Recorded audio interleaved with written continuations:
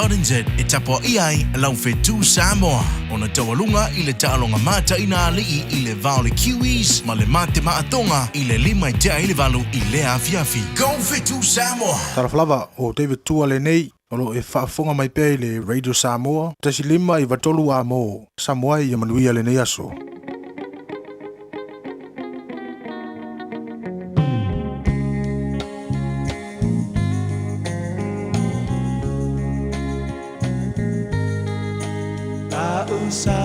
Samoa e matalasi Ua sio mia elesami Atu mangalanu lawala Mea i pia pia o tangata La usa moa la usa moa ea Mea tua e lo pahamai e monilea Lea oro malo tali ilangi Samoa e ai malo au fatasi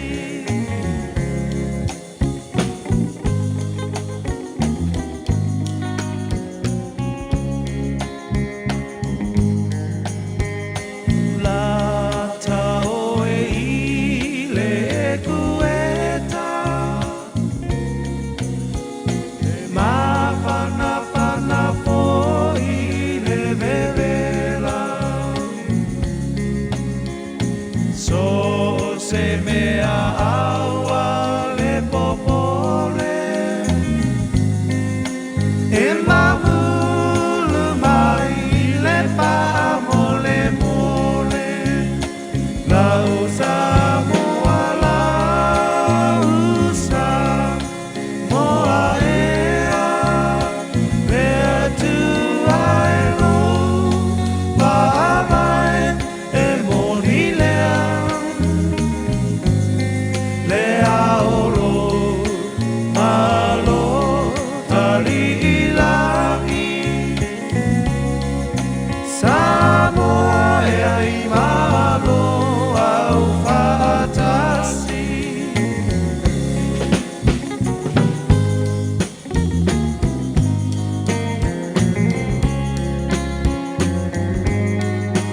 Mali e toa ua malo tau O nai upu whaala e au Se mane so tae au Samoa lo tawa ia sau La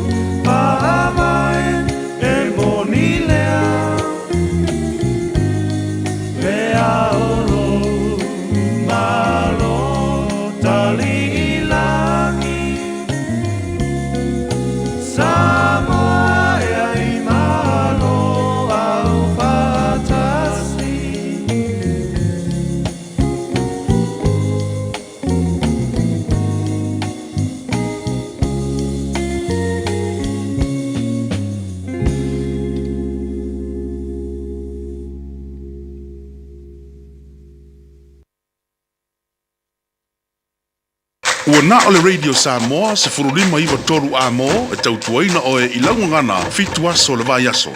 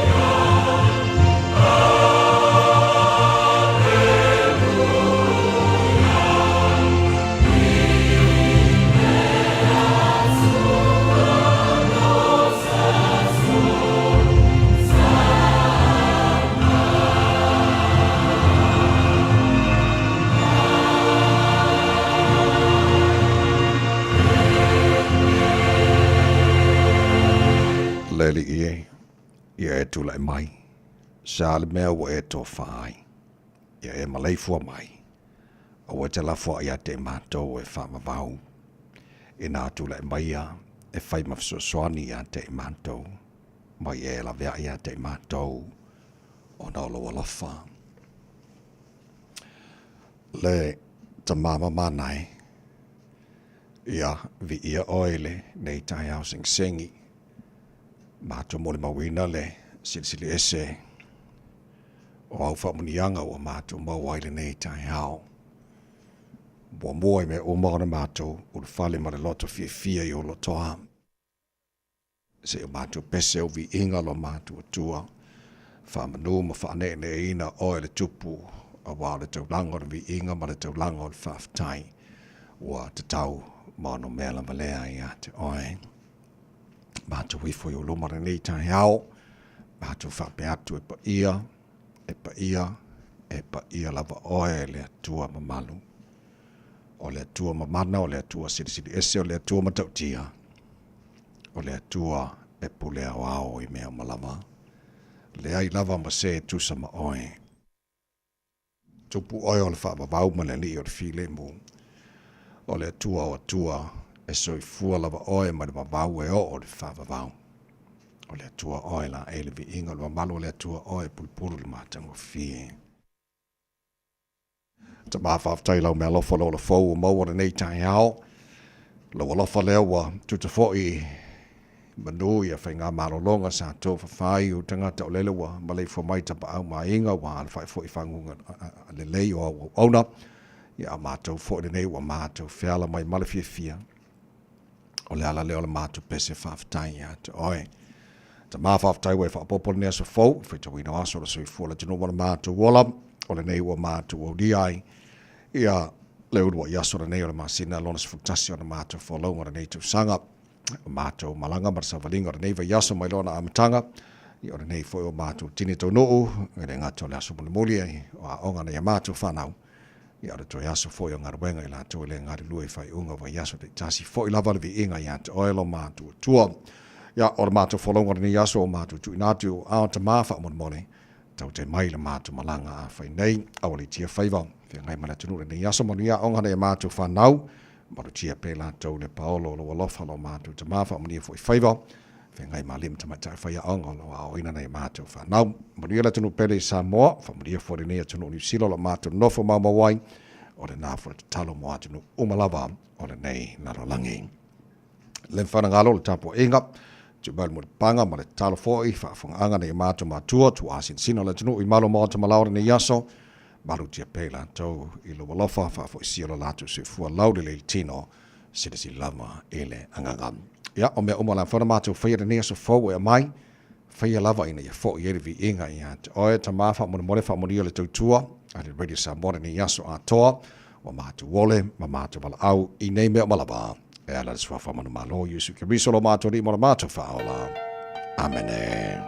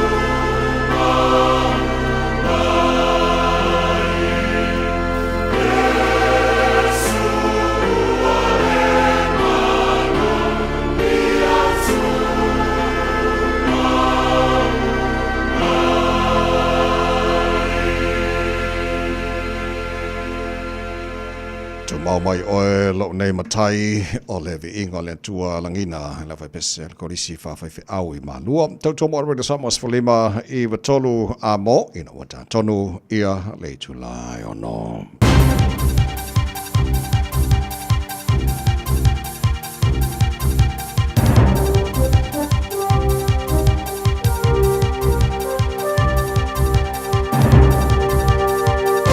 Good morning. In this update, an official briefing reveals ministers were warned not to ban gang patches in private places.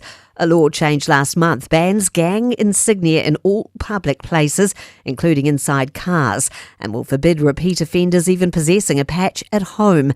Political reporter Demelza Jackson has more. Justice Ministry advisers found it will be challenging for police to figure out who's criminally liable for gang insignia not worn by a person. They told ministers it risks undermining the presumption of innocence if liability for a patch is put on owners or occupiers of a home and inside cars. There is also concern vulnerable whānau could be exposed to violence for trying to stop others from displaying insignia.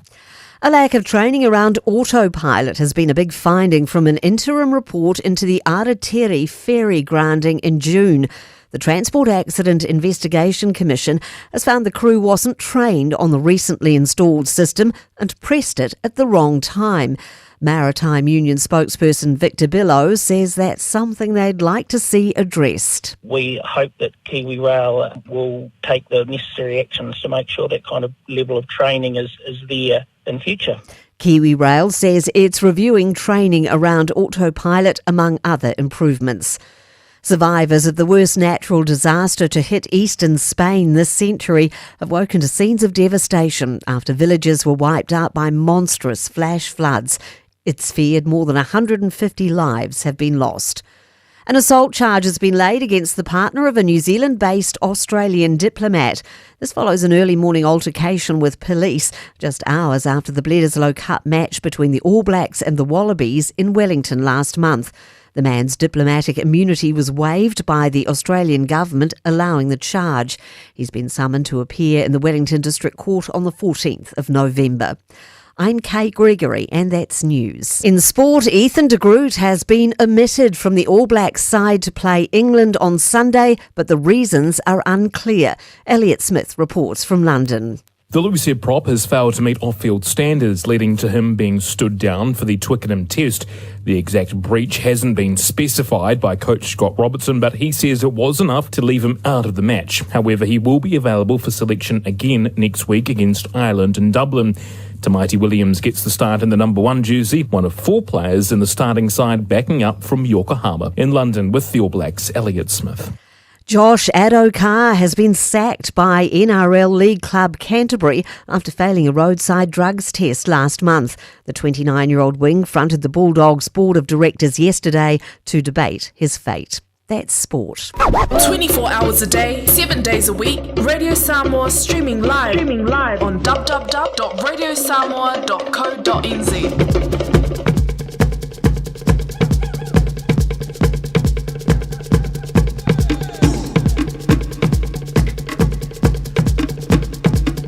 More nei tai au fau no fa ta lofa mo fa to lo foi fa to li mai lava tele lava ma le ngau de ta wai sa mo lo no pele ile pa ia ma malo la fa fo anga nei tai au sing singi ma lo lava sui fu ma wia fa ma lo fo le tino ia le folau ya o mana tu e fa to lo nei tai au fau i lo ma fo toto mo pop to loto pa ile popo ma malu sa wo sa mo mai mo tele se ia pa ia ma goiti ya fa mai lo fo ina fa ngar wenga le tua o au na tofi o le ta to matai langi o lo fatuna paulia so se vai au kilani mo sila le ngate le so se tafora nei kelo pe ya wa lava le tautuina o le tua mo lon finingalo so se kalesia o lo fa fale le manuai mo yele alo atu mo sa minga o fa ungo nei foi fa yaso fa talo fa masani ale taharu po kalame fa fe foi le fa fonga mai mo mai e fa toma tausi sa o am to mai tai malo se no mal fa o lo fa intar fa tasi nei tai a fo ile por kalame malo le tai radio Samoa ta lofa lava ele taltoronga leo wa tato sang fia matato tata se paia mar fia fa mlianga o le tato tuar nei tai hao o le tai hao la so fa le tua tato te ori matato fia yai pat patia anga le o le tato tapa o sili le langi bodi malo to se fo mo mato malo si o tato fia fa i lumo no o tuar no manu la mala o tato yai la matanga o nei foi masi na fo ya o tato yai folonga ombi o le nei foi tu sanga tato pat patia pele anga le o le tato matai le langi o lo malu te pelo tu se fo mo mato malo si fa moava tato folonga e nai toe masina toe rua fe lua suma fa se mala fa fonga po kalabe manu le tai ar radio Samoa spolima ni va todo amoni o falau tuli tu funga tai to loto fa pena fo engineer all le Facebook ma YouTube radio Samoa se ra tasi patea ma fianga pesta LJ Losio ma to hona nei te mai meni te toina o se pa ele tu la iva e le tai radio falau ma lole se fu ma lole so le tai au ma lo la val soi fu manuia la sunga le a o tavai ai tai na ne fo ile fa fonga tapa i mai o le pa ia mawalunga le atunu pele Samoa i so se tafa o le nei la lo langi vi ia le ali le wa tato wa o le manuia mai le nei aso fo ma lo le soi fu manuia ma lo fo ile langi mama tavai le nei tai au o le nei vai aso atoa o lo fa manatu le Tokelau and Language Week tato atunu Tokelau no winga la malo ni Voi kai manga ya tato maloni panga uma mai Tokelau ai dei lava se sengo tato ngana Samoa ma Tokelau ya maloni malo lava sui fuori nei tai o fo Ia, o te reo lopo lele au tu o le ngana. O le autu lea e whai mai ta vai. O lo o le whaaperitania, hold fast to your culture. That is your crown. Longuinga tau fi mau i le anga nuu. E whai lea mapale. Mānaia tele le autu. O le ngangana toke lau i le nei vai aso ato. Le lei, toke lau. O le tasi fo i lea, te moto le Pasifika ngā lua whatasi tele msa moa, wa i tonu ai o le tino. Ia, telefoi nei o tātou a inga mai toke lau. Ia lo tono le tino o Samoa. O le mea langa a kalangoa ka kolu ngana Samoa. E koi ki ia kusa foi mana ngana toke lau lato. Wa tātou iai le whai ungara neva i aso a o le amatanga foi o le nei masina lona sultasi o le tātou whalau o le rua whe losu mat wha. Ma lola mat whalau manuia le tino. Tātou whaftai pēr le tātou tua. E uia nā whe moe fori le whalaunga i niso ainga o le tātou tino. Le nitou sanga. Ia ai patpatia pēlanga le lei o le tātou tupu sile le langi. Mauro tu si fua maura mātu manosi. Whaawawa i pēr i le tātou whalaunga lelo whaatau muawa i nei toi masino toi o le lua whelusu mat wha. Lo, fitu o tele tulai ono nei minute o le lui tau mo oe, tau runga i le nei foi yaso o le toi kuata i le fitu o le tau runga i le yaso o le tātou pokalame reto le ola, o tātou malu o le tai awha le nganga fore nama ia pasta la whae le kopa tātou whai buani mena tupu i le aso mua November le tēnā tō sanga mawara i taina fitu i le tātou nei whaponga o tātou fau le ngana Peotania pēr tātou fitu i le tātou. Leo nisi nā tātou pokalame mo le tūlamo mua o le maru o le tai hao British Amos Lima i watoru a mo ai o le tātou le potia matara nei mai lunga o le awala. O lo solonga le lei masanga le mume o mai lunga tātou awala le nei taimi au le tae ao au alo atu le malu le atu nuu tiu te me faiva o le nei fo i tae ao ia whaapea fo inisi o mai anga luenga malo lava le wha malo losi. Tala fia fia le aise wha lave lave o lo li poti mai. Tua lalo tātou polo kalame ina ia usita ia ta iala matu la fono i lunga o le awala. Manuia tele, whainga malanga o le nei aso fo. Tautura Radio Samoa tasili mai watolu a mo, ino tula i mai taimi lea ua 8 minute. Te ai, Leono.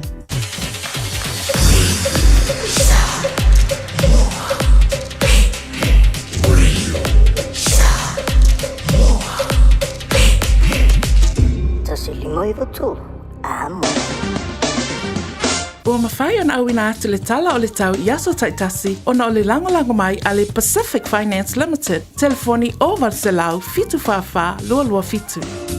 O le vai ngā matara nei i le tala o le tau nei fo i tai au fau i le laumua po le nofanga o whaasalonga Radio Samoa tama ki makaurau au ki lani. Se furuma le ruolo i le malulu i le nei taimi o le tai au. Winga whaamawino le tau mo le asumawone o November o tātou iai le nei aspareile o le apasona langi le le tau.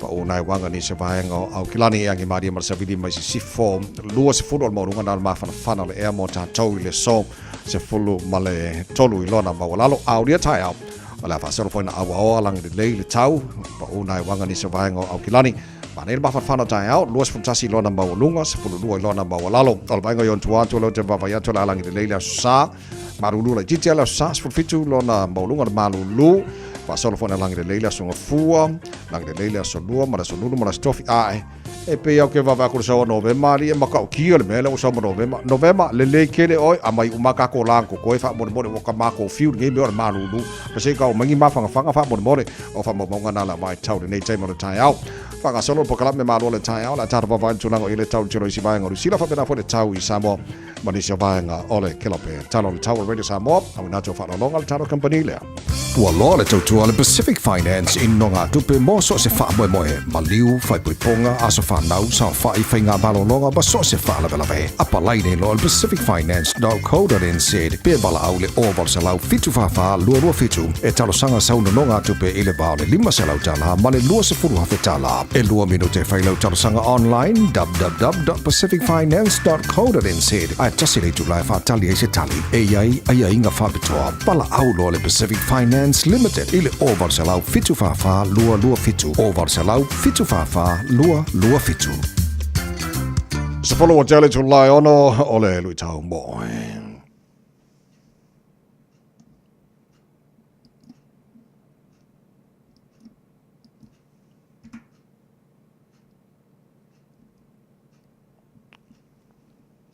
e o le lo pola le mo le o la sia ka ko ambio le se on se mai fa mo se o ko kam fa ya ku I le si vaanga le po la mai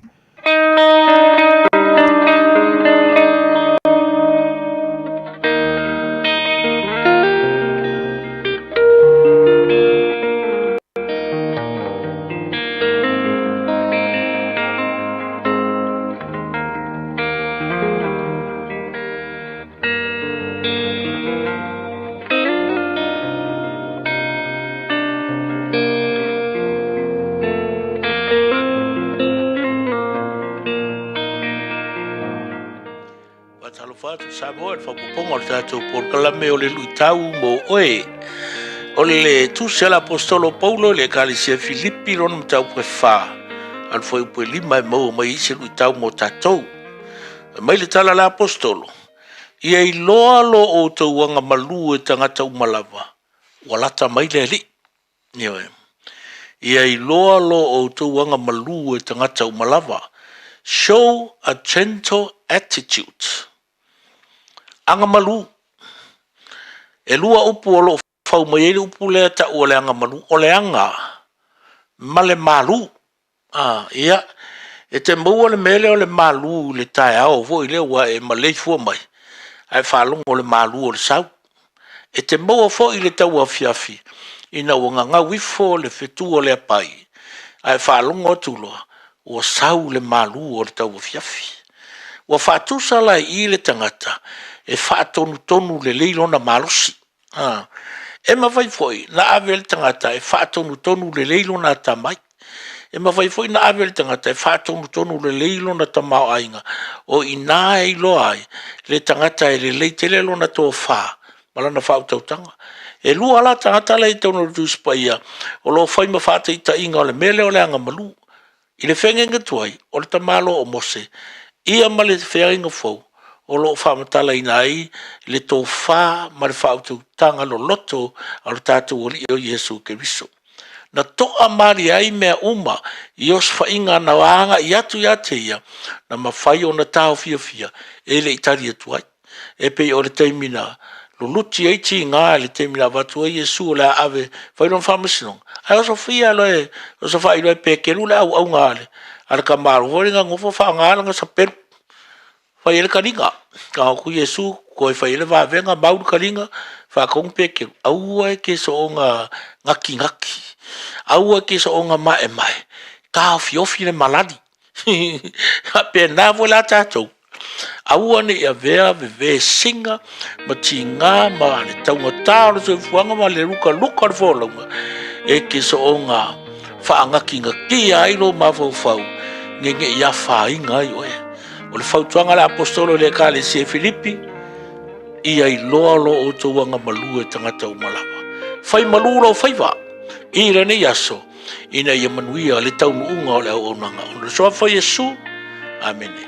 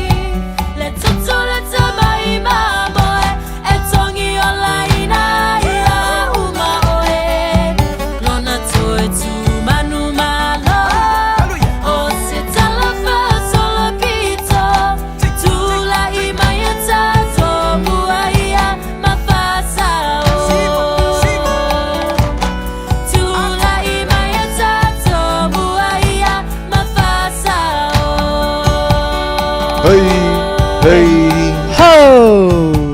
Annie Grace, lai mata le fia. Ina was for valu te ai le July ono. Por club e malu le tai haru rita samos for lima I batolu a mo. O le fa o wina le por club le nei tai ao na na fa talo fa filo fo I ta to por club e le tele o pa anga le o filo mai lungo ta to Facebook mari YouTube or le samora nei fo tai fo ma lo lover su fu ma wi ya fa te fo le fa te mai le ta por club le nei tai fo ta to fo la wi le lo fo lao le lo fo ta to tua e le tara por club nei fo tai fo ma lo fa tai mo te ino to tua tono lo maota tono ta vale tono fa fainga wenga ya o mai mo mai fo ma le sile mai le tono lungo le Facebook mari YouTube or le samora e le nei fo tai fo ta to ye le fa unga nei va yaso ya mo la to le nga lu ya sko ngai masa yo las mon mun fo ya onga fa na ora nei va yaso o le amatanga po das mo bua o le follow ya o le masina lonas futasi taru follow o le lua fe los mo fa ma lol follow mo wi le to tai pelo ta to tai de langi ya mo nai to masino to le nei fo I to sang fo ma lole follow mo wi o le I va telo va nga tono New Zealand e ai lo longa na tupu tono le tonu Spain te lo le li poti la nafi iva spurlima fa solo mai salau o le titolo atu le afa tula talwai ni o falau ia tavai o le update la tamai il BBC o salau di masuma valu la to o mani liu ai e ono aru lungo fai numero ono lo sai le penisi e le foi lo longa tono le tonu Spain o le alava tavai le aso ana nafi le asa lipotia mai ai le alo longa wa afia ai le atunu le sepania po Spain ia o se tala no pe ona ta ua le nei tai au le sunga le o ia tavai ona ua to tele o ila to ua whanua lato soifua fai mai o se ti munga tele lava na afia ai tutonu le atunu o se va ainga o te loa sila foi le mamalo le atunu I lunga o le social media ia ai mese foi televise I le mea na tupu e va ai atu tele ta avale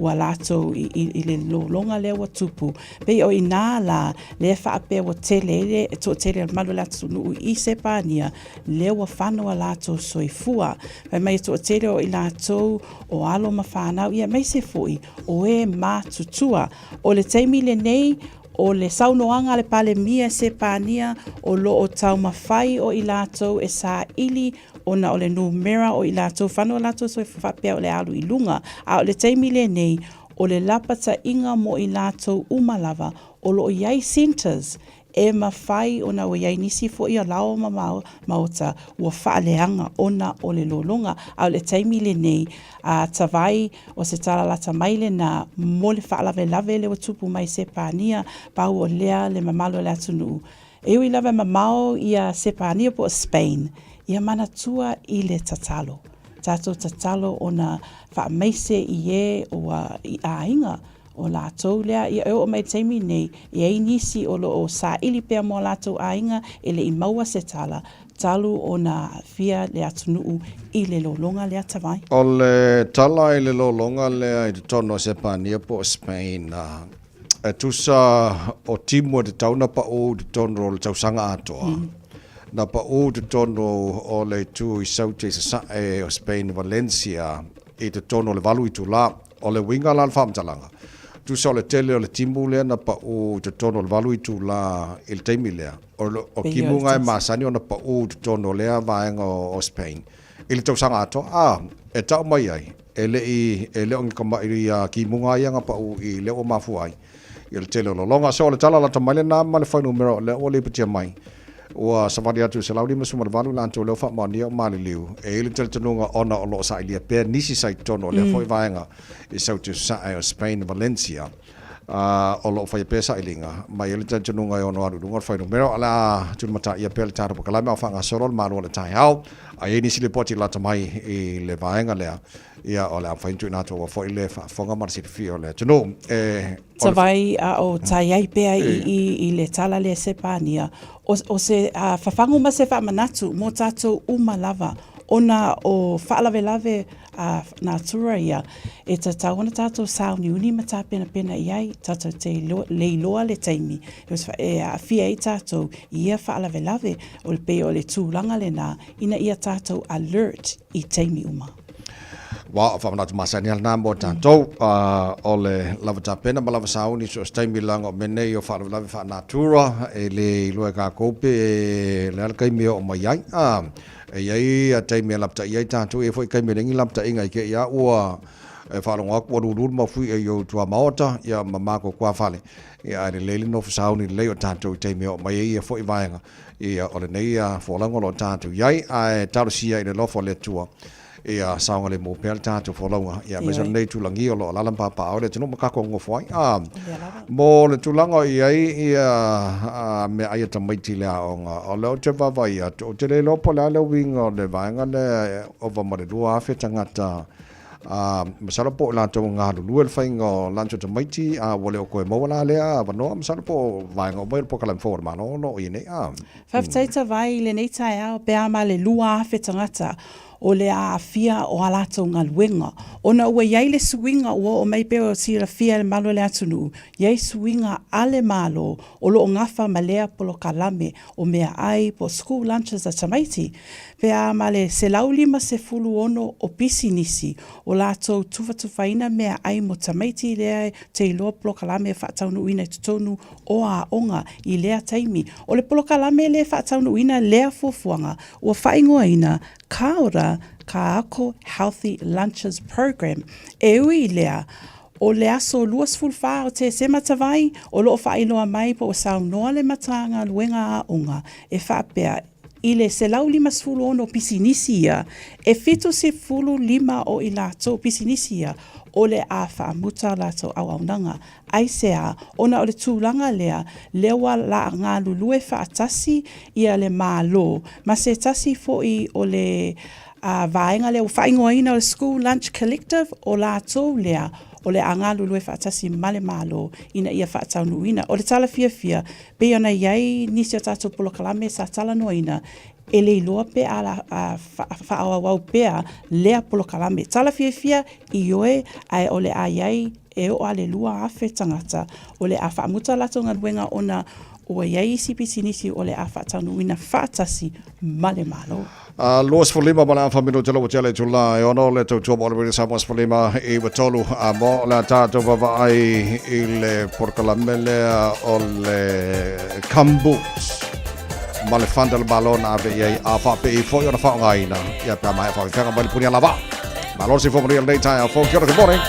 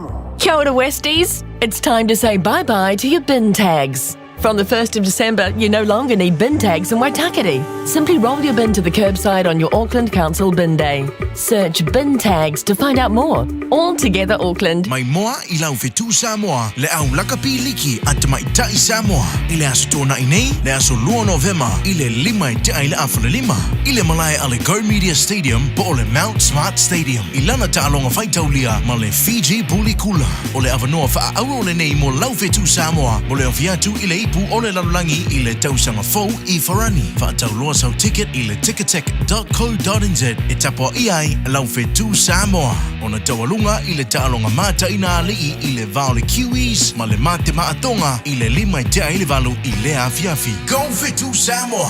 O le A1A Tree Care Limited, lātou te whaia au aunanga nei. Teu, whamama, whangata, te ave sea ni la au mapongati mai lo whanua.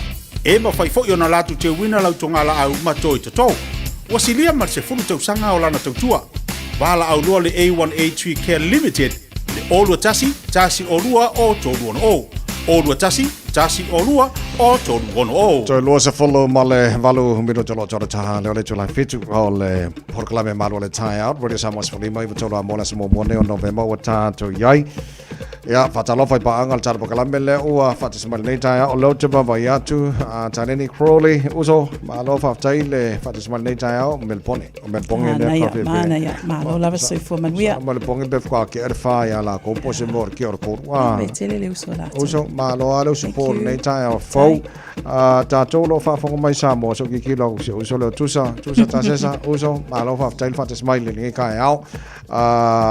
O le lato matai ai la vole ama le maleo Maela so ka polo Samoa ai uso kiren ka polo ngai aso mangai le lei ya ma to telo tar pa angai vanga se ese Australia so staff na ne ke lope o lo tar pa tasia Saudi America mola na fenga pa lotel va so fo o le aso lima ya na o le te baba ya tu a tonta no pokala me neva ya so Masalo tato I New Zealand pefta fain tato baba I le unga whainga palota America I le po le solulu o le taimine nao te nofta amawa I tato New Zealand le unga whainga palota America so far le titilo fo le marwa vai le poti lunga o televise ma le teo maisi vainga oma lo ye lava se singa tele o Suitova le Republican ma le Democrats Trump yo lo fa mama ona yai ya Tasian me mana ia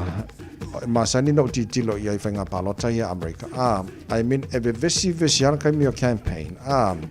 Ai filifilia mai a ven presidente. E makua ai aru kasi uma e America e pongi. E mana ia ila ia uia le saunoanga se tasi presidente le temina mahalo ai. I think it's Barack Obama.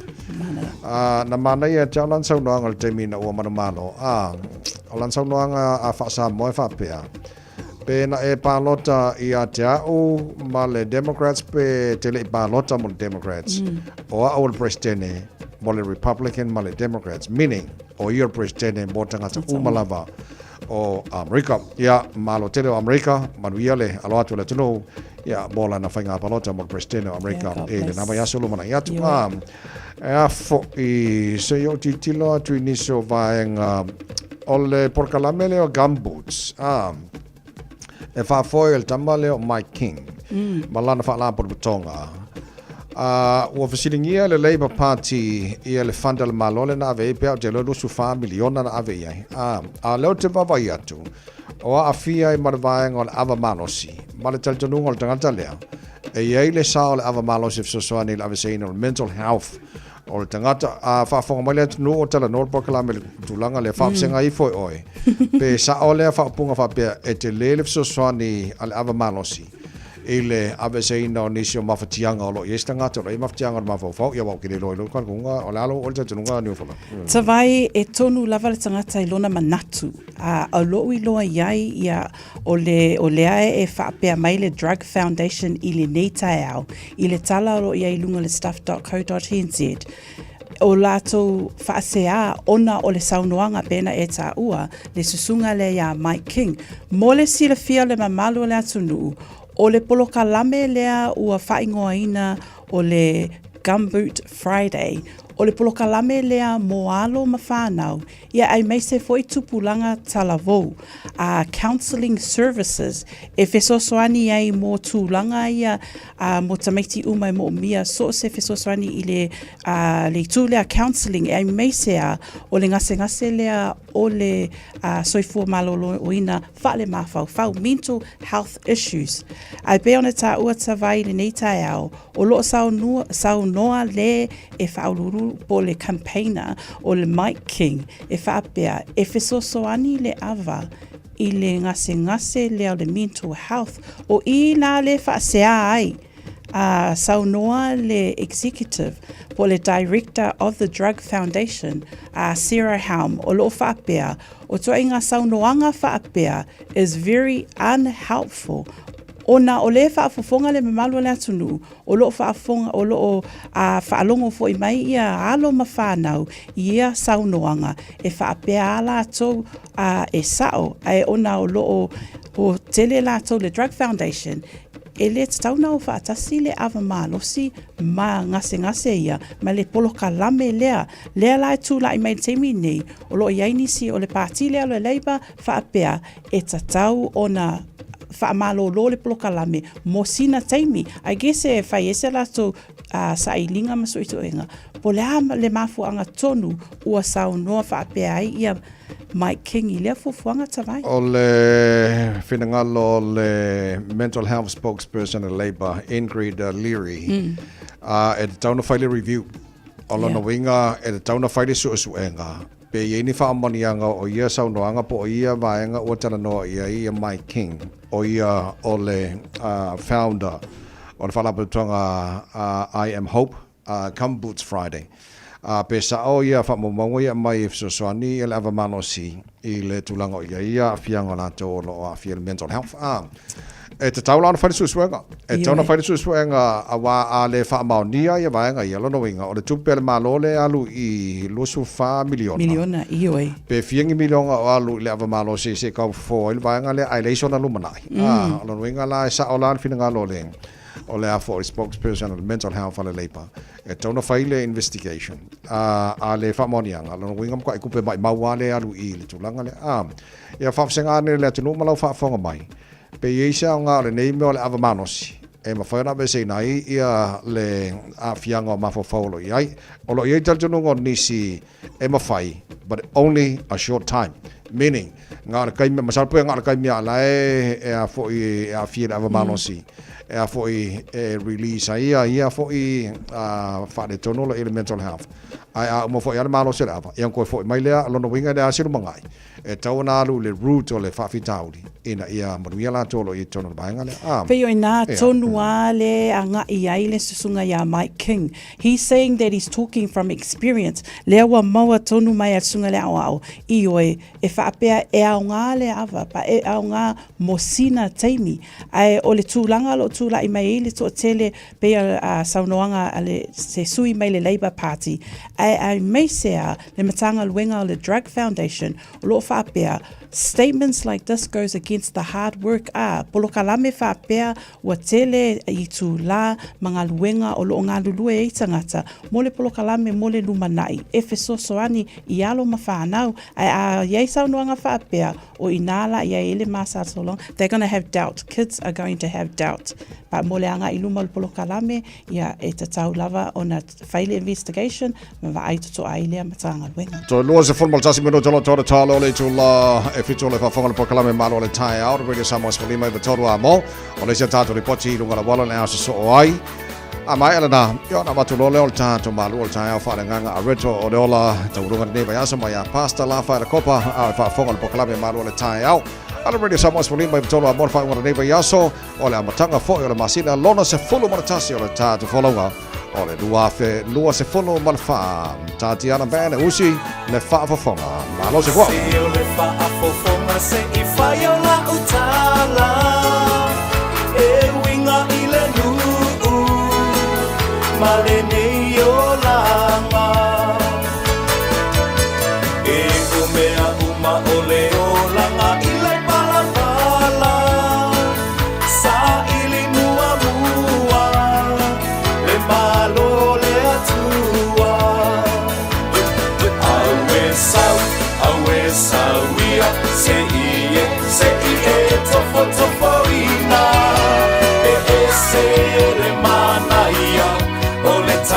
se le tala inga Te umea umafa alo fo ilo ainga Sa ili mua mua Le malo le atua So yeah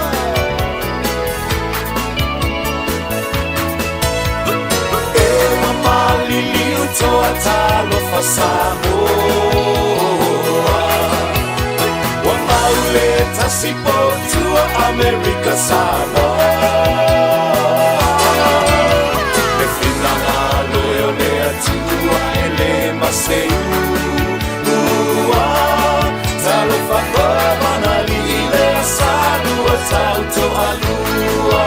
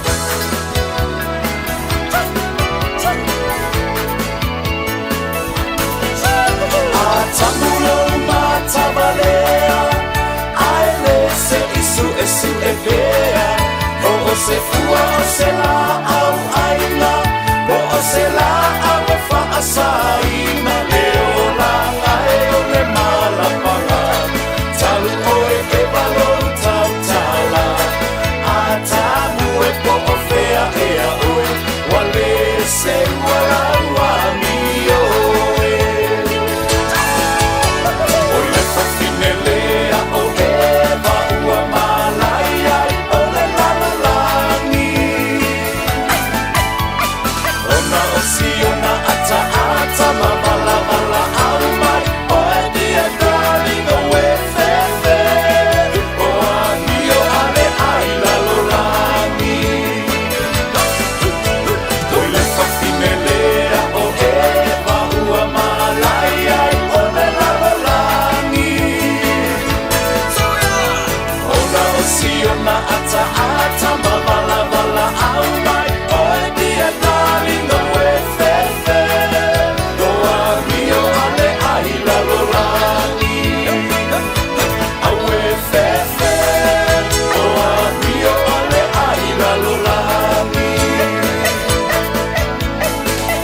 Talofa Samoa o Jerome Gray lenei pe o eti e lau ta male po e whaafonga mai I lo maota ia tu pele ni lo lau le tio I sfuru lima I watolu a mo Radio Samoa numera tasi I New Zealand. Seva ainga I lunga awala le nei taimi o le taiao I le State Highway sefulu ono I le taimi le nei I le vā o Point Chevalier e o atu I le tato I Newton o I nā ua maamata o na pisi le nei taimi o le taiao o lo o whailua mai fo e le waka kotahi o lo o tu mau pele mā o le pisi lunga awala I vaenga uma I tutonu au kilani tala fia e le ai lava se taavale whaale tonu po se whaalave lave o lo li poti mai foi. Yeah, manuele nei whainga malanga o le nei aso whapea lava, please drive to the conditions, keep your distance, ma ia alu I le sawa o whaatulanga ina I le vaenga o le awala o lo e malanga I le nei taimi o le tae au.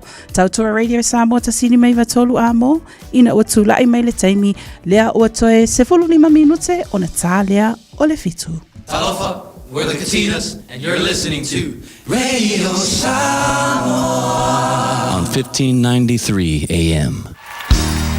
Bread of life, sent down from glory. Many things you were on earth, a holy king, a carpenter, but you are the living word. Say it now. Come on.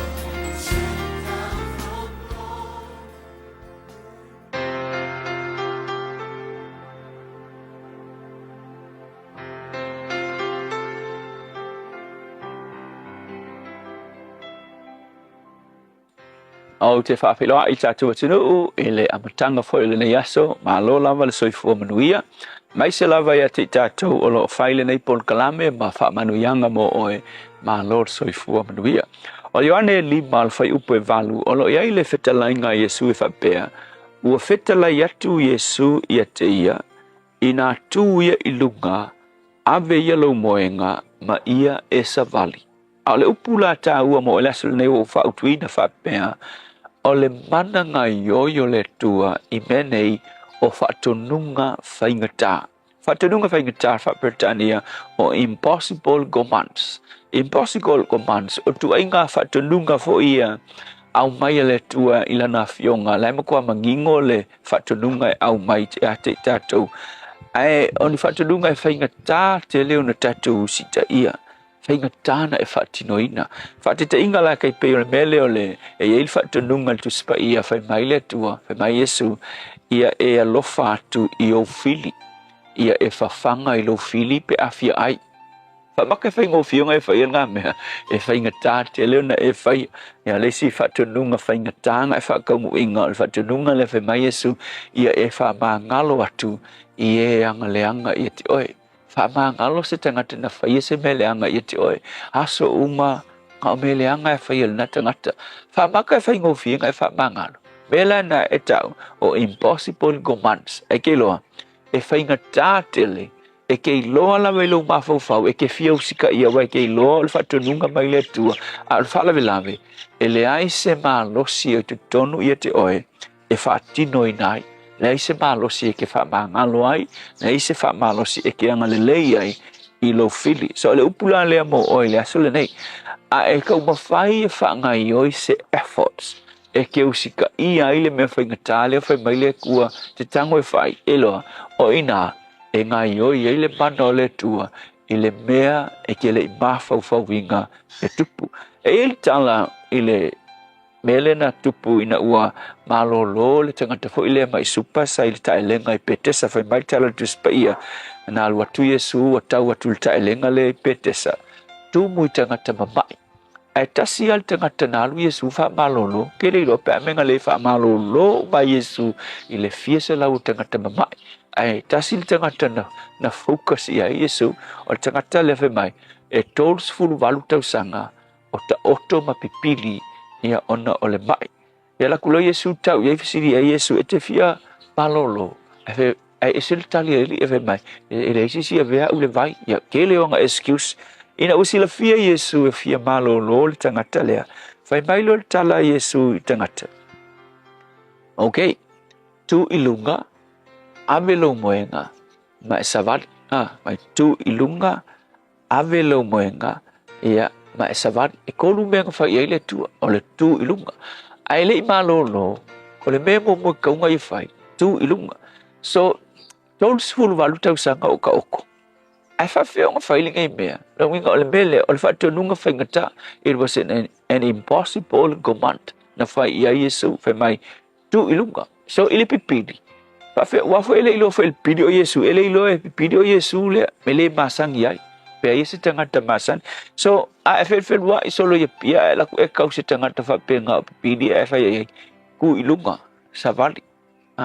Gilo pe ke o ku I o le tangata pa, ma e pe a ku ilunga o fia se fulu kau sanga o ma. A pipili lea, ina u whai mai Yesu, tu ilunga, ave lo moenga, savali. O le whatonunga whaingata le tua. Ke lola, il whai upo e, wa soa whai upuna ia, il whai upo e iwa.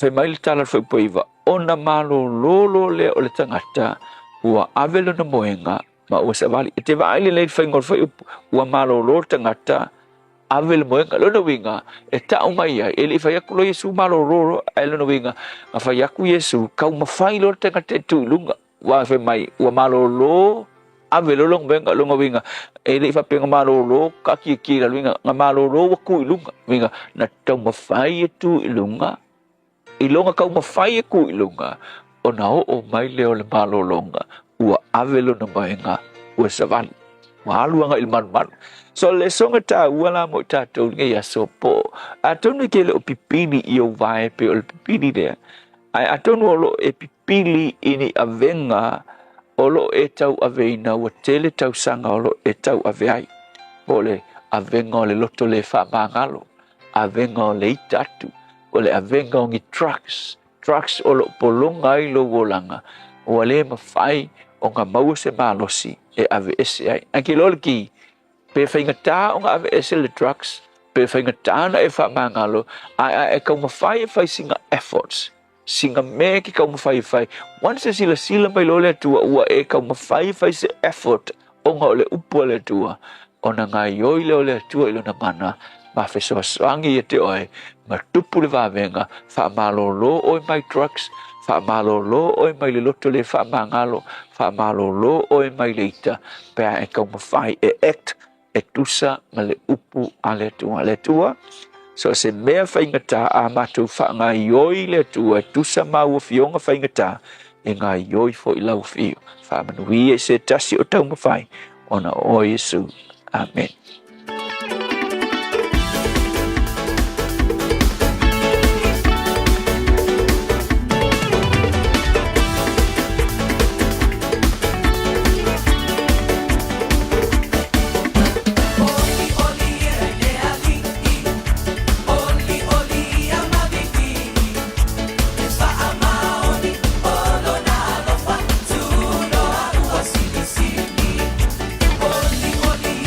Ali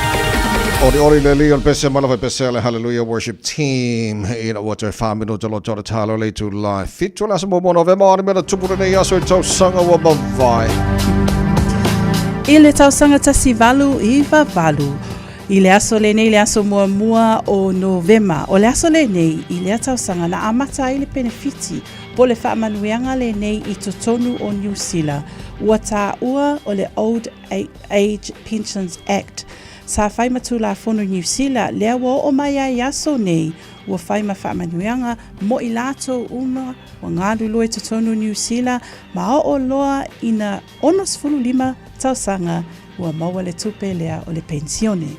I le tausanga te siva I wafitu I le aso le nei le aso mua Novema na ulua I whaali ai le ata tifanga o te iloa ua mai moa ma fia ai le tootele o le mamalo o le atunu ua whaingoaina o le Titanic.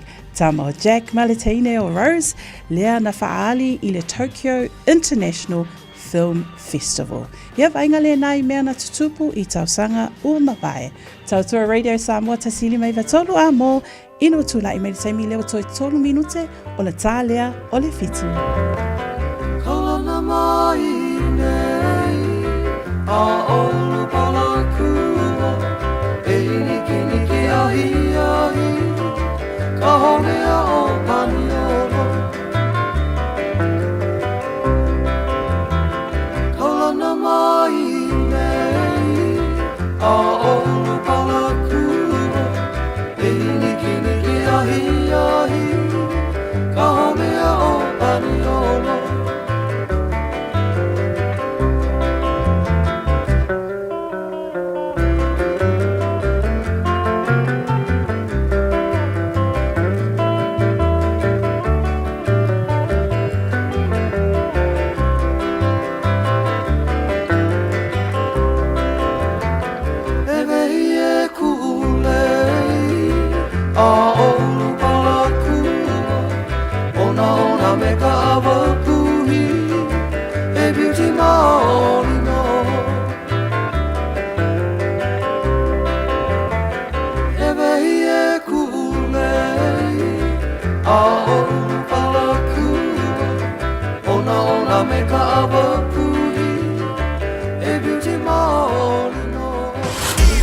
Radio Samoa. Taslima Ivatolu. Auckland Airport's new transport hub gets you closer. Closer for warmer welcomes, longer goodbyes, and those special moments. Park closer with new P180 short stay parking, just steps away from the international terminal. Mai moa I lau whetū Samoa, le au lakapi liki at mai tai Samoa. I le aso tōna I nei, le aso lua Novema, I le lima I te aile awhana lima. I le malai ale Go Media Stadium, po o le Mount Smart Stadium. I lana ta alonga whaitaulia, ma le Fiji Bully Kula. O le awanoa wha au o le nei mo lau whetū Samoa, mo le awhiatu I le ipu o le lalulangi I le tausanga fau I Farani. Wha tau loa sau ticket I le ticketek.co.nz. E tapoa I ai, lau whetū Samoa. Ona tawalunga I le taalonga mata ina alii I le vaole Kiwis, ma le mate maatonga I le lima I te ailevalu I le afiafi. Go whetū Samoa! E tolu sula whetala le tino I tupe wata pena le Digicel mo lana whaapitoa. E whesoswani ai le tonga tau le soifuanga wai nei. E tolu whailonga tupe ta I lima se lau tala cash. O le ase ina I aso whaweile taitasi mo New Zealand ma au se talia. Whatau so top up luas futala pe silia tu mai whale olo masani. Pe lafo foi online I le Digicel Pacific. O le mawale olo wawanoa I le sei. E te anga wa foi pe a lafo so se leni le My Cash a le Digicel I Samoa. E whaunga ai le ClickX Pacific. Mo nisi whaamtalanga wala au le over se lau tolu wha lua tolu. Seki a Digicel. Mga umia se maafa mga kosyo kingalay Samoa. Sisi, le Lifestone Headstone Life fai le lako whaapikoa mo maa e lalo mai le lima awhire kau. E mawhai fo inga lafo I Samoa. Vili le ongu se lau kasi valo lima iwa po o le website o le lifestone.co.nz. Wha iloe le Lifestone Headstone o le Radio Samoa na e maua ai le nei whaasalaunga o na lafo lea o le maa whaamanatu I Samoa e au noa ma se tongi. Lifestone Headstone le au nanga a le Pasifika. Baby, lobaki! Hey, hey! Oh!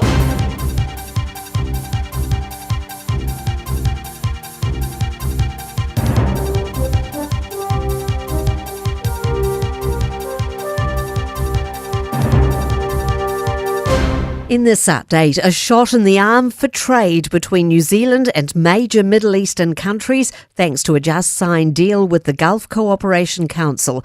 The free trade agreement's been in the works for 18 years and was finally signed in Doha last night. The death toll from flash flooding in Spain is expected to rise as rescuers start looking for bodies. Communities in Valencia on the eastern coast of the country have been the hardest hit. The latest reported figure is 158 deaths. Europe correspondent Vincent McAvaney says hundreds more are still missing.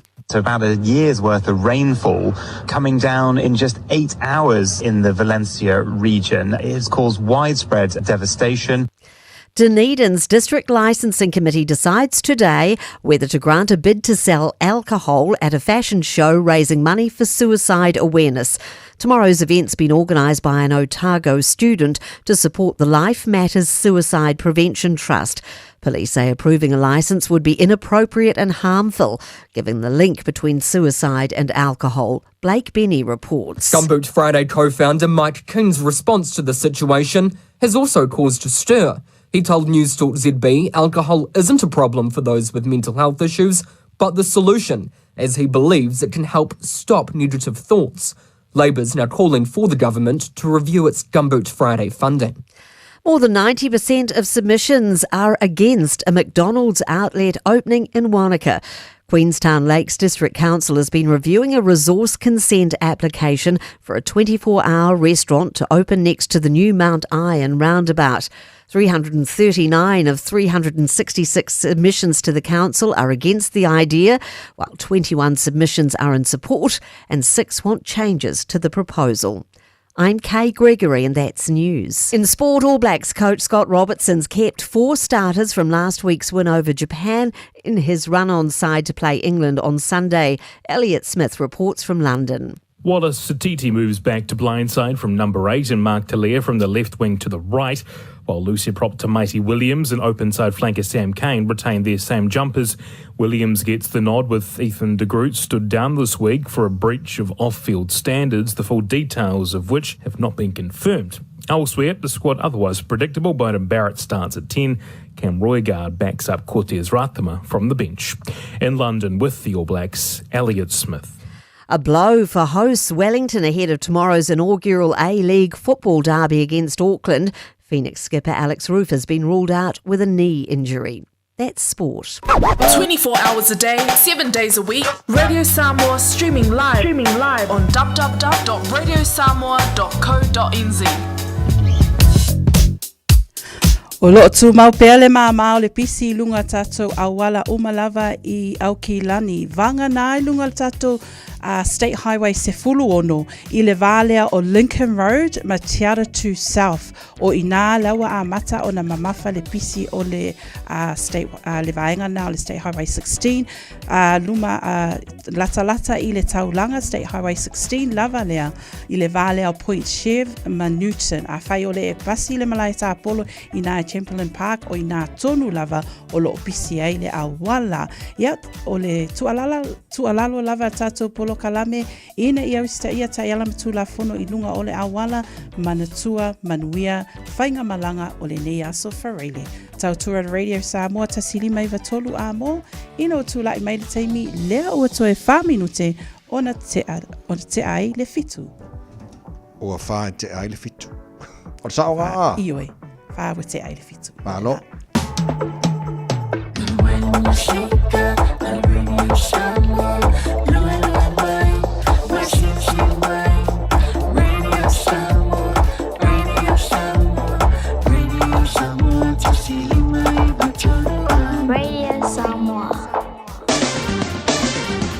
Ua mawhai ona au ina atu le tala o le tau Iaso Taitasi ona o le langolango mai a le Pacific Finance Limited. Telefoni o Varselau fitu whawha lua fitu. Malo lava se fua moria le tunu ma le whaafonga mai nei vaenga o le tai au o le vaenga lata mai nei I le tala o le tau a mawhai ona tātu a mata mai I Samoa. Lua se furolo ele mawhanawhana le ea I Samoa.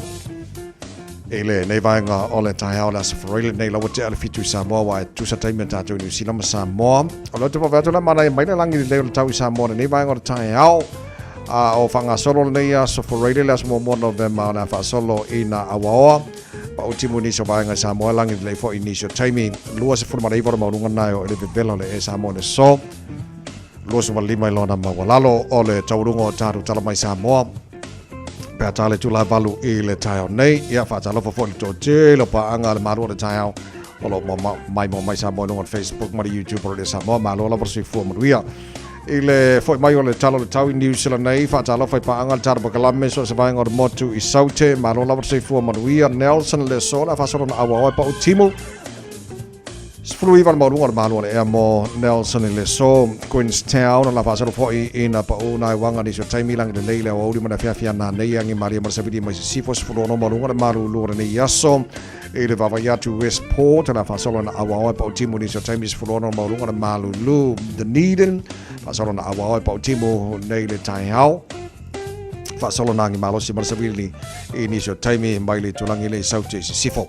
Spulima o le maurunga na le maruru mo Dunedin le so le ayo fungala au le ayo kariso kara estete ma lo la versi fua manuia ma solo na awa pa o na wanga ni so taimi lua se fulma lua so le manga ia mo ia ma fanga o ko le so le smo mo November a fa au fo November ya o ko ya ma lo e le motu i matu Pito la vorunga motu i matu kai tai o la fa solo langi de le taus fruiva maurunga de malu le air e le la mo Wellington good morning Paangal marua le tangai au so se vai ngolo la mua Wellington ma lo la versi fo mo ia o le afa solo na awa o pa utimu i ni so time le fia na nei e fa solo na ngi malo si Marsavidi mai matu e faina o na malo si le ivo se fu kilometer i tula i ni so time o le awa uli se fu mal fitol mo na malo lu mo Wellington e le nei as for railing telo isi vai ngai tau ranga la langi le tau le so wa vai atola fa solo ina awa pa utimu ni se vai ngo tau po le nei fo yaso o roto rua ma lo se fo manuia lang le tau mo tau i le so luas fu marunga na ma fana o le fa solo na awa pa utimu ni se vai ngo Palmerston North pa pena fo na awa pa utimu ni se vai ngo New Plymouth lang le nei pia le so lang le Masterton i le telo vai ngo Hastings o lang le fo le tau Gisborne o lang le fo le tau mo tau Kiri ro Hamilton o la fa solo na awa pa timu ni so taimi lang leila fia na nei los fu mo runga na ma fa e mo kiri ro i le som ile la mo po no fanga fa salonga radio Samoa tama ke ma kaura os fu tolo lo ile malu lu nei ba ngora tai au pa ya ti fa fo o sani a ole se ki ma ka ko bori le ma nei vala mai lo langi de lei o winga na tau le so la fa solo na awa lang de leila so ato so los foru mo runga na ma fa mo ta tau le so fu tolo lo na ma wala lo tai au pe au lia fa fonga le mai o tau le au fa ta vale polo ma la sa vali ma la ka polo o le fa solo na awa lang de le tau pa o na wanga ni so taipi ma ngai ma fa fanga kai hao lo su tasi mo lunga ma fa fana wa di le va tu ma fa fana e fu ai o fu ka polo ya ma o se vari lunga mo to wei o le fa solo lang de le fo le aso sa fa pena fo le aso fu aso ru aso ru aso tofir va aso ma ya tu pe ata to o dia ila lo fo ma nga le o tar ma tai le langai Pamabongo mana ole nei tai au le tunu ala papa au ni savai ngor ke lope le tenu lo mo ile tau mo tau le nei so fo ta to ile lo fa maranga le o tana matai le langi talo le tau really Samoa fa ro ngal taro company le wa lo le to ole Pacific Finance in nonga tupe mo so se fa mo maliu fa ponga aso fa nau sa fa I fainga balo longa ba so se fa la ve apa lai nei lo pacificfinance.co.nz pe bala au le over sa lau fitu fa lo fitu e talo sanga sa nonga tupe ile ba le lima sa lau tala le lua se furu hafetala e lua minute whailau tarasanga online www.pacificfinance.co.nz ai tasile tu lai whaatali e se tali e ai inga whapitoa pala au loa le Pacific Finance Limited ile over se lau fitu whawha lua fitu over se lau fitu whawha lua fitu Malo faftaile tunu malo fafanganga ele nei taimi ole taiao tala no le porkalame maru le taiao langa lefta tel fitu mo mato nei New Zealand a masa si vanga le fafanga mai pa anga tara porkalame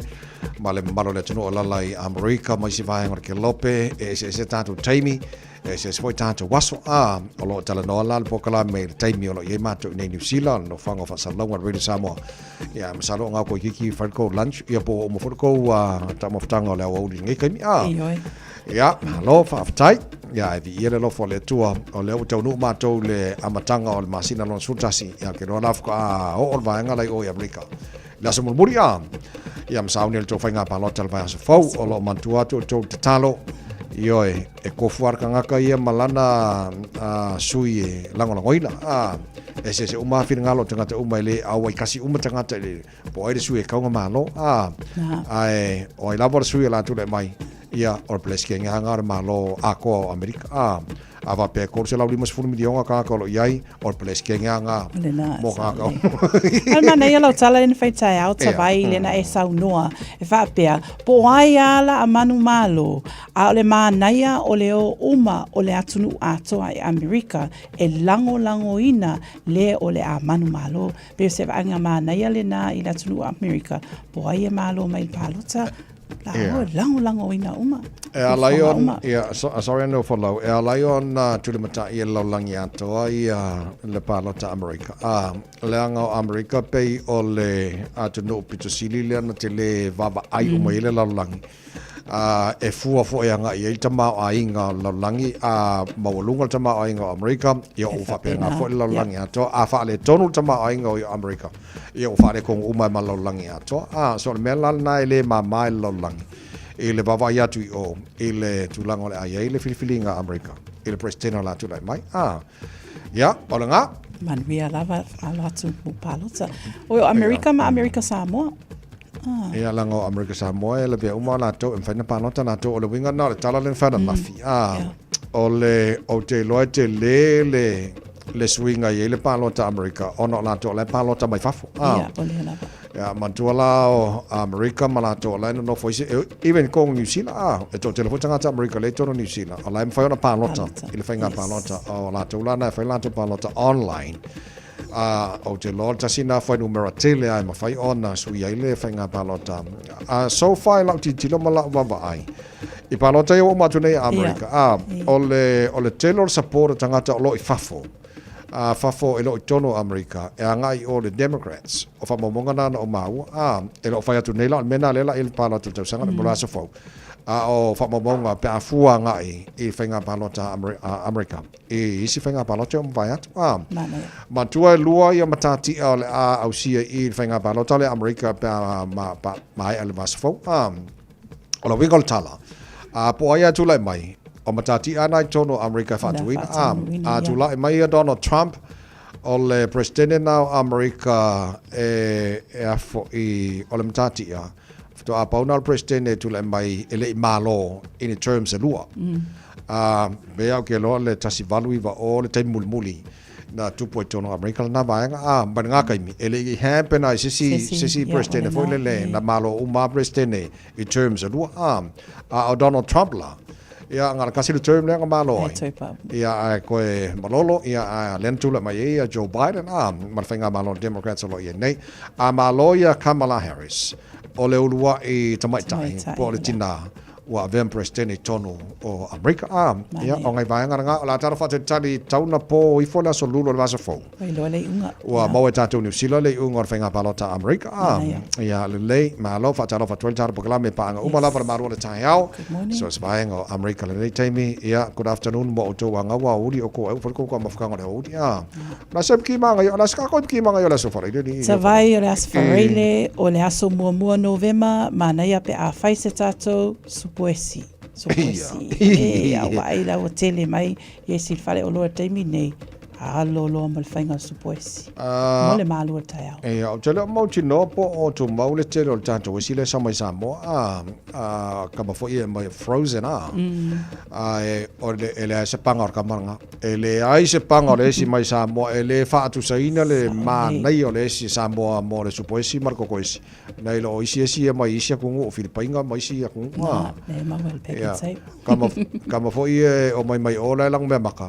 Ai o mai ngiusina wo makang sama-sama le lewa mar filfili la wala peleki mol tanong mangalani le fai ungar vayaso Io tavai ia o le talunga le tato au malosi le All Blacks fa taunu uina le vavea o le asosa se fulu te ai le fa 4:10 AM I le taimi New Zealand le na ia o tato au o lo iai o le numera mo numera tasi Tamaiti Williams numera lua Cody Taylor tolu Tyrell Lomax fa Scott Barrett o le lima Tupou Vai. Numera ono, o lo iai Wallace Sititi. Numera fitu, Sam Kane. Numera valu, o Adi Savea. Numera iva, Cortez Ratima. Numera sefulu, o lo iai Bowden Barrett. Sefulu tasi, Caleb Clark. Sefulu lua, Jody Barrett. Sefulu tolu, o lo iai Eriko Yane. Sefulu fa, Mark Telea. Ia male sefulu lima, o lo iai sunga ia Will Jordan. O tātou whaaleo tawai o le sefulu ono o lo iai a safo au mua, sefulu fitu o tunga fasi, sefulu walu, pasi Leo Tosi, sefulu iwa Patrick Tuipolotu, lua sefulu o lo iai sami Benny Finau, lua sefulu tasi, we have Cam Brogan, lua sefulu lua, Anton Leonard Brown, male lua sefulu tolu o lo iai Damian McKenzie. Tātou au le nā mo le taalonga lea le vāo engelangi. Whatau nuina lava e engelangi. Taalonga lea All Blacks I le asosa. So, nai swinga mo le whaafonga mai le tano o le numele tasi masanan ta alo Ethan de Groot. O le olo ta alo ta Maiti Williams o le mafu angai le o Mauti Noa. O le alme o alai po le me o Ia se vaenga o le usta iai ta iala a le au o ia po whamanua lia so swinga mo moana na o lo iai o le numar se folu Bowden Barrett o le ua sui ai Damian McKenzie Masani o na le numar se folu o te le lopo le ale va ai al whaia onga ia walanga o Damian McKenzie le tele anta ala numar se folu I ta longa ia umatu nei ia salapo tasina swinga le ua nei mana ia vavatu tele alo Samoa ta alo mal Pasifika le oro tono ta longa o le aule le perekina la ta alo nei o le suya yo tulanga o le alo le Samoa Wallace City ele lei walanga o loose forwards e taona le lei e kava umai le ono fitu marvat o le suya solo la o le numero le ta alo le Samoa manga ia le tele na mo ia e ke le filinga foi le so sekulanga ko ko ia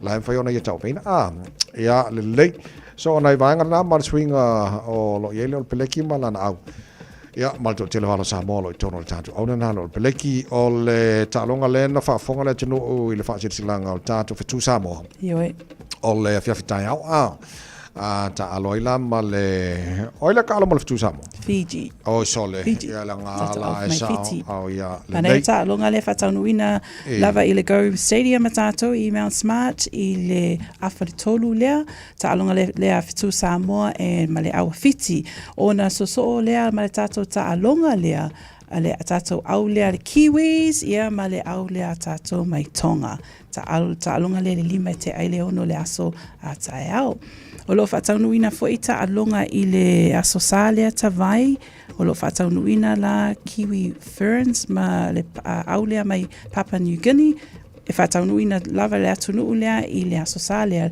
to e lima le lua fa pe fo le isi ta alonga ta alo ai ia o ta alonga lava na fataunuina I Papua New Guinea le lei o le afo I se o ki kilo ko alonga ko to Samoa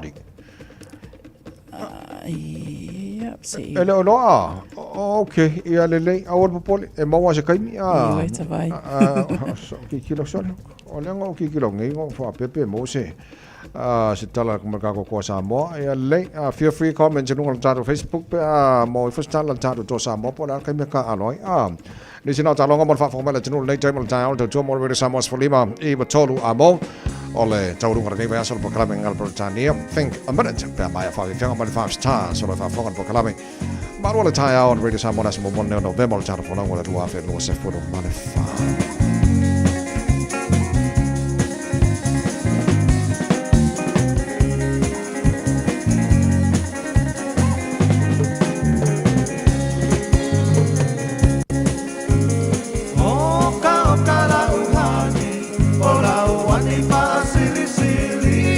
Patu saina Ise apahela pi Pose pisu pasili Pose masike ke mai piti Pasina sampasui Onita mato manipi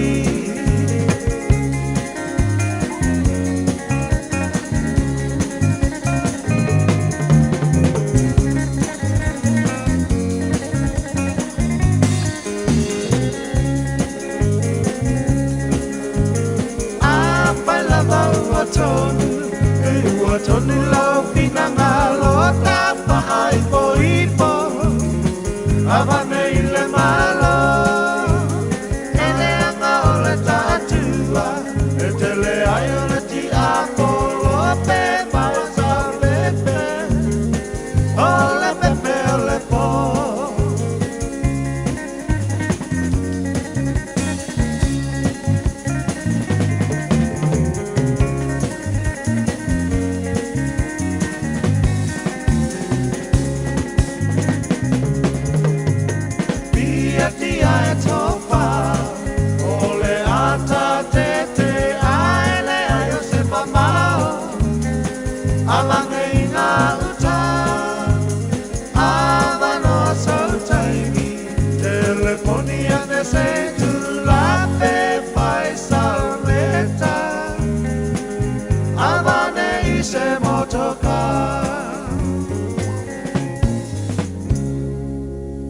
Talofalava, I'm Annie Politiwatua and you're with Radio Samoa 1593 AM. Just think a minute. It could change everything.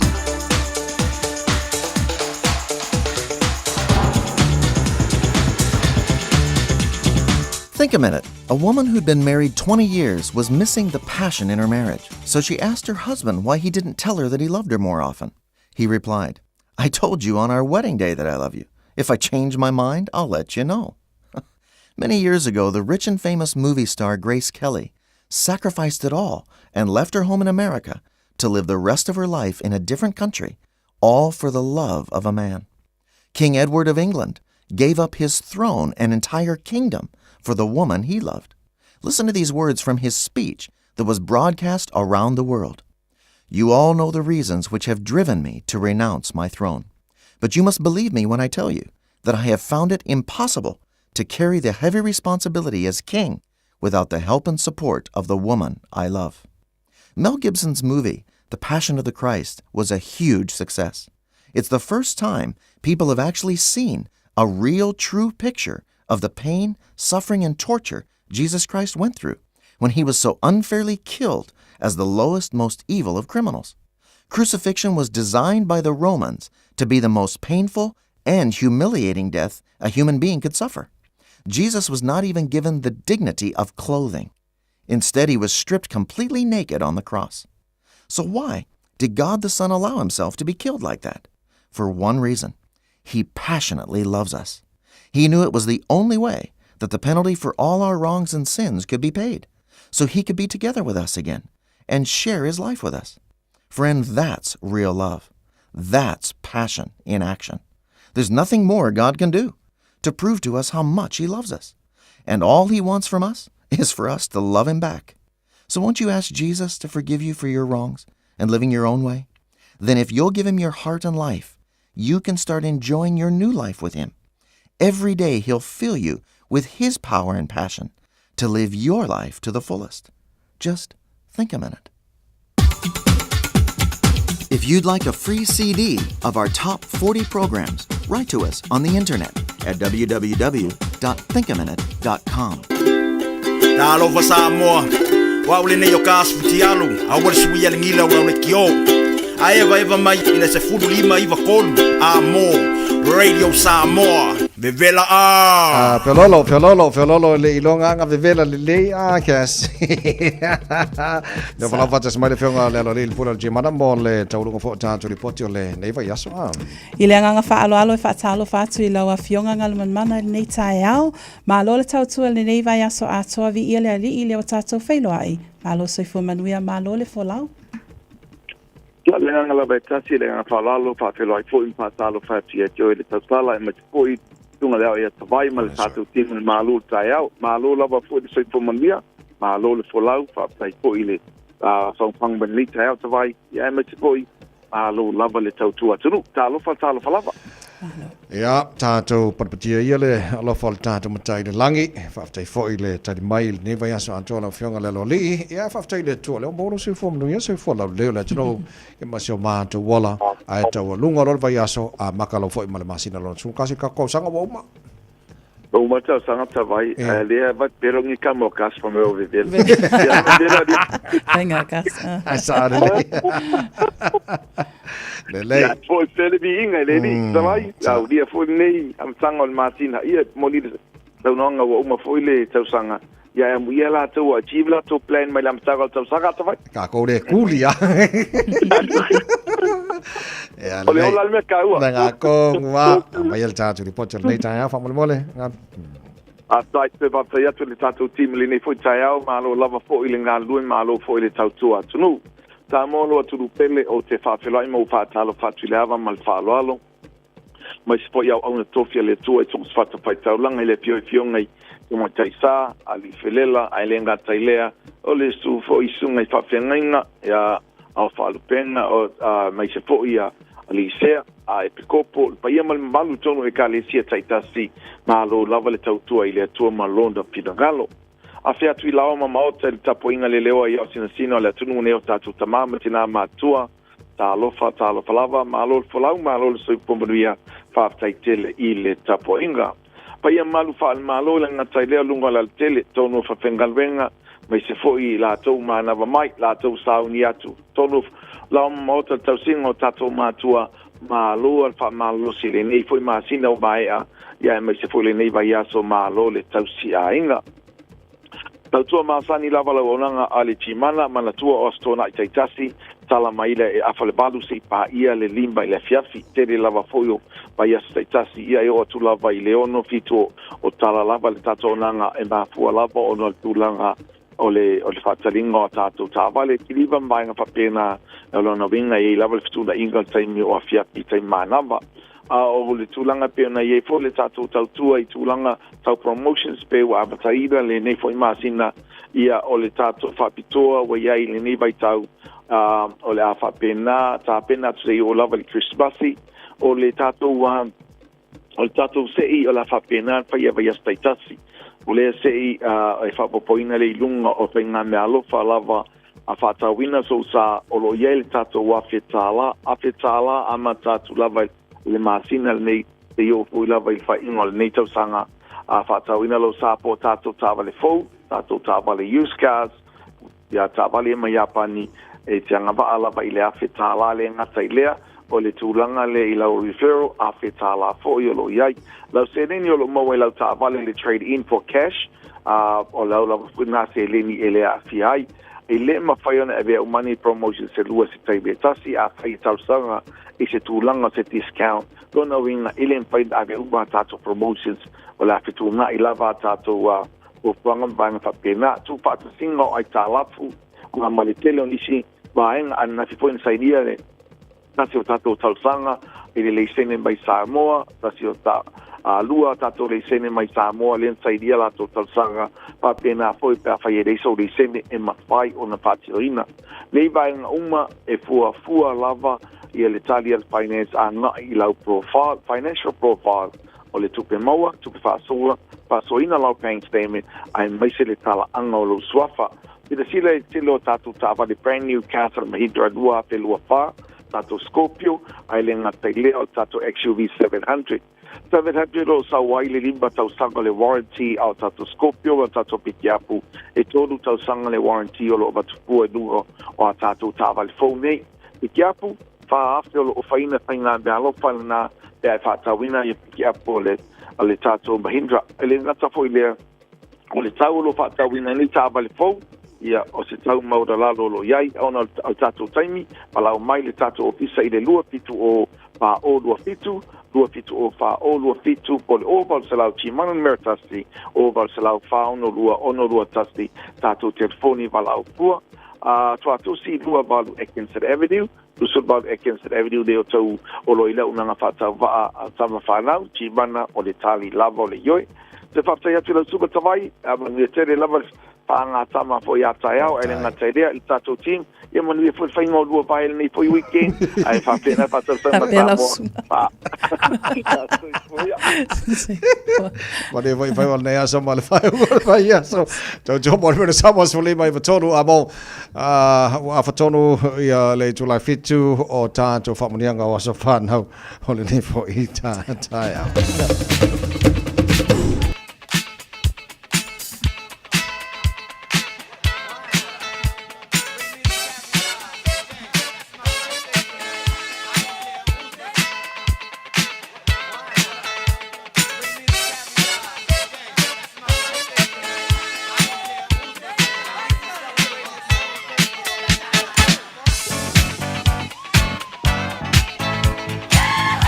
Pagdaga swana wala so for roile neila sa mobo November wa matala le telefoni pe afa pe mafana fa nga inel telefoni tolu fitu tasilima iva tolu lo mo fole vana lungal tanto emaili le on air at radiosamoa.co.nz e ba fa nga inel lungal tanto Facebook mari YouTube Radio Samoa e pula o e po fe wala na ba vena mo ina family nga swana wa nei fo tai fo mata mai la pizza fa mo ne fo le leita vai lunga tato emaili God is good all the time, amen.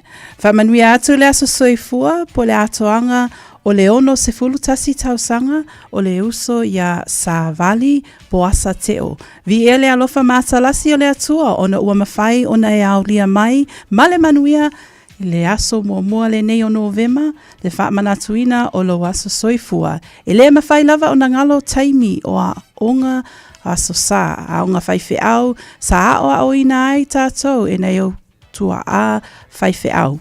Anga le leile atua to e whaapopo atu nisi aso se tele whaape nei mo oe. O te alofa tele mo oe o whaamanuianga mai a siolo male a inga. Enjoy your special day and God bless. Tawai lunga tatou apia fōlinga. Happy birthday, my dear niece, Paulina o Christina Tuliatu. Vi ia le atua, ma whaaftai lo nā lofa, ia te oe le a whawhine. O ma whai ona e au lia manuia maile nei tausanga, e whaopopo i aso o loso i fua. Whaaftai fo ilana whaamalo longa i a te oe. A o whea iai oe ma mai o le tino, i nei vai aso ua tea. Mātou te talo i a sanga whaamanuia le atua i a te oe, a walo whea iai mga luenga, o alofa anga le nā, mai lau anko whaavale le fua semi. Lesi tato whaamanuianga. Happy birthday to my dear nephew, Puti Fuamatu. God bless you for all your planning for the future. Alofa anga mai lau auntie o tofi lau, tongia lelei, leaunga upu tomuli. From Perth, enjoy your special day. Alo, oi. Ota vai, ioe olo iai. Whaamanuia atu le aso soifua o Fritz Whaapale. Sau. Whaaftai le anga le leo le atua, wa ia whaapopo atu nei tausanga e tele o lo soifua. O le tatalo, whaamanuia le atua mo oe Fritz au ngalo soifua e tautua ai a inga nuu ai meise le atua ma lona fina ngalo. Whaamanuia le atua i au fuafuanga mo lau lumanai, a lo fatele atu lau ainga mai Australia, New Zealand, Samoa, ai le mawai a lo faanga o lau auntie o tofi lau, ia o tongia lelei. Enjoy your special day, leaunga upu tomuli, happy birthday Fitz. Ia. Alua oi. Savai lunga o le tato YouTube, Olo iai. Happy birthday to my husband, o Manua Tuifau. May God bless you with many more blessings and prayers for you. God bless, love you from your kids and especially me. God bless o le swafa bea tuifau o bea. O le isi tato whamaniuanga lunga o le apia fōlinga mai a ola pen. Happy birthday to my granddaughter, Lania. Lots of love from your family and especially your papa. Happy birthday, Lania. Tawai, ia. Tātou le nā. E moi. Wa umala so whanau o Tristan Savelio lea. Tristan Savelio. Mai a lia Savelio utuone. Ia li o meri. Ele o Kropiko. Ia lele. Haru e tawai. Lela o kopia kua o lofaanga mo le asa whanau o le tama au li lei. Ia Tristan Savelio le au le so le aso le nei wanto elona o kamala sifuru waru tau sanga. Tristan ia whamlia tele le tua mo oe fo i pere le malosima le ola mo oe alo whaanga mai lo grandma ia Mauita, mo lo grandma the late Utulau Eli Savelio, all your cousins, your uncles, your aunties, your dad, and especially from your cousins here in American Samoa, Brian and as it breezes. We love you, Tristan, and God bless. Alofa anga umanamo oe ia mayo ainga to umalawa ele ngate American Samoa ia fa pena fo ismail ke lope lelei o Tawai tupu mai tupu penani on Facebook. Whamanui atu le aso whanau o le tama a ia liu malo penani whapea si o anko o mua ngukia wati.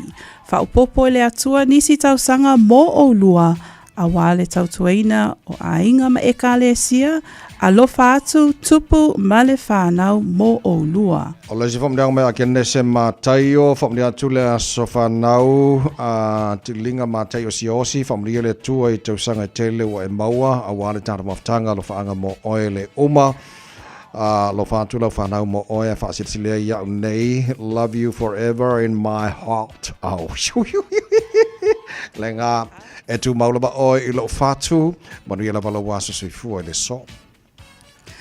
Tatou nā tawai. Ka ko ngā? O ma mo i ala. Malo. Sorry.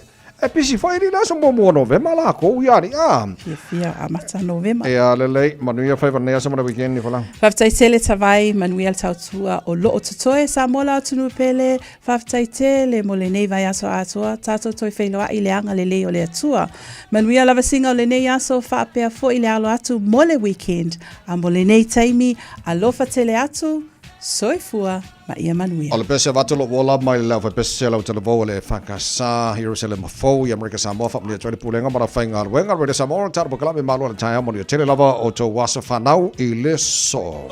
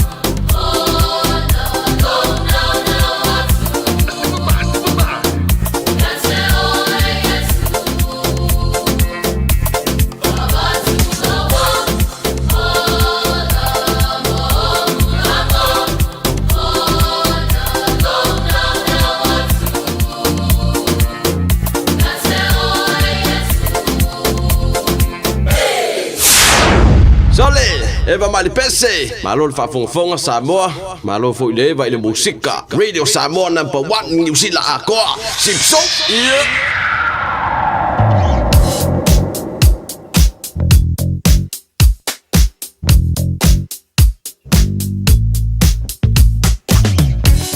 Mai ngala tamai no ngala wala nei taimi o le tai au se yo vava ia tu au e malanga mai se sifo il State Highway se fulu male ono o lo tu vava ia tu around cool mill fasi poloka lai titil nei taimi o le tai au flow le mai was gate il nei taimi o le tai au va Royal Road Lincoln Road tau poloka lai kikia fasi mai Lincoln Road anga jada tu lai PCI flow flow le mai le pasi mau tiara tuanga Rose Bank of Point Chevalier to e o aku Point Chevalier ma Western Springs i o poloka tanto malanga le taulanga i Kilani por city bound o le State Highway se fuluono afe mai le State Highway 20 lala le tano matan poloka mai tanto na around Mayora Road on ramp fai poloka lai titi lava lai mangai fai ama flow o lai PCI fai flow lai flow le mai pasi mai Dominion Road Hillsborough lunga la wala la papa i Onehanga alu malava lele la seki ka ko around Rainbow's End southbound of State Highway 20 amaka poloka mai tanto na ile linka nga State Highway 1 lunga State Highway 1 nga le taulanga ya Kirani por city bound of State Highway 1 la flow lele mai ka sola pa manga fo iri isi vanga umar malanga mai North Shore se kopia ko kilo around Albany Wairau Valley Yolo fai poloka nei taimi ole tai au. O isi telo isi vai ngala wala lo te papa ya tu Massive Road mai middle more. Ngai o I mangele fai poloka like titi. Ya fa pena fo malanga tu I mangele ngai o tahu on Massive Road fai poloka nei taimi ole tai au around Roger Street. O New Lynn fai poloka nei taimi ole tai mo tatolo malanga taulanga ya Kilani. O vai nga pisi umana Mount Wellington Highway.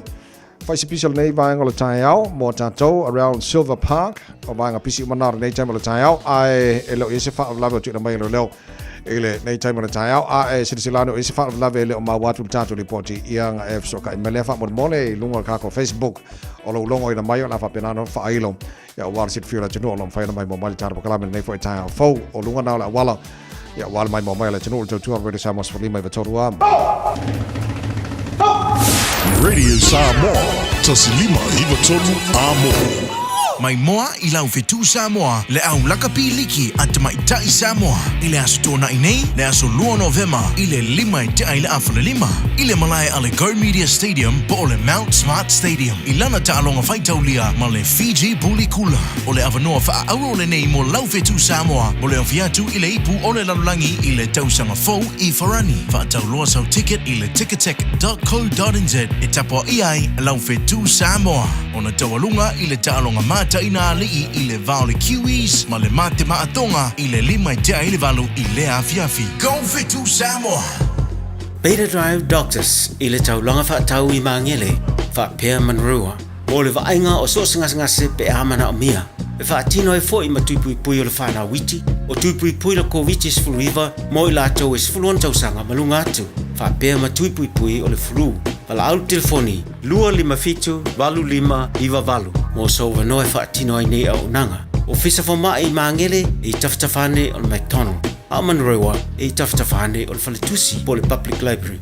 Beta Drive Doctors Clinics. Whaonga le tautua le Pacific East na masina atoa Novema. Ma mawailoa wanoe te manu malo ai whailonga tupe e fast food tana au saunia mo ana paanga. E luas food whailonga mo Samoa, luas food foi whailonga mo tātou I New Zealand nei. E se ina whailonga se fulu asto nai o yaso te tasi. Mana tua lo whaua pia tātou whabitoa nao le lima tala pia whaonga ina le Pacific East mobile app. E whaatino ai au tupe whamomoli mai lau telefoni whabe ai. O loa no foi le tātou direct transfer. E te posi mai ai lau tupe le tātou account ma whamali ina fasili I lunga o le telefoni. Ma tino ile la faina o lau tupe ai nga whabitoa. Mo le tutongi no pili o le vai, mo li maisi au nanga I Samoa, o lo mawhaina whaatino le tātou au nanga o le Easy Pay. Asiasi mai loi tātou ofisa I o Tara o Tāhuhu ma le taulanga whaatau I mangele, bewa lau mai le telefoni o Barcelau o tasi ono mo se la e lata hatu I ante oe. Bewa o ngā le tātou app po le direct transfer, e whaasawa I lo teimi, ai mo se wa taunga tāwhoi le pensini Pacific Easy, o lau paanga mo tupe whaamo moli I Samoa. O le R-Dash Travel o le company numera tasi le taungo fio pasese mo fe malanga inga i Samoa whapea le malanga bai i Samoa i New Zealand ei. A whea de loa i le ofisa o le R-Dash Travel. Tasi valu lima Great South Road i Matarua. Pe vili mai i le telefoni i tolu iwa lua o fa o o. Tolu iwa lua o fa o o mo le R-Dash Travel. Toto moro de Samoa Swalima be tola mono wo se fulu male no mi ro tolo tolo talo le tula valu po kala me malo le tai haru de Samoa mo mo November. Malo la fala morio le no o le talo al taro to Samoa ki kila ku I asolua no be makai ao. A for fikur kai ao. E sawa. Morio le lo taro to Samoa mal fetu Samoa mo talo fa ora ne vai aso.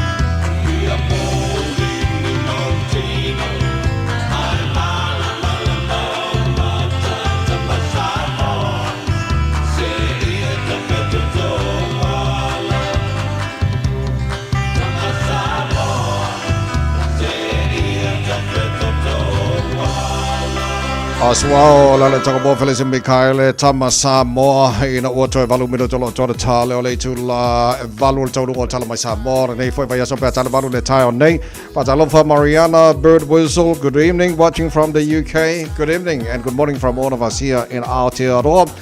Malo lele a taa and for cover green. Malo ngā we. Malo si fo manu up.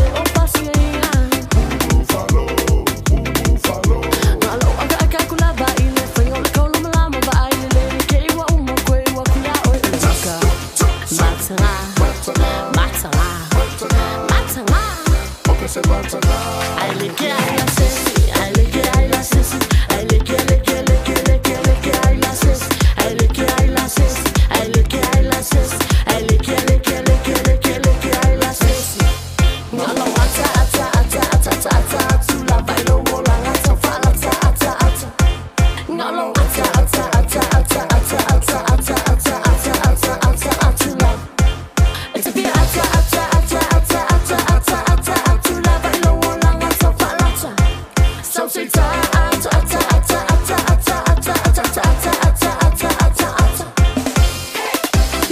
whakapeke le aia masisi kia iai o ie kia mai. Joy minute mala follow Jota Talo le tula valu Johnny Finau listening from Papa Toto. Ala vatu. Pai forka fa mala skingo le mo fa mala skingo sok mataro tala mai sabon nei tai alu ye alu ye.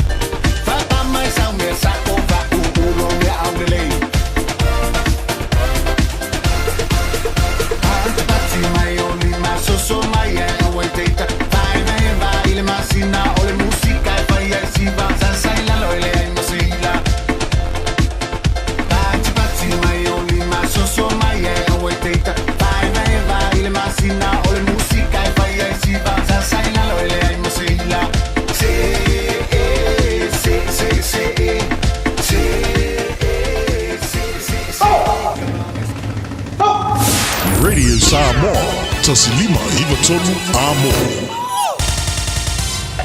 Usi mai alau whaafafonga. Telefon mai Samoa ya sa taitasi. Wa au mai amo oe ona o le langolango mai a le talofa voucher.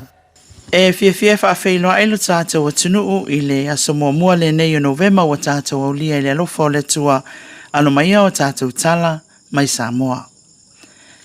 E whaafe iwa se lau iwa sfutasi le au whai o whanau a onga i le tausanga se fululua wa mai Aristara mo suenga whaapitoa o le sasala si po le Samoa School Living Certificate.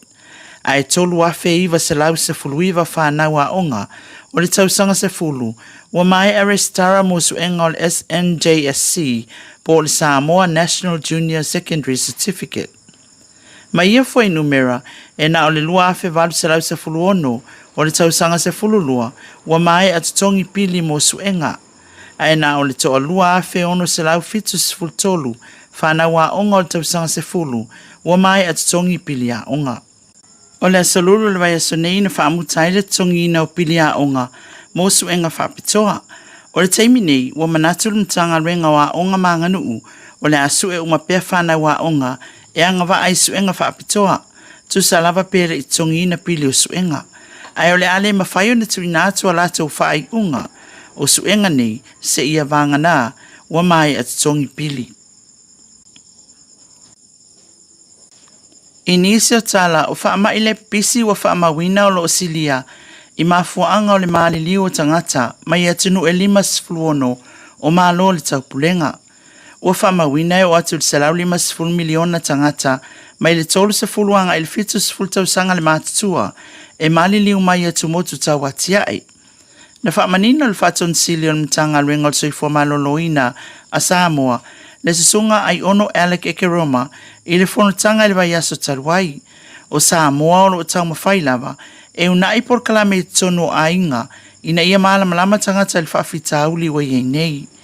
Na sauno ai ono, o lea whawhitauli e le o māmai le wa aia Samoa, ai oro o tau mawhai au mai umatangata, ina ia tu whaatasi, e whaia awala e whaititi ai le awhianga o tangata i whaama i le pisi.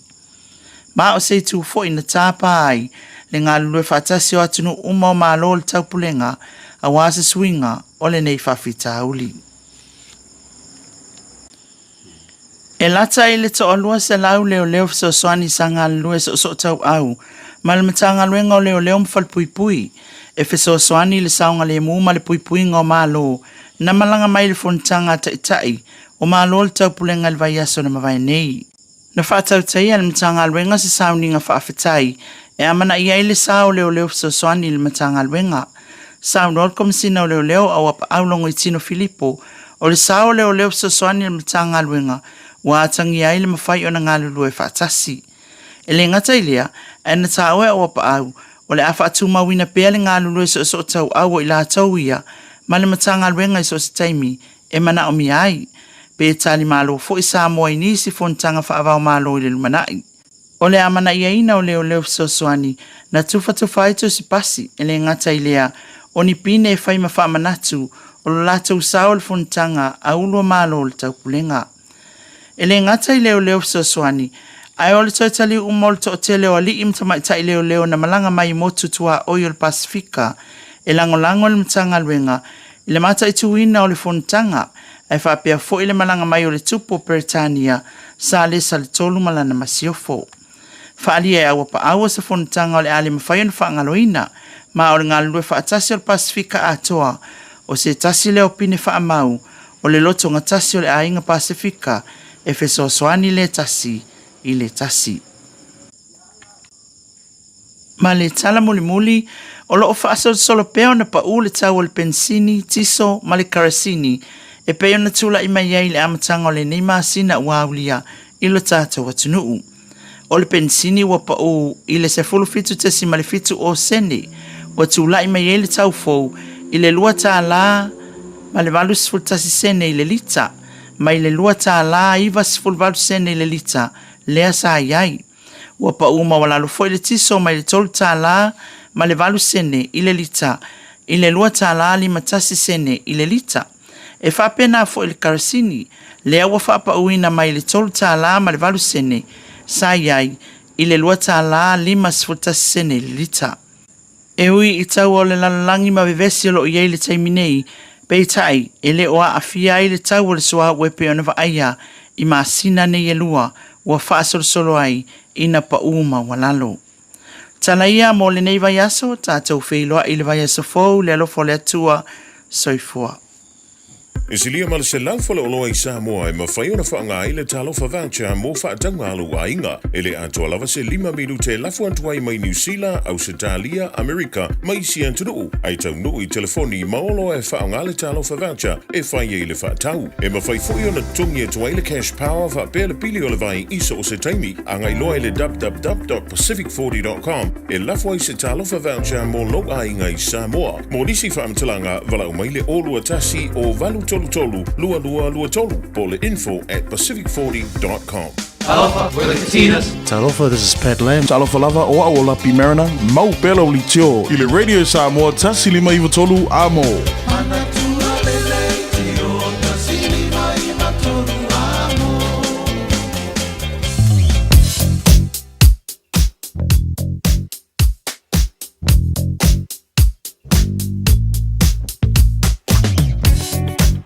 Mai ngala tamai lunga la wala nei taimi o le tai au ina o fitu la wache ai le tu la valu whaasolo ina poloka around Tip Top Corner. O pena fo Mount Wellington on-ramp mo tanto lo city bound o le State Highway 1 ile nei bai o le tai au o lo te wa atu la flow le le atua. Mai lava manurewa, manukau, whaasolo tuai te irirangi, whapena fo i East Tamaki. Lata i o i Highbrook i o Tāhuhu ngā makang slow wai ai poloka lo ma o Tip Top Corner i le hanga taulanga i Kilani southbound lai o kei nei taimi o le tai au lo tu mawhona flow le mai tātou lo malanga mai North Shore i le nei taimi o le tai au just around Albany and Wairau Valley whaisi poloka le nei taimi o le tai au city bound Northern Motorway le nei vai o le tai au Pauna vai o le vavatu le whaisi poloka ma le nei taimi o le tai au tātou lo i le southbound State Highway 20 around Rainbow's End I Marukau, a poloka na kiki I le link ngai o le State Highway 1 southbound. E pauna vai ngā rota whawatu whaisi poloka nei vai ngā le tai au, ia maratero isi vai ngā awala, Malanga Airport, le si vai ngā rota whawatu, a matana poloka mai fo I nei vai ngā le tai au fau. Tai pisi nei o le tai au, le ngā tala ngai o le tinu I tuta mga renga whai o le nei vai aso, ia whapena fo nei mātua o matana ngai mori whanau lea onga, to mai le tai malawa le on sa I lunga la wala o stai, tu la fona lunga la wala ia mapaka le leilo sa el teime mole tamati oila onga fa mole au ke polo kanga la wala ai ia fa pena o ona moria le nei tai au fe malanga inga fo le tunu o tātu le poti la tamai nai longa la wala nei tai au. Talofa Samoa o Jerome Gray le nei. Pe o e ti lau ta vale po e whaafonga mai i lo maota. Ia tu pele ni lo lau le tio le 15 iwa tolu a mo. Radio Samoa, numera tasi i New Zealand. Ua mawhai ana au ina atu le tala o le tau Iaso Taitasi o na o le lango mai a le Pacific Finance Limited. Telefoni o Varselau, fitu whawha, lua fitu. Lua se tolu lau te wawa iantua i eile vevela le ea i Samoa le nei vaenga o le tai au o lo tu maora ma ia winga langi le leo le tau le tunu i le nei vaenga o le tai au fau e whaasolo ina awawa i niso teimi e pa ufo i timo i niso vaenga o le tunu i le so. O lau te wawa iatu le vale lua sefriva le tolu se fulu degree Celsius mo runga le vevela le e Samoa le so. Lua se fruma lima i lona maua lalo whatarofa i pa angal tata pokalame so se vaenga Australia.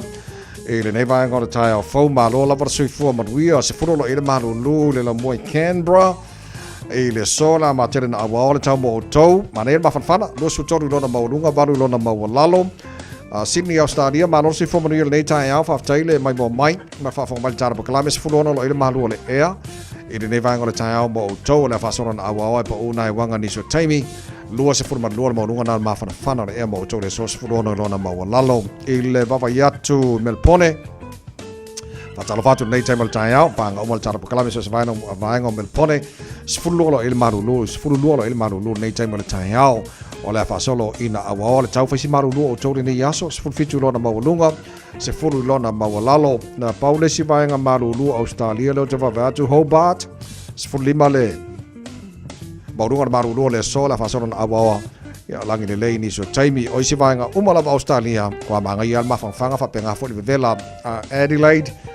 La sul matang o file la lusu farma runga de vela le ele so Perth Australia la matene na awa lusu fulvalu runga de vela Brisbane Australia ma lusu fo manuia ma sono na awa pa una wanga ni so taimi ma lusu forse vini ni so taimi George fulma runga de vela mo to le so ya male fa sonatu na awa pa o timu ni so vanga o Darwin George fulma runga de vela o le nei fo yaso o vanga se o mana Australia male tulanga o ele tau ele nei yaso fo fo mai le talo le tau i le no whanga whasalanga Radio Samoa tama ki makau raus fotolu o la ile malulu le nei vanga le tai hawa vai atu manga ia sulu mare la so le kai manga ia fo isole e se le leo November sawa November ma mai ngai kau langi le lei ale foi manga ma fanfana lo sfulu mo lunga ma fanfana le sos fotolu lona ma walalo tai au pe aulia o la fasolo foi na awa lang le lei pa una wanga ni se vanga au kilani ma nei foi ma fanfana tai au lo sutasi lona ma lunga marulula jitila so sa sfufitu maulunga le alangi de le tau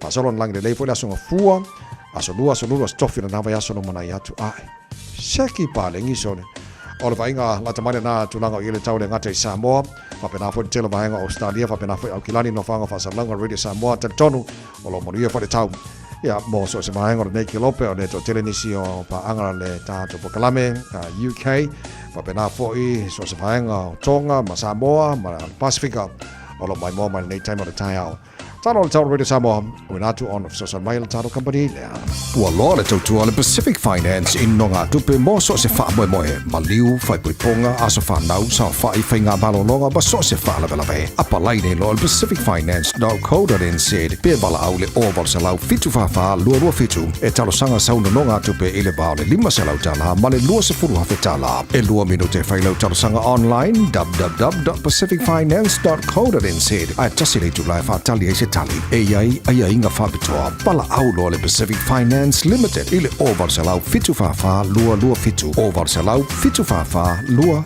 fitu se folo mo tolu le wata ile to la valu o le tolu ngo tatu tala mai Samoa pena fa fonga ile tonu nei tai au mo le fafte tele le fianga le feltu ya le mayava mai na vai ya mo le au nanga de nei foi vai yaso a toa e to fa sala wina tatu tala mai Samoa pe tala to la se folo mo le lua le so ya ma le fitu le po ana nei ma fa moi wala mo wala fa pongo tatu tala mai Samoa le nava yaso ile tala valu le tai au la so fua o le nava yaso mane atu pe au rio tu se fua mane mato malosi ya tatu tala nai Samoa kutu hia wa taupa o mali tau o kiso mal pensini i Samoa ya so swani fo i mo le atinu le tango tau sui fanga o kako i ngei manaya ai moni ia tala mai Samoa e uia inga papa ngero ke kirwa ngalai o ia tunu o lo ilswa ia le fa ka ia le ai mo mo wine le o aru no arka o so le o ki ya ka ko le foi mana el pa ka pa o le ki mo le pensini nei New Zealand e mo ia le ka o ka fero lo mai ia pe afu atu la mtanga mal tau sang o le tulanga na ia ele o te faingo fier sui fanga lo tanto ia le ngata i Samoa ia fa penga fo New Zealand mo nei lo langi a to e o tau ta o le sui fanga wa ia nei ia maswinga lo tanto ia nei lo tara fa te tali pa nota America ia polale unga la ia na va so fo ia la fa mai si aku le mai ia Donald Trump ke lo la kerenga swinga le lei fa mai si atu le mai ka Kamala Harris ia la e fo ni si swinga le lei mo tanto lo langi a to ka ko fa ka kati o ia tu le mai o ia langa o le coffee langa brisking o America ile nava yaso o lomana yatu tato sauni malanga i Samoa faisivelo le e Samoa ne vai taimi pe afua mo tato nei New Zealand ya o te pena ia mau sauni ia amu ia o ko la o ko malanga ku o paradiso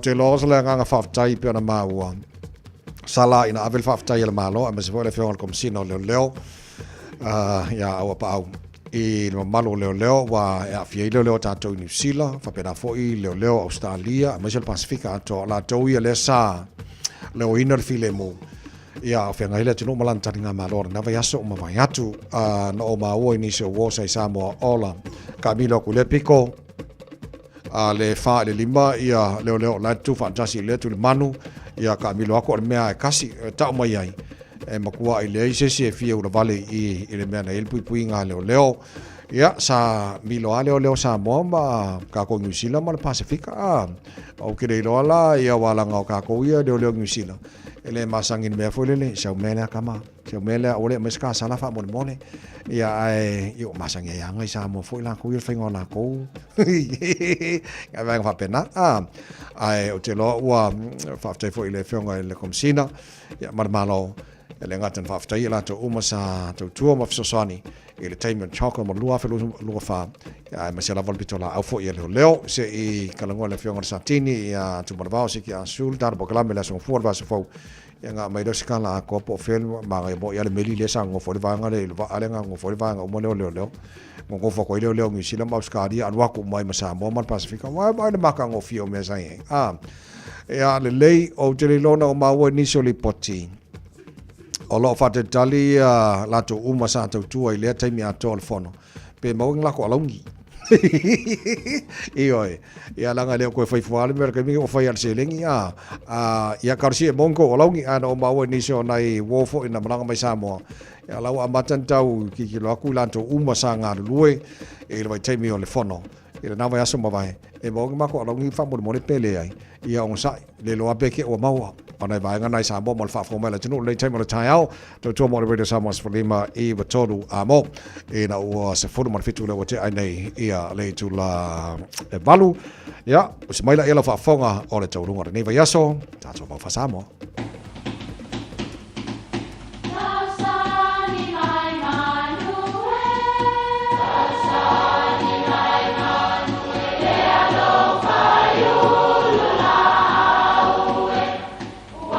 E o whanga manu i ululu o la au, awa e whawhanga i funga o la au. A o le tangata e whawhanga i upu matala. O le mawhileo o alanga upu mamuanga ngana Samoa maona whaapongai, e a fua i lona sio mianga. O lona lea sao i le whaatufunganga o le iloa whaale aso, mai le tautua se ia o ina pule. O alanga upu mamuanga ngana, ua lantou mamanuina le tō whamanino a Samoa, mana tua fo'i, e tāo fitau muli le atunu. Ua whaafānau ngā lau mei. E whapea se mau o le talitonunga o tangata Samoa, i le ia le nei o le lau mei. E iei o na winga lei pe a whato a fofoa o na fua. Whai mai o le taimi lea e oso ai le mata ai o le ia i lana lava tolo ai. Na te iloa lava le taimi e fofoa ai.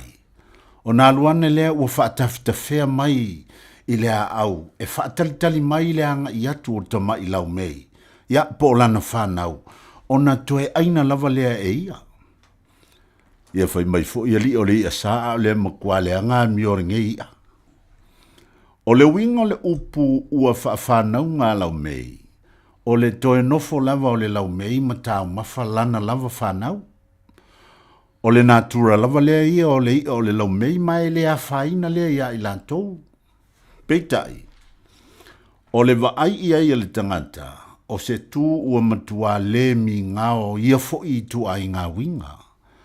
E whao ngā e wha matala ai se tasi o winga le tau pulea, le alofa, le popo i e masani o na tupu i le vao mātua mā lantou lava whanau.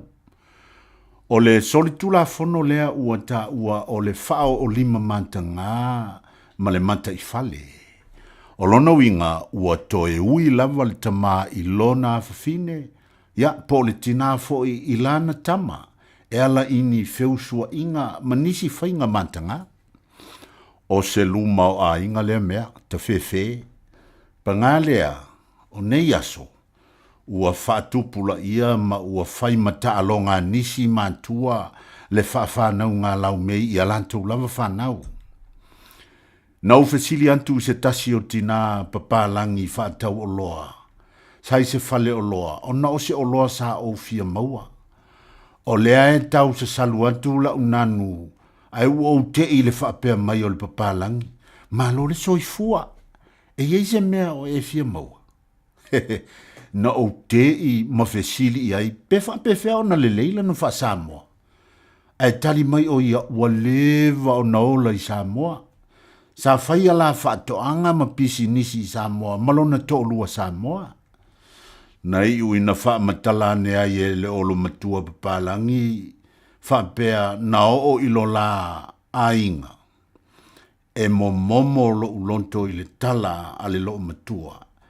Na alu whaatasi ma le la whaatoanga ma la fumanu, ma le whana whanau o si ana whanau tēne ilo lantou lava tama. Na o ina vai tino mamaua ele nei tina ia whainga lona to lua i lana whanau teine peitai. Na i ulava ina le toe ano iai o na ole fefe i lona to lua. Ai na whape na foi o na talia e tēnei ti lo lantu tama o na ole fefe tele. O na peia i lava lea o se winga masani. Na sau e te whao mai ni usila i lona ainga. O na toe vili lea matala noa i le toe ina o ia e le toe fo i atu. Ai whai whale leisi ana whanau, mā lantou whanau. O se mea mātu ia na wha matala e le olo matua. Ai le i ali le nei mea i nā taimi. Peitai, e tali tonu. O lo o sisila fo fonga o le atua i nei angasala. Ua whanau ngā lau mei. Ia manuia lau whasonga le nei aso Samoa. Ia, o le taulongona o tātou mau wha Samoa o le nei fo i vai aso, lau sunga si awa, tō ni atu i pēa malo whaafutai mo le au nanga. Ia au nae, le upo ma le lo tō whaafonga ma lau whaalongolongo, o la fo i te lean tātou tala mai Samoa lai o mai. Ia o la kupu Samoa ngā koe ngā me whapenga, kalo whai.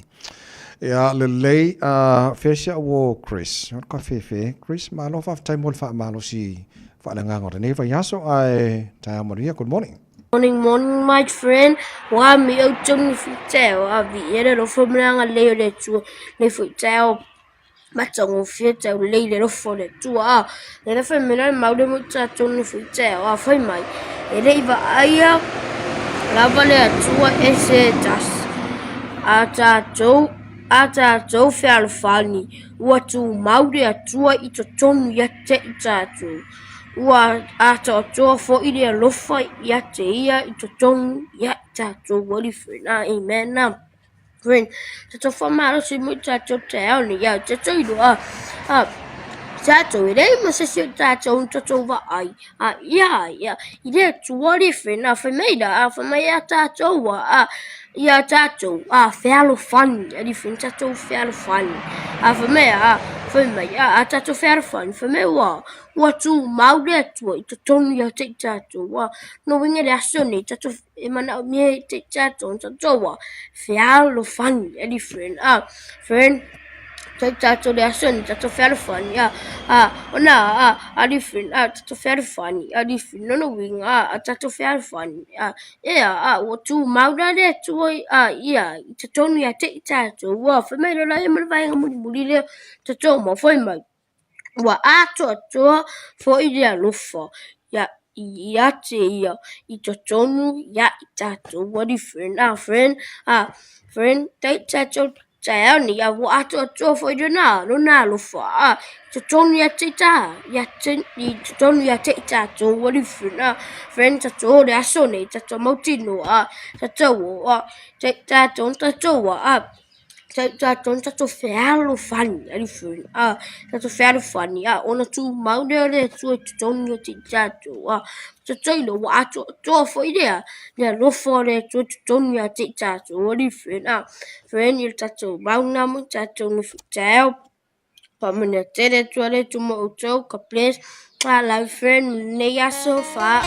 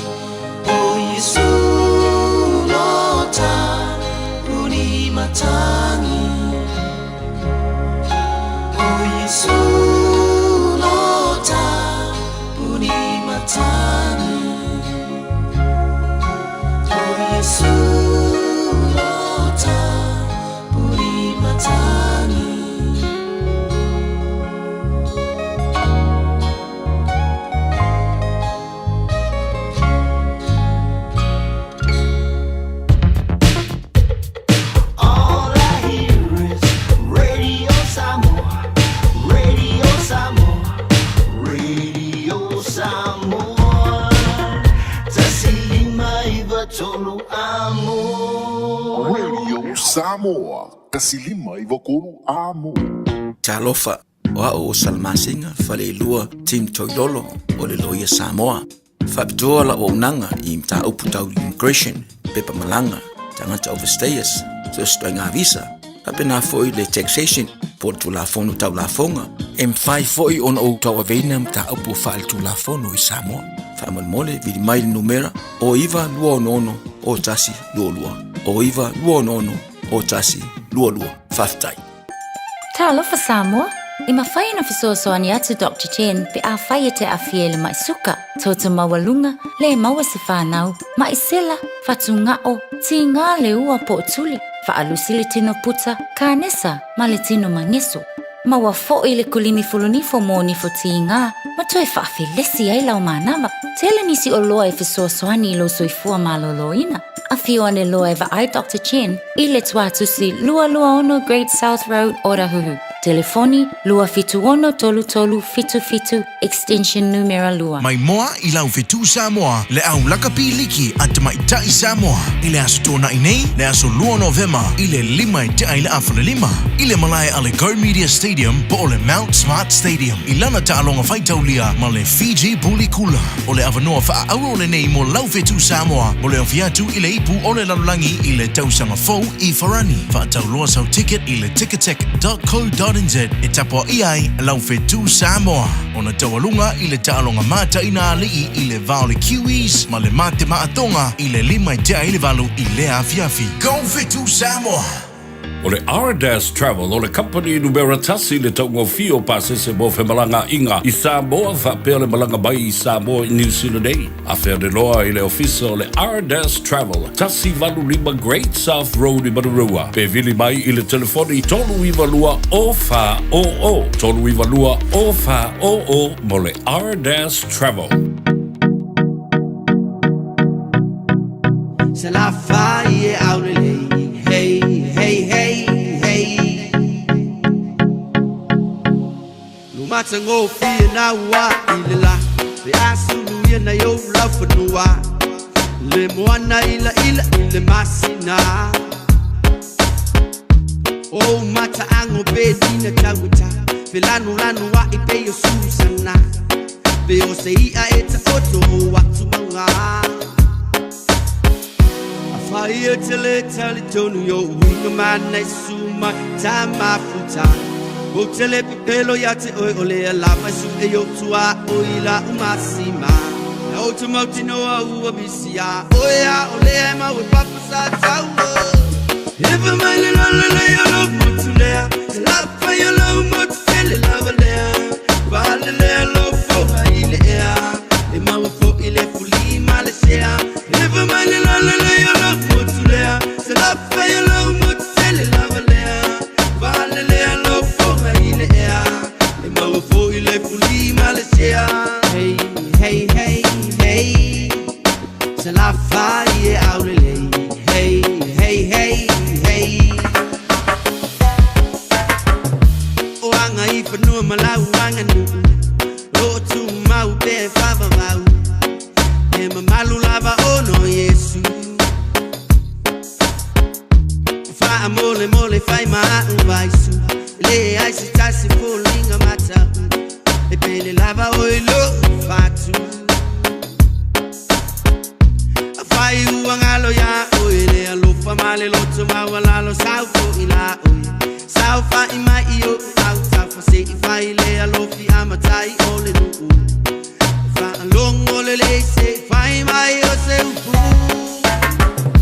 if a man in all le alof mutulea la fa yo lo mut fele love le va le alof fo ile ya le ma fo ile fuli Malaysia if a man in all le alof mutulea se la fa yo lo mut fele love le va le alof fo ile ya le ma fo ile fuli Malaysia hey hey hey hey se la fa ye aurele hey hey hey hey oh se ngofo mai ia ilalo malola mai le kipi ai awe ke ka alo o ka mai ki o mo kele mena ku mu fa alo ma lo mo lalo ai fai ai e sasi Ngwinga lau ka koe fai kui fafu Pai mai o pule ongu O umanga vai kofia ia le fue mai ko koku O lau lau ngai kosi a inga mau malai fongu O mamalu mau pa ia e wha me melo ia le loko Ka kupala me wha sori Sa kukula fai Fai mero ko ko o ngā fui faku Wha sale le anga La ko pule le ngā wa waku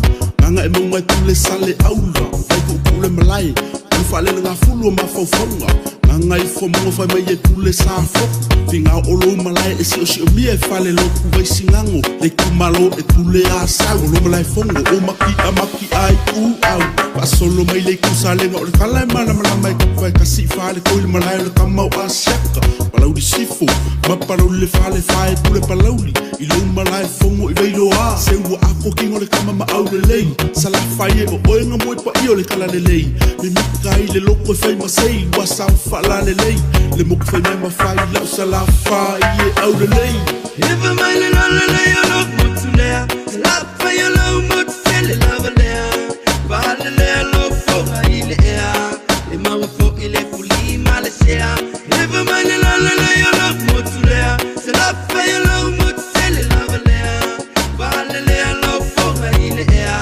Le mawa fo i le puli ma le sea Hey, hey, hey, hey Sala fai e au le lei Ia le lei ua whetau i le le ia le pese sa la whai e au le lei ma leo o le tātou pokalame wa lese moso oi le motele sa la whai sa maunga so alo setu mua ma le tātou pokalame wa lese moso oi o le nefo yas for railing so alo maloro sui fo mani le ta e au Langi mamata vai oi ia lelo ma wakoi ya sui fo manuia malore on sa inga luengo ngi vai yaso pa pero ia tu mai samba nga e pe tata nota vai nai vai aso na nga nga le sa fi kai ku ngai le ngai foi pi ko o cantina le o nga fa ngai ia fans for protector mai medio ngal malo e o ngai do fa o nga ruenga ta vai ka ngai mai le nga solo mai ko ingal ma ko pi ko fa ngoli o i le o nga fa mai pikola au le fa o nga ruenga ma ko sa nga fa mai o se ingal nga ruenga do vai aso ka vai ta vai ma fa wow so alo fa matala langa le sila tu le no mo va vai atu e tele fale ia o e o mi aku le si fale lai o langa vale so o mo le si fale se fa matala fa mo le po aia o le fale foule le an fai neita vai o le mato canteen right ia o so mai dole I ma le hola le aonga wow ngai mai ai le o tau mai ai ia ma le fai na unga se mato fi anga le fangoli o pitnu o samba a wale fa mo le so fa mo no na venga ia o le fale aonga le so e dua fale aonga ia o le malai tala tu o ia malai ia malai si makai o le le o sal po se fale I ia tu sai ba fa nga le tu da vai malo da po malo e so alo o le ale le tau ato ale alu le il fengo nga venga le fa mo ia pa matu o mal tours fu wa fe fa ti no nga venga canteen ia o le si vai nga e se fulu di mafe io le alu I masini maloli mala o mai ngor pala wa fa ka fu pala a inga le o mai ko pala lange ko sia kangu fa le ma ko wala nga ia o nga va ya se fo ia o mau ku aku la ku canteen ke ro fia fa ya o nga o mai wa la ku canteen ta vai ia me se fo ia o te fa fo ngore o le o nga ia me son malai ma so po ia wow sole so alo le o le ala wa silsila nei le tino mo wa vai le ao nga o le polo kiki foi le a miliona al malo le ia mo lo to fi anga le tu malo ia man to foi ta vai punta ta no mo en mako pai mo en mako idiafi mako i pelo o vai la o fanga vao vai nga mo mua sau no ngua mo mako mo vao e le sau vai ko sau vai nga le o le miliona nga ngua ia le na ye le vai mo le fai mako canteen pa fo vai mo mako vai a on ia on fa kai fo ele si vai nga sa mut por ales me la fa kingoi ko fia fai pure le ko fingina ko ngaru nga ku maro le o fai puro ke ki o le ai video nga ta vai ma fa fa ia sa taru tan no le va so le tan nem so alo timo fo le alo no nga le fa le mal ko fo ya tu mai tile a nga wa nga malo lo ya nga pe ia ele son fu ia ngai e si vesenga le kodisi sa e vai so ngai e la ngol fa ko fa ngal malo se aso malo lo pa ki al ko ku al malo ka ngal malo le chokum ne ko mak ngai le la so malo lo ngai ma la son fu O winga long weekend, mas ngirong ke mo fa ngal malo. Mga ngal malo. Ya pakpaki ay la ko fi nga wingore. Kausi paringa malo makangufeng makngi tabay. Malo. Choy la wa ba ngale choy ngal wenga fa mon mole so along fa mon. Ya, ore badingo lunga re faalo ya ma fengo mai pai au ka fa ke wa kini. Ale o ka ngai mai. O makai o sa fa ya. Ya on makongu ure lo fangori, mako fa makongu. Ore wingo ure fangori, ore fanga ya fio ya di. O e ka pa au ka se so alom sa ma ngata vai. Ya, tulangan na. Ha? Ya, ore purang ure o lo nga fa ngadwen. Ya, go fa so siding. Anak pingu lo fangori o me fa umar ngadwen ge ya so. Ya, ole nga fia wa ka ngai pu fanga ta vai. Malo. Ya, vi ile lo fole tu na o sila tu la tu no ma va ya tu na o fa solo la va ina tau lau o fa moi. Ya, fa mai fo ngal wenga malo fa tai o leu ka ko kikilong ngai sem kwa kele le ngari o poro kikiel marori i milionga ka la wanga fo tu mal ngal wenga le. Di samo. Lo fa ngori. O ya malo ku ma yo lang. Iya sawa. Iya. Ako may fo ile yan New Zealand Face le kau sangat palo kama ko. Ya au mako fa lang si mako New Zealand Face la fa. Lelei malo fa tai se fai so no nga ola so sila sa fa fonga ifola tino se overall review le view le chokom le na fai pol fon tanga le vas.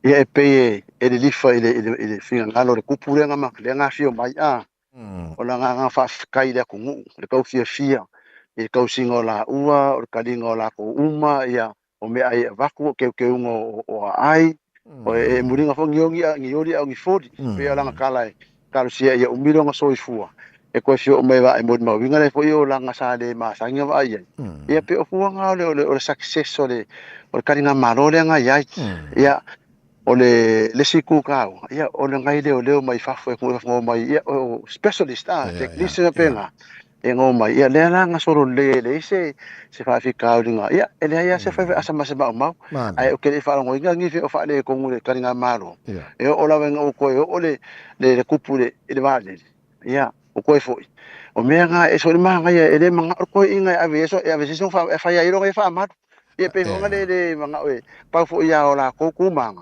ai pe nga ese ka vai o ke os karinga maro ka un ka komi ka mai ka ko me se ma ko sa vai ge yo ia pia mar ke ko mai ka winga ia pa nga sui nga yo sui nga ka mo ko foi pe ia lo ngai mango ma gi va ke ia pia ma ko nga sui ka ko ka sawa wa ba ngai makangi o so ngai fa ki le ngai vila la ngai ia effect so o meu equipment ko ngova kelenge yo ngo afia si o manga pe o meu poker fongi me nga afia le environment mo meu o wavelengths paulangan men kupu o fa impa uki mo ko kai mo fa yo ingwar kupu ki mo ia nga foria nga sa mo e ai longi va apongi me kele po imango ye pia male ko sui do kau ia mangkua e fe ro longa imango sa kamilo sa mo security kai mo fongkang ia ma medical ye pia o ngana le nga afia kau fa ro mo lo ia nga fongo le fo ko la le merkau sambo male malo manai vanga le so no ia vanga muli il fono le va sunta tu nei na o ma wo inisio finangalo nai pa anga fo manai wo se nai sambo ma na ia fa lo fio anga fo le so fa matai wa ave ona isi au isi fio anga e ma na ia tele la tu sila mamao i fa ka ingala pe o te lo fanga li le na ia pakistani avela la ko karsanga fai uma pakistani la ko fale aonga o le winga le tala fo lele oni mele le mo le luma na ya la we sila le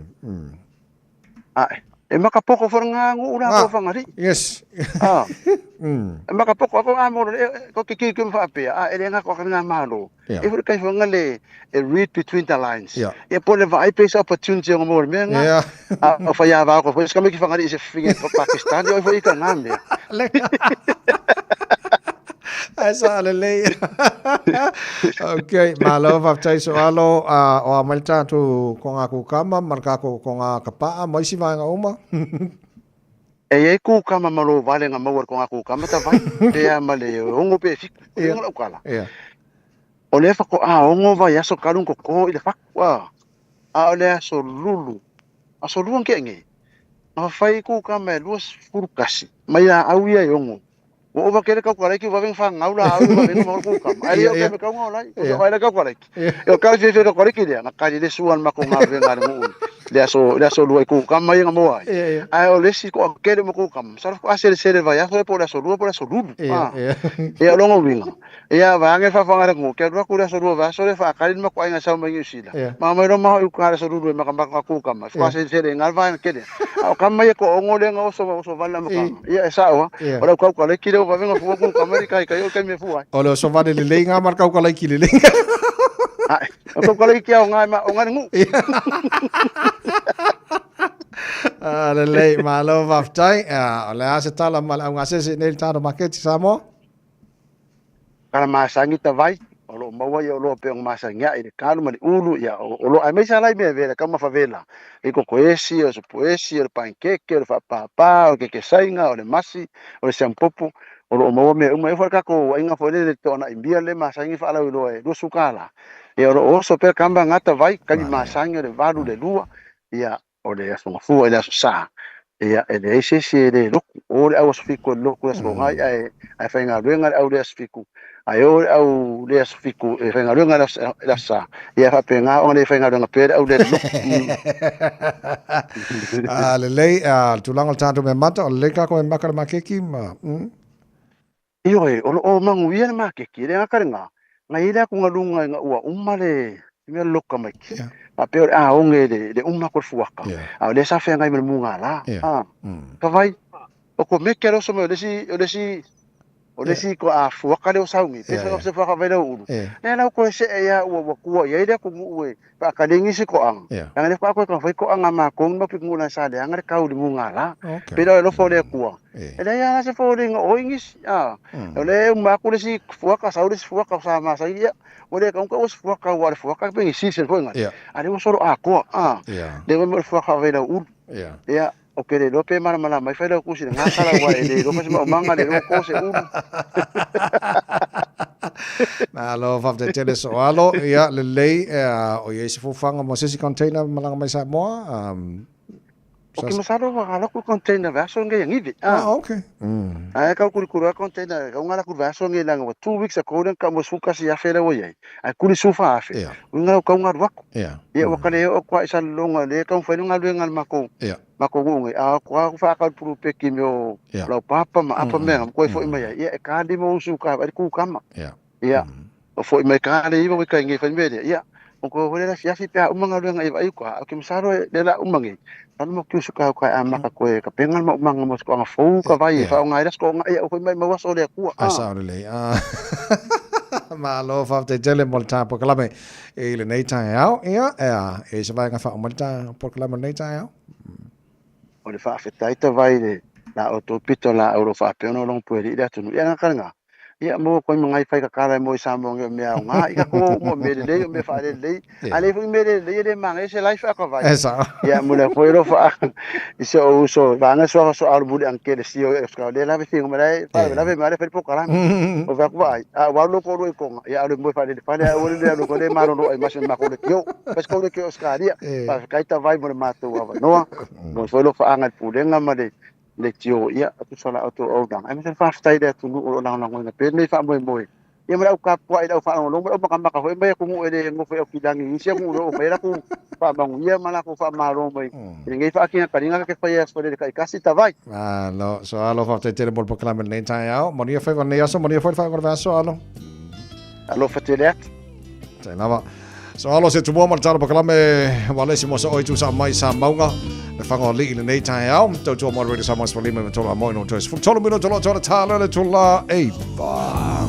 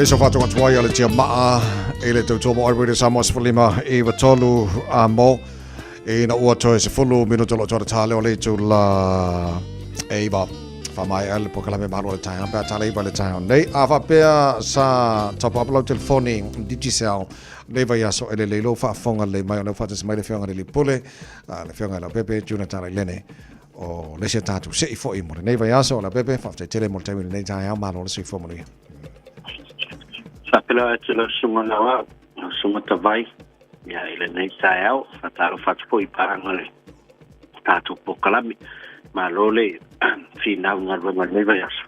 Le fo tātou tau nuu mai, e le aso munu muli o ngā ruenga. Ia me se fo I o ngā nei whanau, o lo alo atu fo I a lātou suenga whaiu. Whatai fo I tawai o mo sota inga male, mane talenga soalo ya ile neita ya o ile ala u fa mo tino mai funi o le na malanga funi sa o le ala e o ke ya ta to container o le ale alu polo ka lo no winga o ya o lo fa tino ala nga wenga soalo pe na watu sa mo asa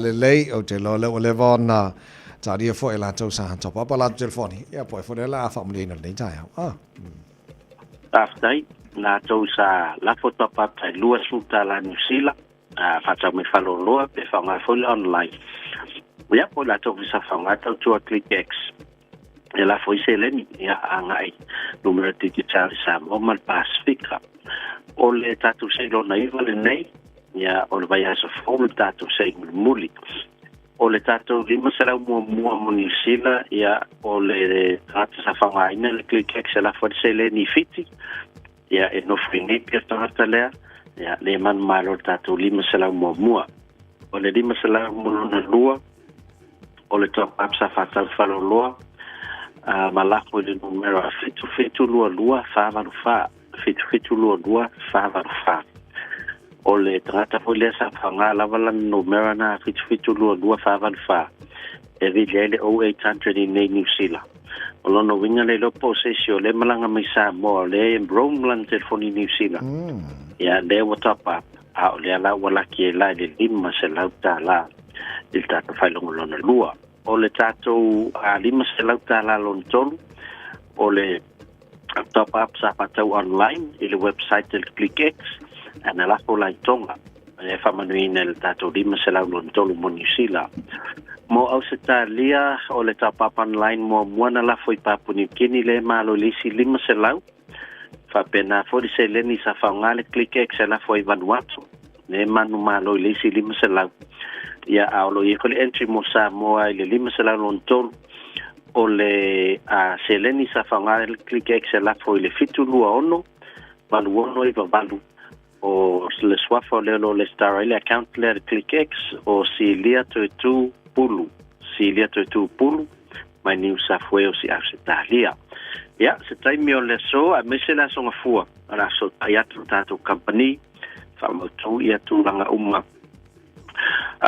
atu details masani ya a ole ia mau mai tu bank accounts ya on failure transfer sa o tu la valo se leni ik to no la account ya a oni ngalo to tasi tu se ile to vaspo ya on tato malo lo ile auta pena ya le tato promotional Christmasi ya fa pena fianga ya tu ile tasang fo ya mo fai ungol ne vayaso a oni ngalo na mia sa sim card ya el leilo was mai le so ya fai sa sim card on ile alaina le tato officer ya so to nai te lo la so taao ya la wa ya tu fo il tato ofenga luenga ile so nga champagne la ukilani Samoa de la fa ya nai I our park ya pe la vale au malo si mai ya Ultas oi salami le au salami pinunga le olo yeta ta pe ya la tum salai mo le la so champini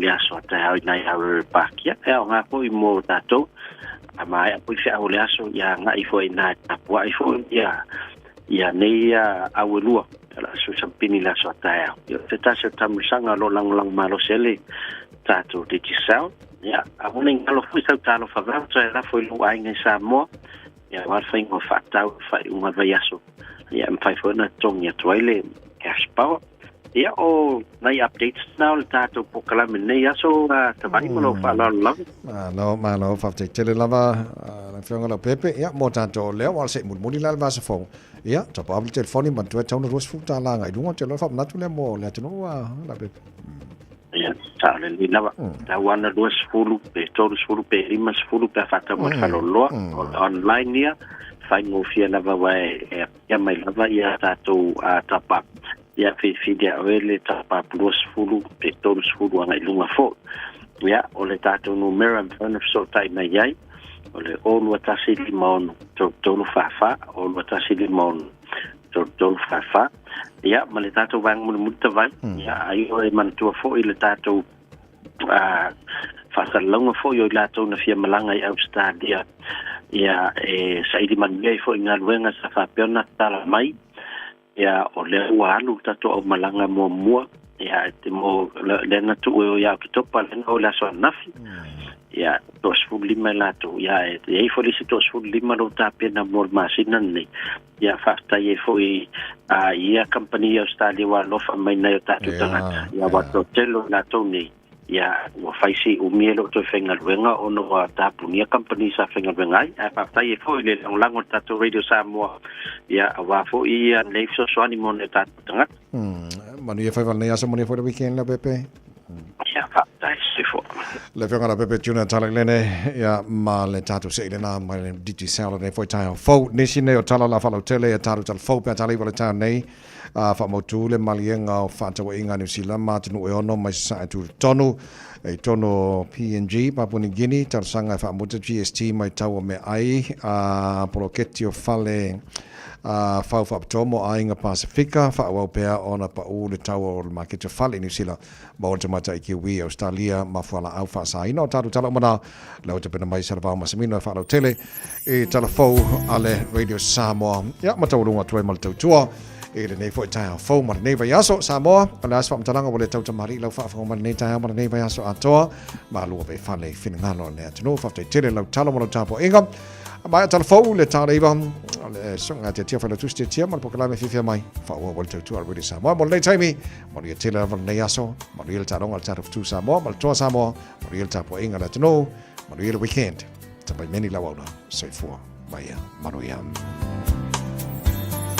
Samoa le penina o le Pacifica Ula ufanua la nula utava usamiti uata Na yutanga tamata ata la fofonga fia Maluta ulanga waile talafata iyo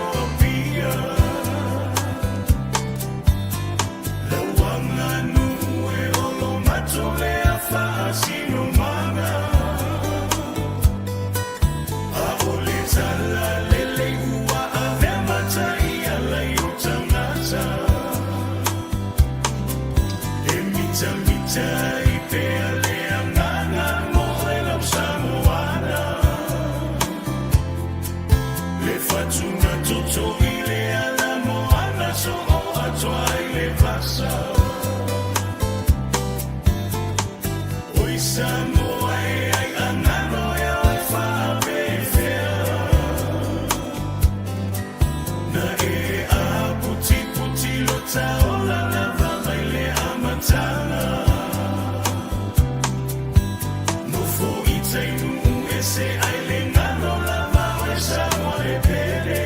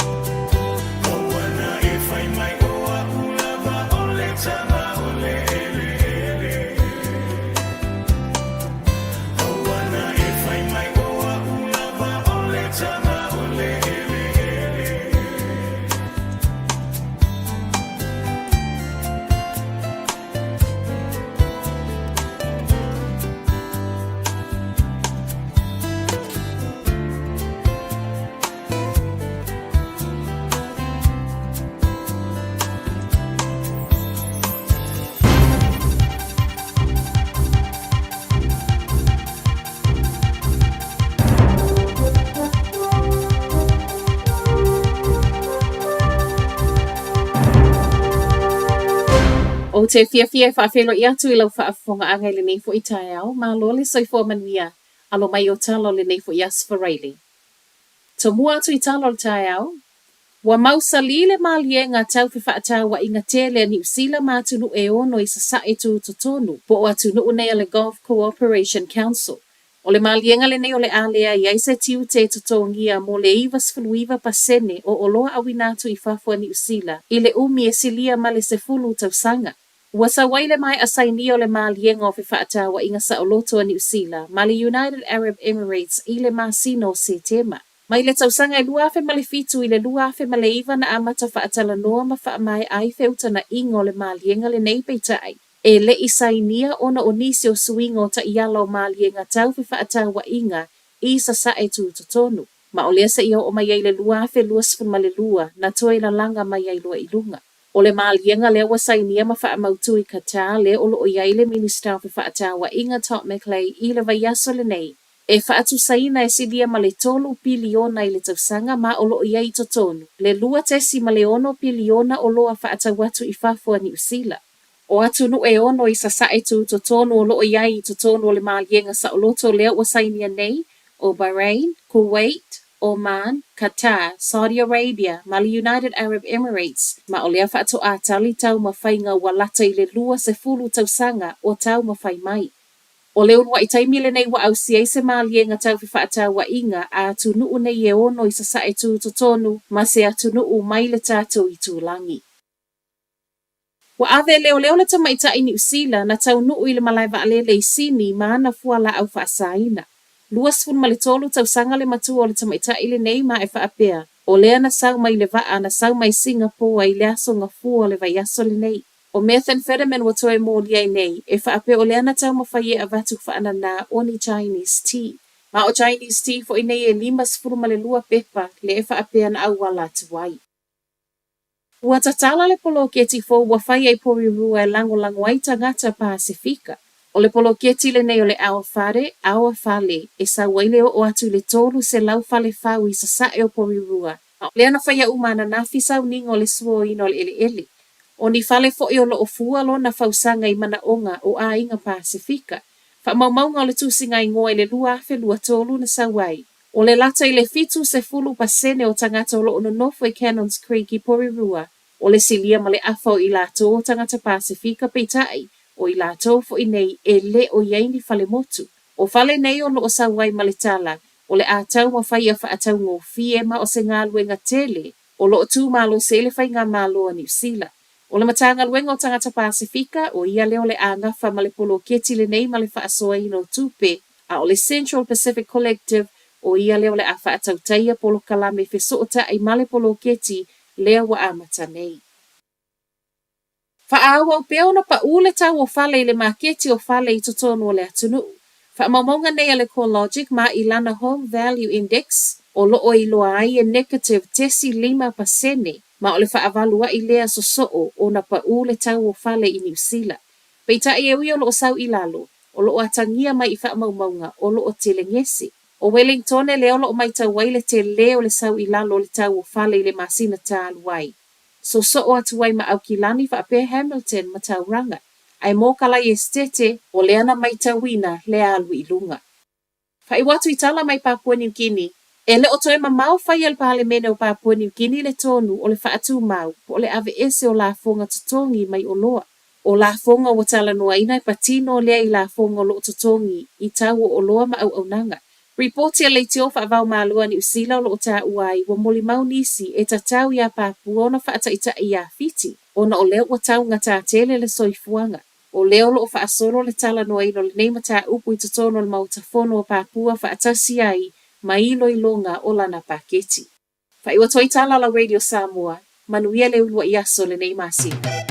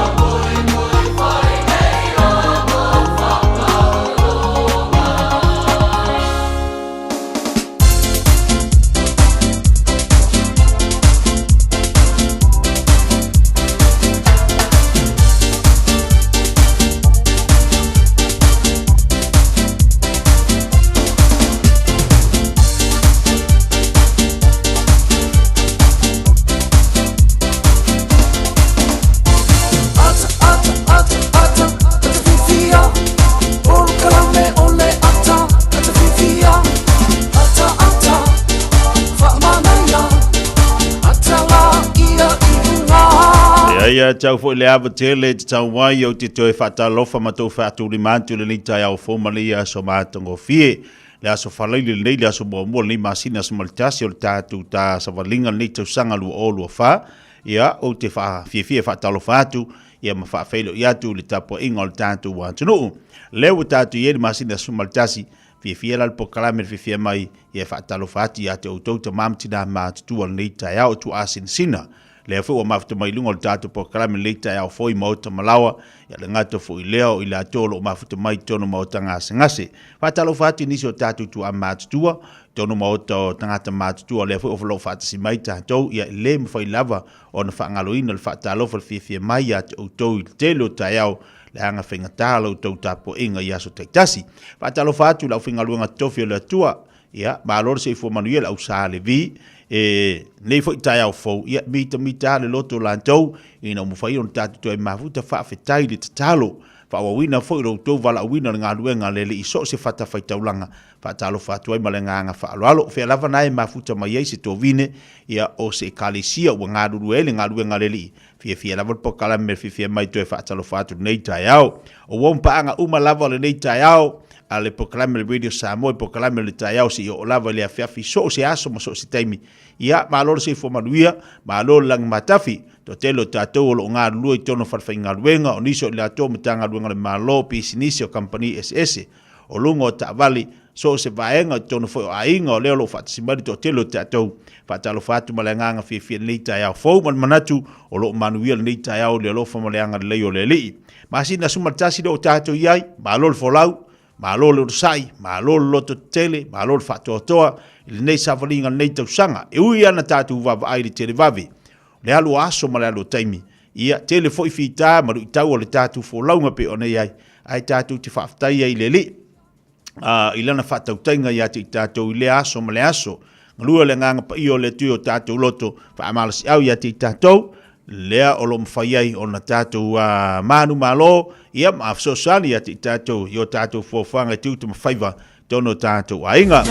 Se mate bela wati sifuma lua minuto te nele tula iwa pa kalame fifia mailo o iei le taulunga o ana fōwhanga mana tiutu ele neiva yaso. Elo te mauna watu leo le tātou pa kalame le polpoto mo tātou le leita e au. Maua fui le avanoa le leita e au la mwhainu tātou tātanoa Tatu whaasoa nei tai au, ia, tūlanga fo i o lo se fua maloloina, ai mai se pokalami whangasolo o lo o iai, nisi fo i o aunanga, medisi o alo mtamu whanau le tunu whaaptonga, i le tāua o le whai o le whaamalastino mo tātou. Tāle tūlai se folo, whai le whaamalastino lo a tātou, lunga tātou sumpa, pe ona masani ei marisunga whaafenganga ia pasta o pau. A whale tūlai se folo, whaasosola tua ilea le nei tai au, tāpena mai ia le tātou pokalami masani o le tātou flea marketi. Sina whaafifianga lea mo tātou le nei tai au. Awalo whatoe mo le tātou wāntinu, mo le nganga whiwhia. Malolo se whumaria, malo whalanga matafi le nei tai au, whumaria so manaia. Ina o se mari mali temele wātis, whumalua minuta te nei le tūlai ba.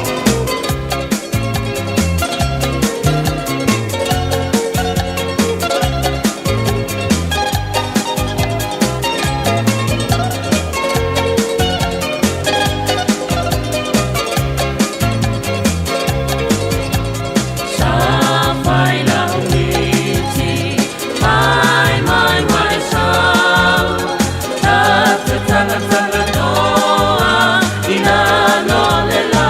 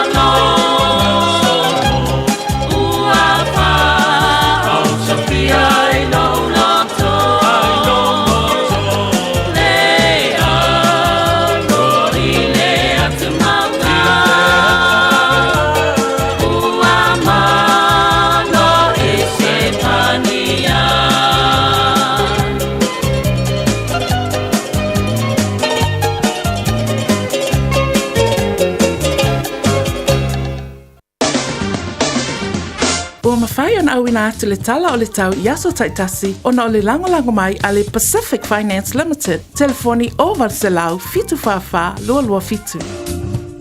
Ua loa le tautua le Pacific Finance in no ngā tupe mō so se wha moe ma liu whai puiponga a so whanau sa whai whai ngā malononga ba so se wha lawe. Apa lai nei loa le Pacific Finance.co.nz pe bala au le oval se lau fitu whawha lua fitu e talo sanga sauna no ngā tupe i le bao le 5 se lau tala ma le lua se furu hawhi tala. E lua minute whai lau talo sanga online www.pacificfinance.co.nz ai tasi le tulai whatali e se tali e iai inga whabitoa bala au loa le Pacific Finance Limited ile oval se lau fitu fafa lua fitu oval se lau fitu fafa lua fitu. 24 hours a day, 7 days a week. Radio Samoa streaming live on www.radiosamoa.co.nz.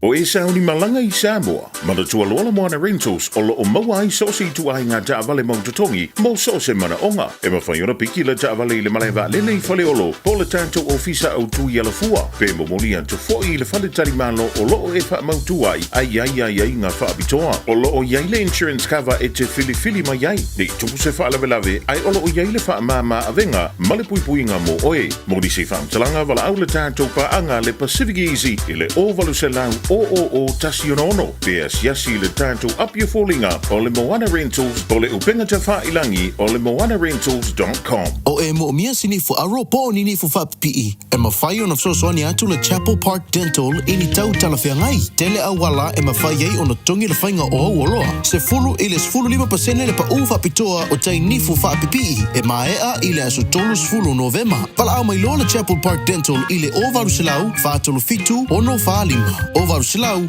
whaatolu fitu ono whaalima. Pea whiu mai I le tasi fast fulu Chapel Road I Flatbush. Pe tanga iane I le chapelparkdental.co.nz Musau appointment. Wa valu tausanga o lama tautautua mo tangata Samoa. Mo so mana onga tau palamba po le kesi wala au lo le Seal Plumbing and Gas. La tau te whaapipi na ma wha le leia paipa o le fale. Fale le tā ua. Boilers o ngā umu kesi. Paipa pe ahaliki maisi. Talia Wins Quotes. Wala au loa fui maono mai umpulusi. Ma Steve o le Seal Plumbing and Gas i le o lua tasi fituiva tasi lua. O lua tasi fituiva tasi lua. Tau iaina e whaafonga le Radio Samoa le nei whaasilanga e tōro se ai le se 10% mai le tau o le itu la mua o lau ngā ruenga. Mai moa I lau whetu Samoa, le au lakapi liki at mai tai Samoa. I le aso tōna I nei, le aso lua Novema, I le 5 tai le awhana 5. I le malai ale Go Media Stadium po o le Mount Smart Stadium. I lana ta alonga whaitaulia ma le Fiji Puli Kula. O le awanoa wha auro le nei mo lau whetu Samoa. Mo le ofiatu I le ipu o le lalulangi I le tausanga fau I Farani. Whaatau loa sau ticket I le ticketek.co.nz e tapo iai lau whetu Samoa. Ona tawalunga I le taalonga mata ina alii I le vao le Kiwis ma le mate maatonga I le 5 te le valu I le afiafi. Go whetu Samoa! Aloha, we're the Katinas, and you're listening to Radio Samoa on 1593 AM. Faitauina le upo le poto no le tautua matavela linga Fusi and Sons Funeral Services I Mangele ma Samoa. I taimi o mawhatianga ma whaanoanoanga ona o le maliu. Mana tualinga Fusi and Sons malana au nanga o le a whaamama avenga atu mo oe ma le ainga. Wala au I le telefoni lua fitu 5 tolu o fitu.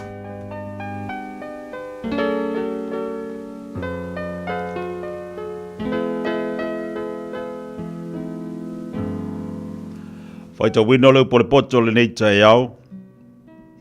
Maumele tu se le whaata oto lona mtau pumba mua. Smai al whaafonga le faita wino le awhionga le tua le nei tai au. O whaata auto Solomona le tali o tā vita le tupo Israelu. Ina ia ilo ai le poto ma ia o awina I langona I upu e ata mai ai. Ia mawaila o ina le poto ma le ami o tonu. Ma le whamasinonga ma le ami o sao. Ia watu ai le whauta I e whaingo o fie. O le poto ma le mawhau le tau le lea. E whalongo mai le tangata poto. E tupo I pea lona poto. O le ua mawhau fo'i e mau e ia le poto e pule ai. E langona ai le whaat oto malona whaamtalanga. O upo e popoto maala anto upulilo. O le matau ia iova, o le amatanga le o le poto. Ai ino tangata vale lea i le poto ma le aoina. Lo watali ie. Whalonga mai ia le ao atu a louta maa. Aua te tūla fo ina le upo a loutina. Awa e whaia mea mapale mata ngō fie i lo ulu. Ma mea asoa i lo ua. Lo watali ie. A whaia whaole ole i atu oe tangata ang sala. Aua ne e ususi tai iai. A whai lātou te whai mai. Tātou wō. Tātou te lama lama i le toto. Ia tātou taria ina le ua whai fua la nā mi o le lei. Tātou te wholola ina i lantou. E pei o le tuunga mau. Ia āto atoa lava e pei e o ifo i le lua. Tātou te mawai o loa tāua o malaba. Tātou te whaatu tumo o tātou whale i le vete. Tātou te whai whaatasi la tātou vili. Ia tasi se tanga tupe ia te ilanto uma. Lo watali i e. Aua tau te o i le ala whaatasi ma ilanto. Tau fio vai ne iui i lo lanto wala. Awa tau fetu leo lātou vai le leanga. Ma whatali se e sa saa ai le toto. Awa e vai fua le upenga, awa i loa e le manulele. Au i lātou ua lama i lātou i o lātou lava toto. Ua lātou tali aina i lātou i a lātou lava i oti. E whapenau i lātou uma o ena mata pe ai le loa. E ave e seina ai le ola o e ua iai. O loa langa le poto i fafo, ua leo tele i malai. Ua wala au o ia i le me sili o na taalili ai o tangata. O whaitu toa o le ai, ua whai atu ana upele, e ana upu le ai. O tau e whai ngofie. Tau te loto i ami o whai ngofie se i awhia. Ma e tau emu. La tau te fia le tau emunga se i awhia. Ma e vā le lea. La tau te ino le poto se i awhia. Le liu ma ia i la ua o inga. Whauta. O te lilingi atu la ua nganga i ate o tau. O te whailo atu a upu i ate o tau. Na o wala au. Ai le ima whai o tau. Na u whaaloa loa lo lima ai le ai se na whaalonga mai. Na u tau te ena la upule umalava. Ma u tau le ma whai i la ua o inga. O le mea lea. O te ata ia au ilo o tau ma laia. O te tau emu pēa o mailo o tau fefe. Pēa o mailo o tau fefe peise asio sio. Pēa o maia te o tau le popua ngāma le hatu atu vale. Na lātou wala au mai ei lea i a te au. A o au. O te tari atu wai. Lātou te sairi ili mai i a te au. Ai lātou te le maua au. Na lātou ino le poto. Wa lātou le mana o fo i le matau i a iova. Na lātou le mawhai i la upule. Wa lātou ino la wa inga umalava. O le mea lava lea lātou te ai le fua o a lātou wa mio. E ma ona fo i lātou i a lātou tonga fiti.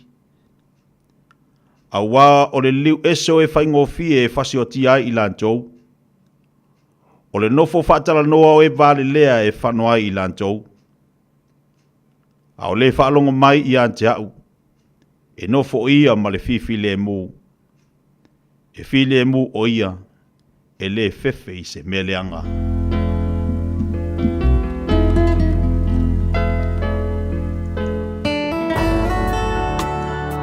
Ua Ua awina atu le upu o le poto i le nei aso o no le langolango mai a linga Fusi and Sons Funeral Services. Ua mawhai o na tu whātasia o au nanga tāla whea ngai i ni tautau ngō fia tele. E fsosoni atu ai, a o whea ngai oe ma le popole ma le whememea. E mori whātasia atu ai ma wha mai senga, ma wha mawhana whananga mai a linga Fusi and Sons mo a inga uma o Samoa ua whea le maliu ma le oti.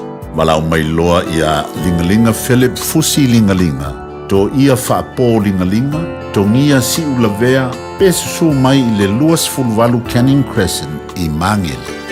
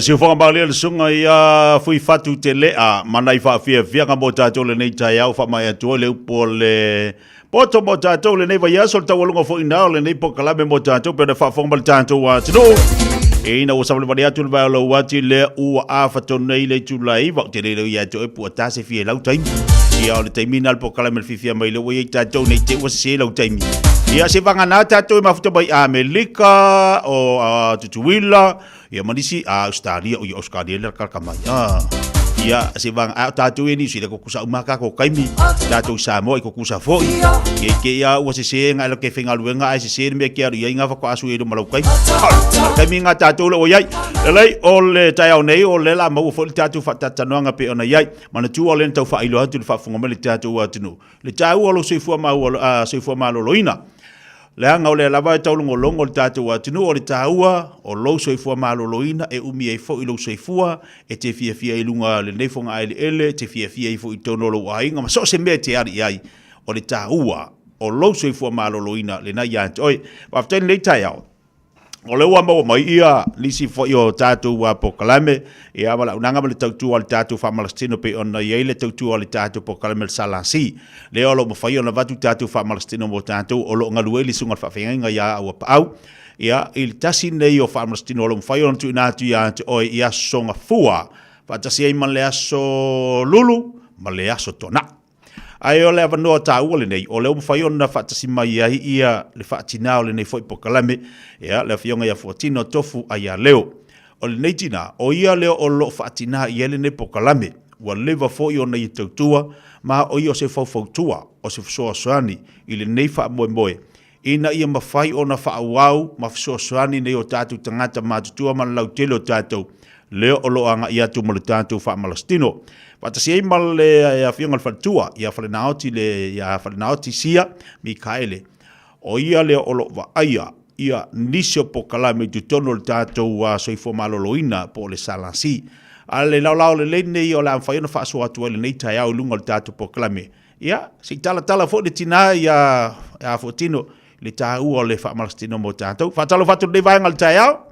Ia, lau whionga fotino o tofu ia leo, e basi fot whatua ia Whanau tisia ma alor se fua manuia foi lau sunga whawhenga inga nei tai au au pau whatalo whatu malanganga whalalo tātou pokalam.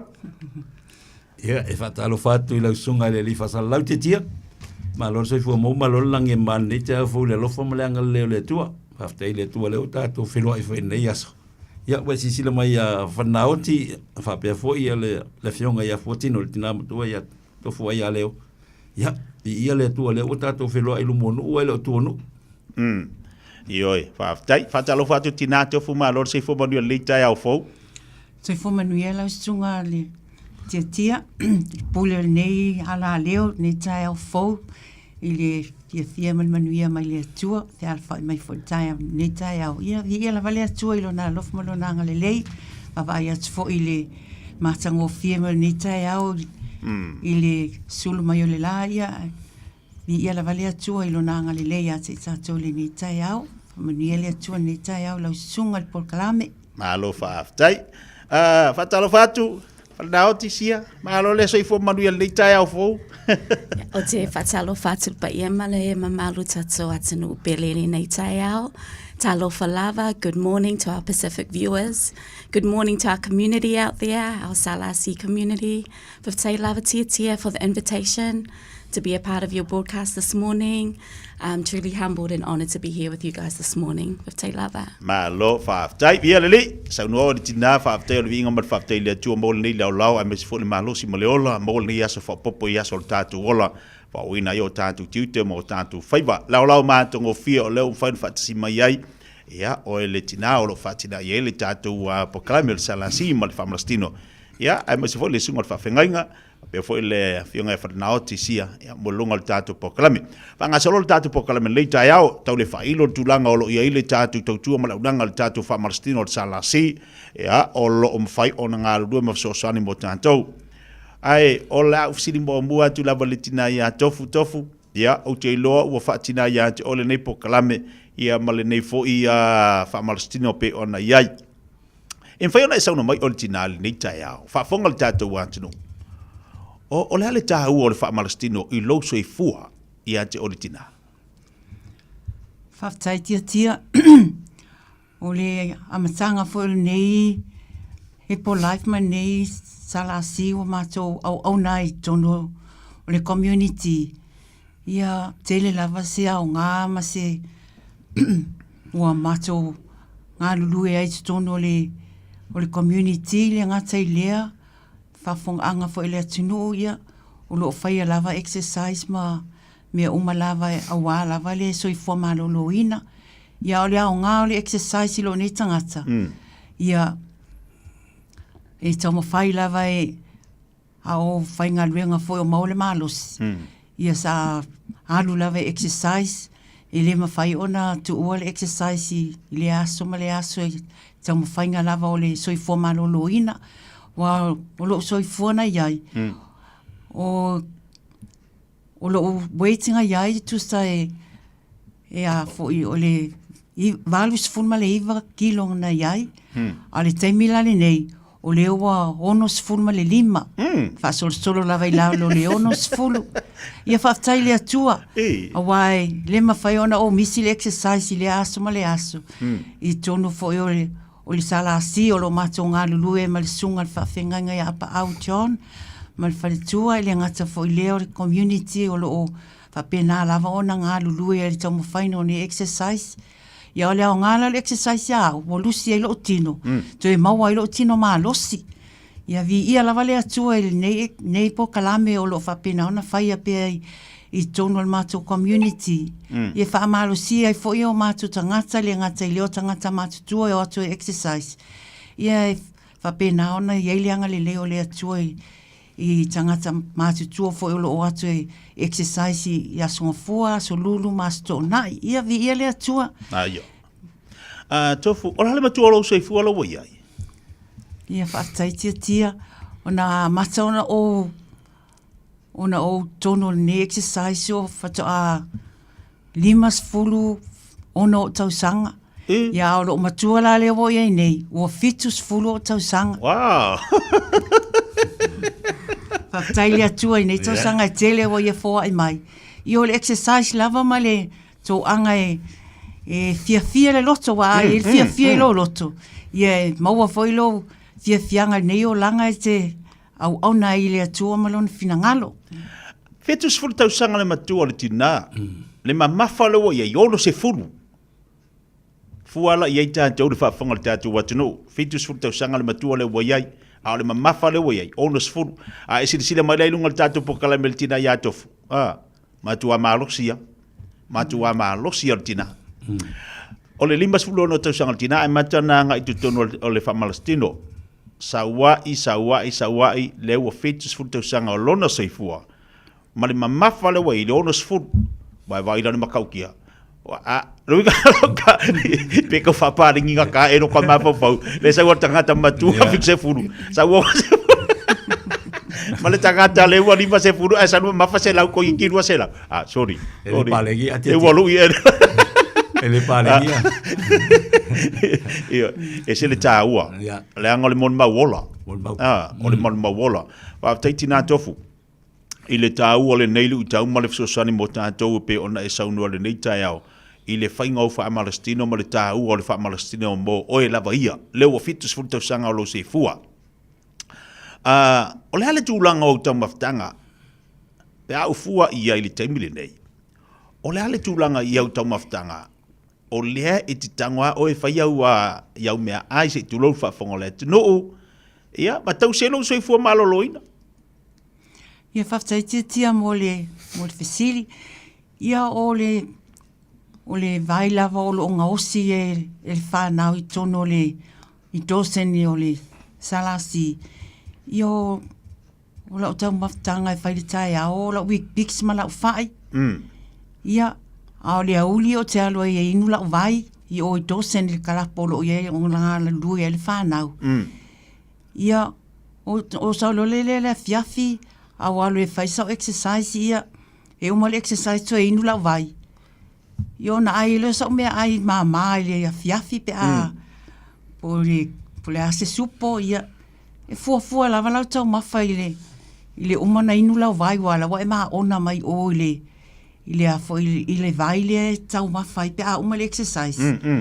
Ia, na e saulona i le fale ia, e te iloa lava e oe fua, pe inu nao sau ti, pe ai sau, me ai mama, po sau biscuit, ia po na foi e, tasi lava le vai moa ma sau supo e inu ia, o na umai leo le po, le afiafi, a le tele lava o aso tia, e le temine lobo i eilo matua, pe tale ono a faisa me Lea tau ai. sami Mm, mm. ia i ono walu la ia le i o le exercise ma inu lau vai ia ono saulula ia le o moe o lava nami ai moli nei aso O aso lulu, aso ngafua fai tatu wha malastino ma so to nai. Le fai tatu sumpa ia masane no fai.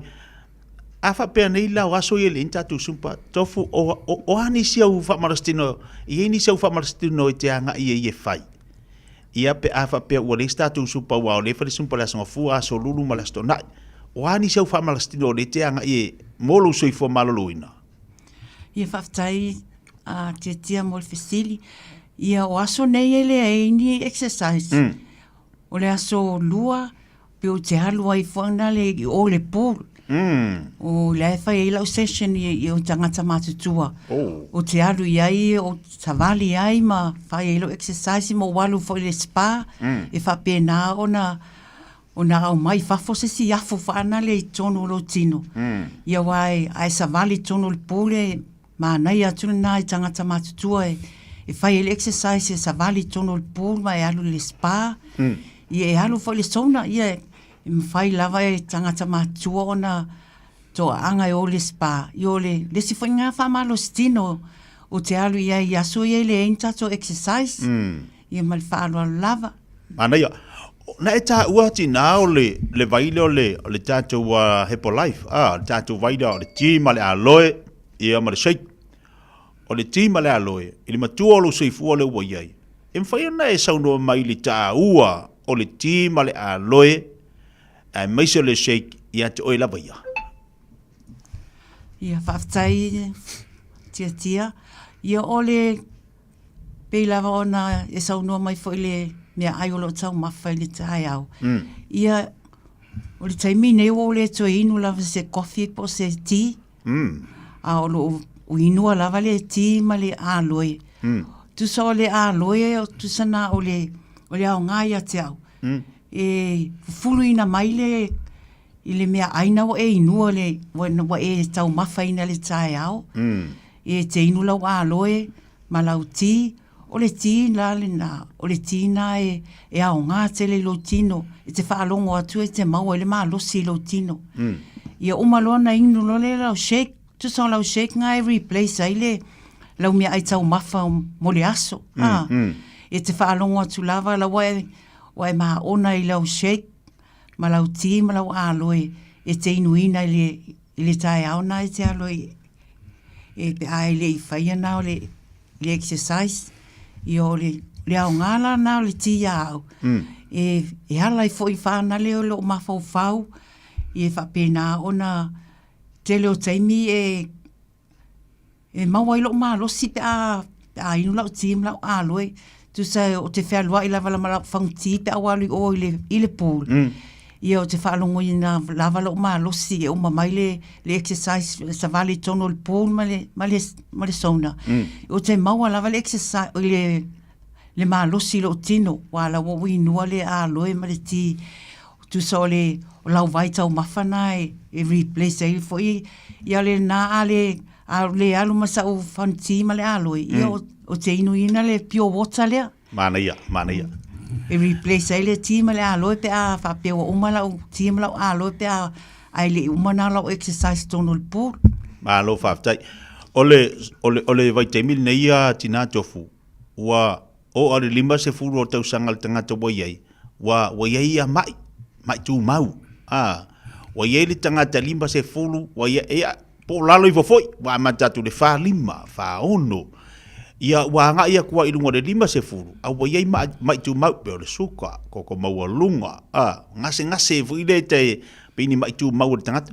E ni mai tu mau sa e mawai tina. Ia whaftai tia mo whaasili. Talu lava ona o whainga luenga ma o mo menei vai taimi.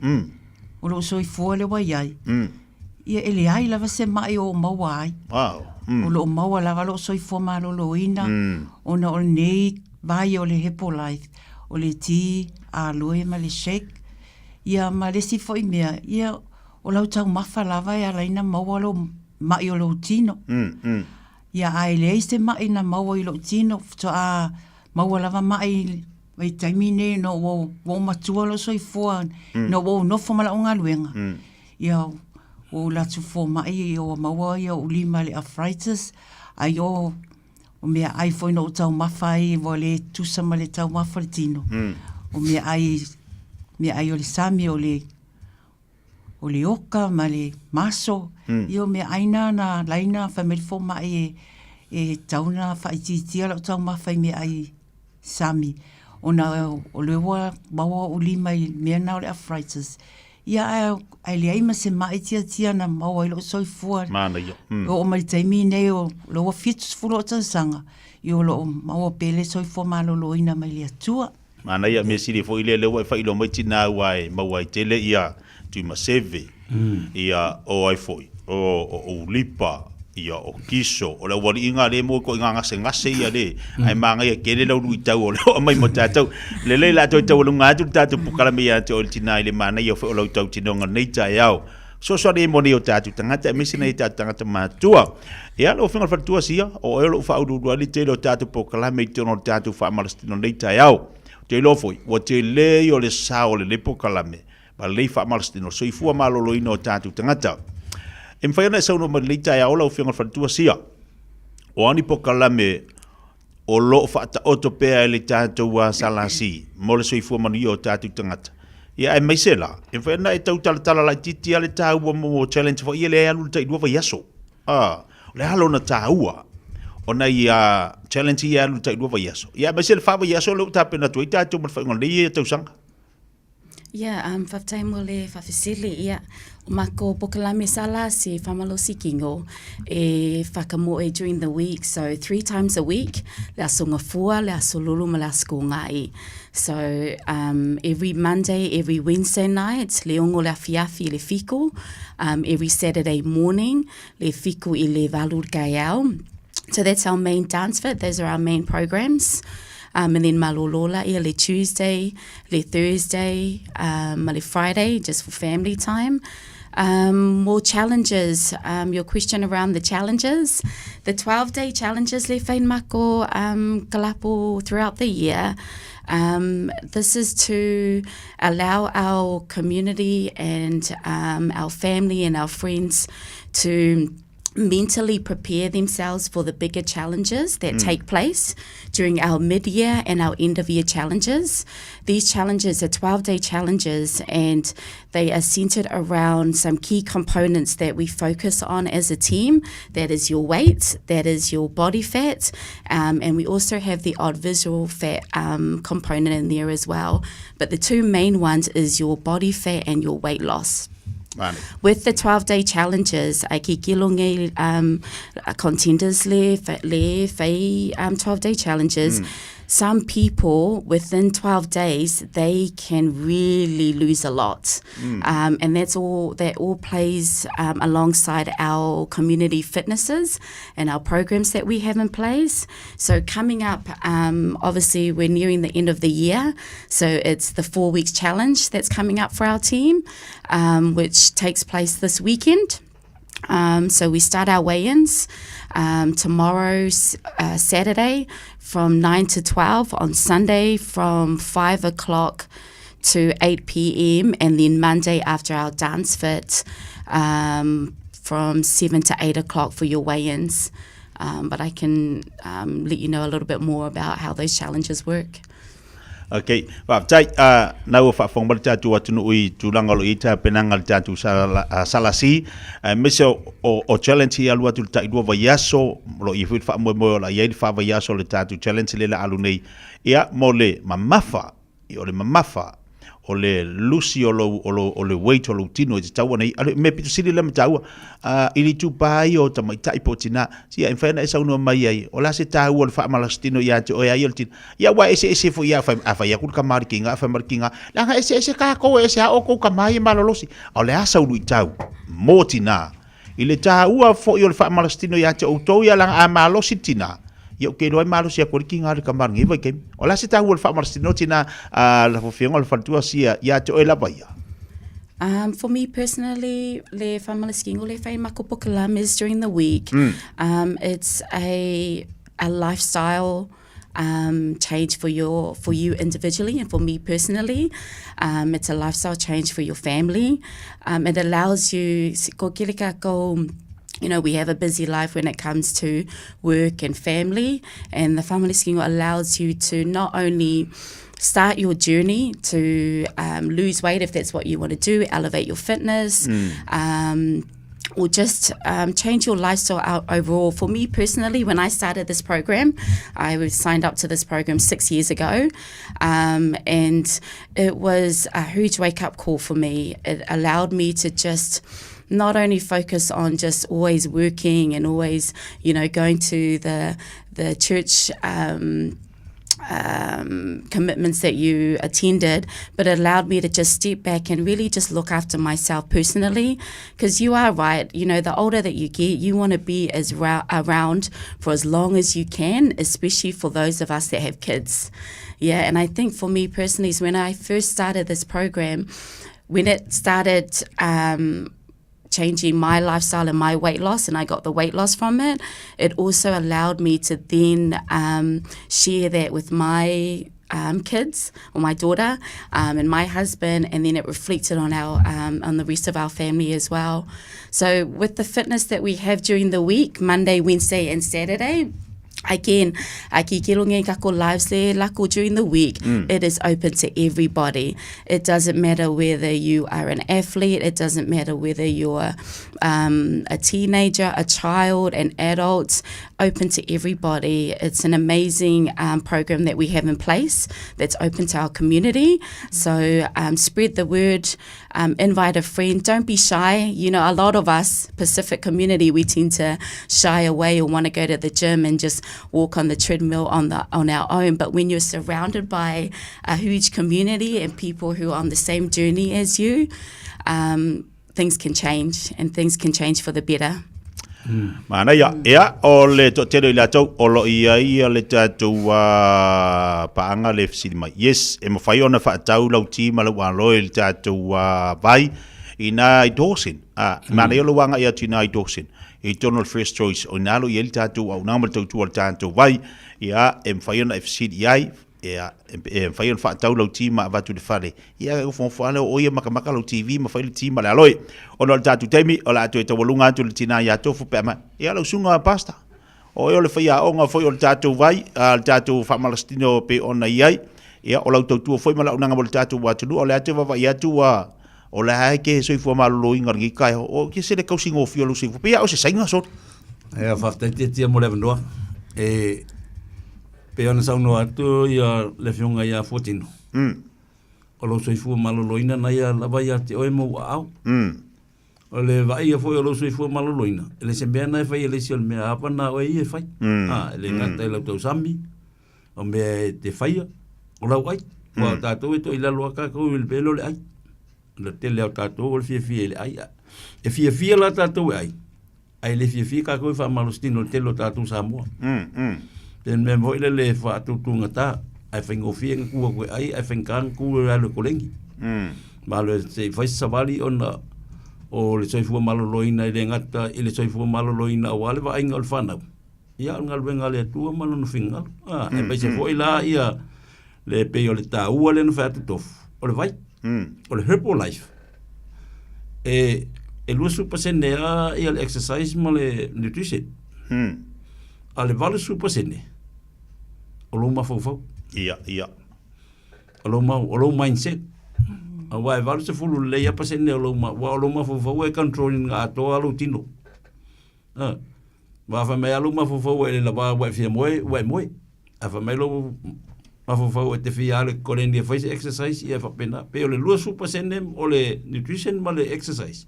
Al valu su pasene na ia o lo mindset. O lo ma fo. In me fo na le ona fa ngo fia lo ma fo. Langa no pe no fo mtala. Ele whingo whir sa walinga walanga o ilo Herbalife. Lena mo wail so swani mo au gaming o lako lapi. Ia mai se la pe a whaisa whamtalanga i lo tolua. Polo tina o whanau tina tamaiti. Ole te tia lela whaila utala lea o sa whafunga paisesi o mau waili kanesa. Whina i eftangisi waleisi whamoe moe. Langa o lo faltua. Le la tau atu po tina o lo whanau. I le tausanga lua fe lua. E le se tautanga whaingofie i a te a umar sa waringa. Ona, ma te atu e se ake whamai o maua kane sa susu. Lai whafunga mai tina. A tonu fo ila o le lu ilea. E le ngata i lo whaatua tua. I le atua. Peo lau tala le whea kue mwhainga e whako kua wha moe moe o le atua wha malolo. Ai ale aisa unga ruenga e whaia. Nuinga lai whamai ria tumaloa. O Timoteo. O le whako kua la ngai make. Mo kua make a. Langa ngā tau mai loa e il fo mai ua that nouslo mato ainga ile kane sorsusu. Ua tau popole le tina le ainga. Ma ua te le la whaina ila utitilo. Ono o ia le source of income o le mato whale. Wa o ia e te le longa tongi e te au. Langa o ia stasi o tamai tai fo mai. Ai ina ua alu o te whatua tua i le tua e mawhai e le tua n whamalolo.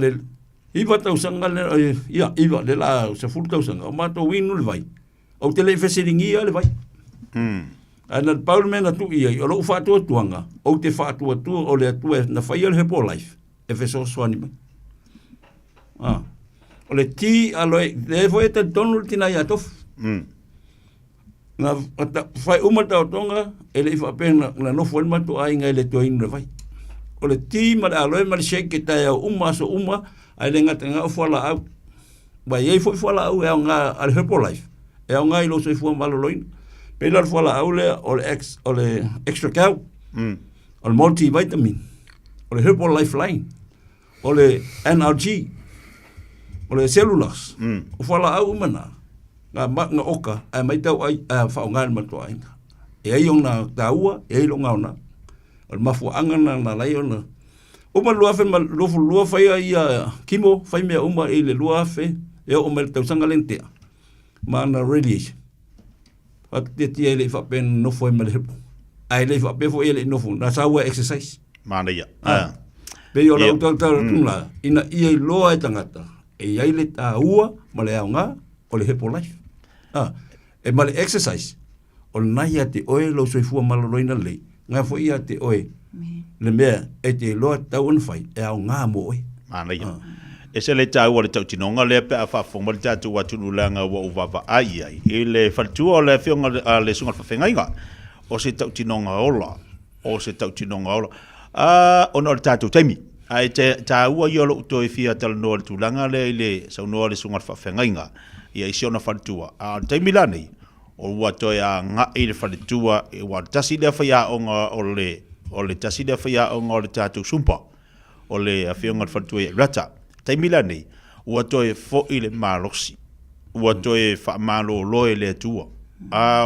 O se tautinonga ola fo ina tautino o le whaletua. Ua matua i langona le talafui lea. Au e te tala noa negative, positive lau tala noa. La nga o nga lue le tua ya te oe matato uma e ala le whaamalo longa. Ono le tatu teimi mātongo fia le whaasol nei vāianga le tai au, ma nia tau tinonga ola i lunga o le tatu tai apokalame, e ona whaasol tina ya tofu, ai maise ai, o le tau tinonga le sunga le whawhenga e ala i lon whatua.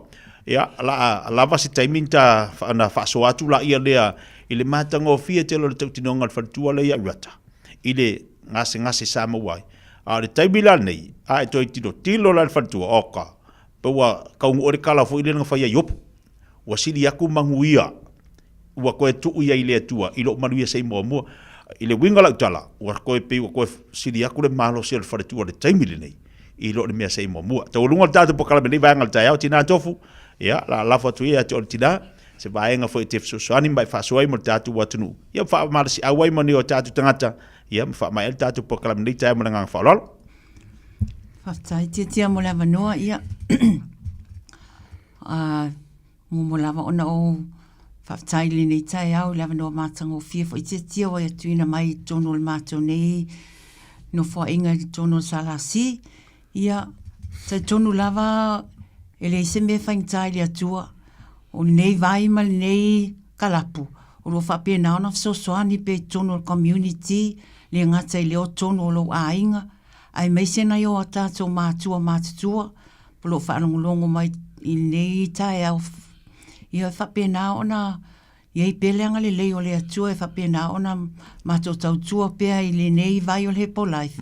E a vea lea masoi fua malolo ina, whaatase malau exercise, whaatase fo I malau mea tau mafa, wa mea tau mafa lava e o le pona voina o isi e ala mai whaamai tono o lo tino, ia a o le vai lea mato te ngausia ma le I tono le I dosen male mato team le nei o lo maso nofo atu ia o le vaile na o lo maua I soifo malo lo ino nisi le ngata fo I lea tele lava ia whamanianga o lo maua mai tono nei vai le ngata fo I lea pe lava on tau tino atu ele sunga whawhinga ngai a John ia ai fo le mafua anga na laino tatala nei vai ona o sio mato tina na mai le tual fale mai. Fitus fulu limo na tau sanga fai mai o le toe au ngā yes tong fiti. Ia o le suela o le nei whanau ma o sue solo mai le vai isi tangata sa lato ngō sia le vai mua. Yo le nasa whapena ona manuia I sio mato tina I na o atu le valus full valu on tau sanga o lo so I fua lava ia umai lolo so I fua le valus full valu on tau sanga ia le mafo anana na leina tatala e le atali fo ia sumana I le vai ona o sio mato tina na amai tual fale mai wa le au ngai stong fiti ia au le songsonga lava le atali sa fa pena ona halu solo e su e mai le vai ia tu sai sau e aluna I le tae ao ia ma o maseu. Ta male e ngosie le vai o ia tui o dosen. O ie alu le fiafi pe atu ua melea o ngai e su e solo le vai e mai ave e ino e tau mafa e sio mato tina.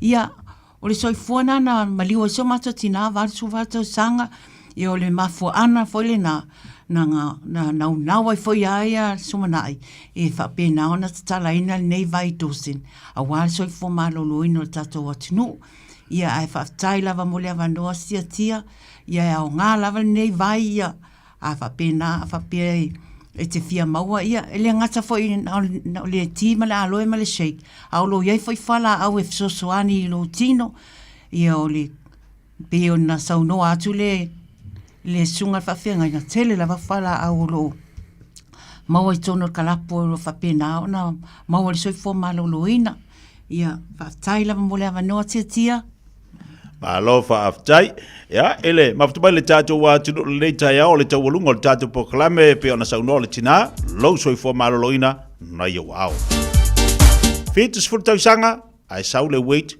onos furu le wa iai Lui tau te lele mo tātou le nevai taimi I oe ia tautua nā mā oe. O la tau Moses whapoponga lepo kalame mo tātou I staimi o se aso mua mua. Ai tā ua lo seifua malolo ina o se mali taimi lo wati 5 minute tēnei le tūlas fulu.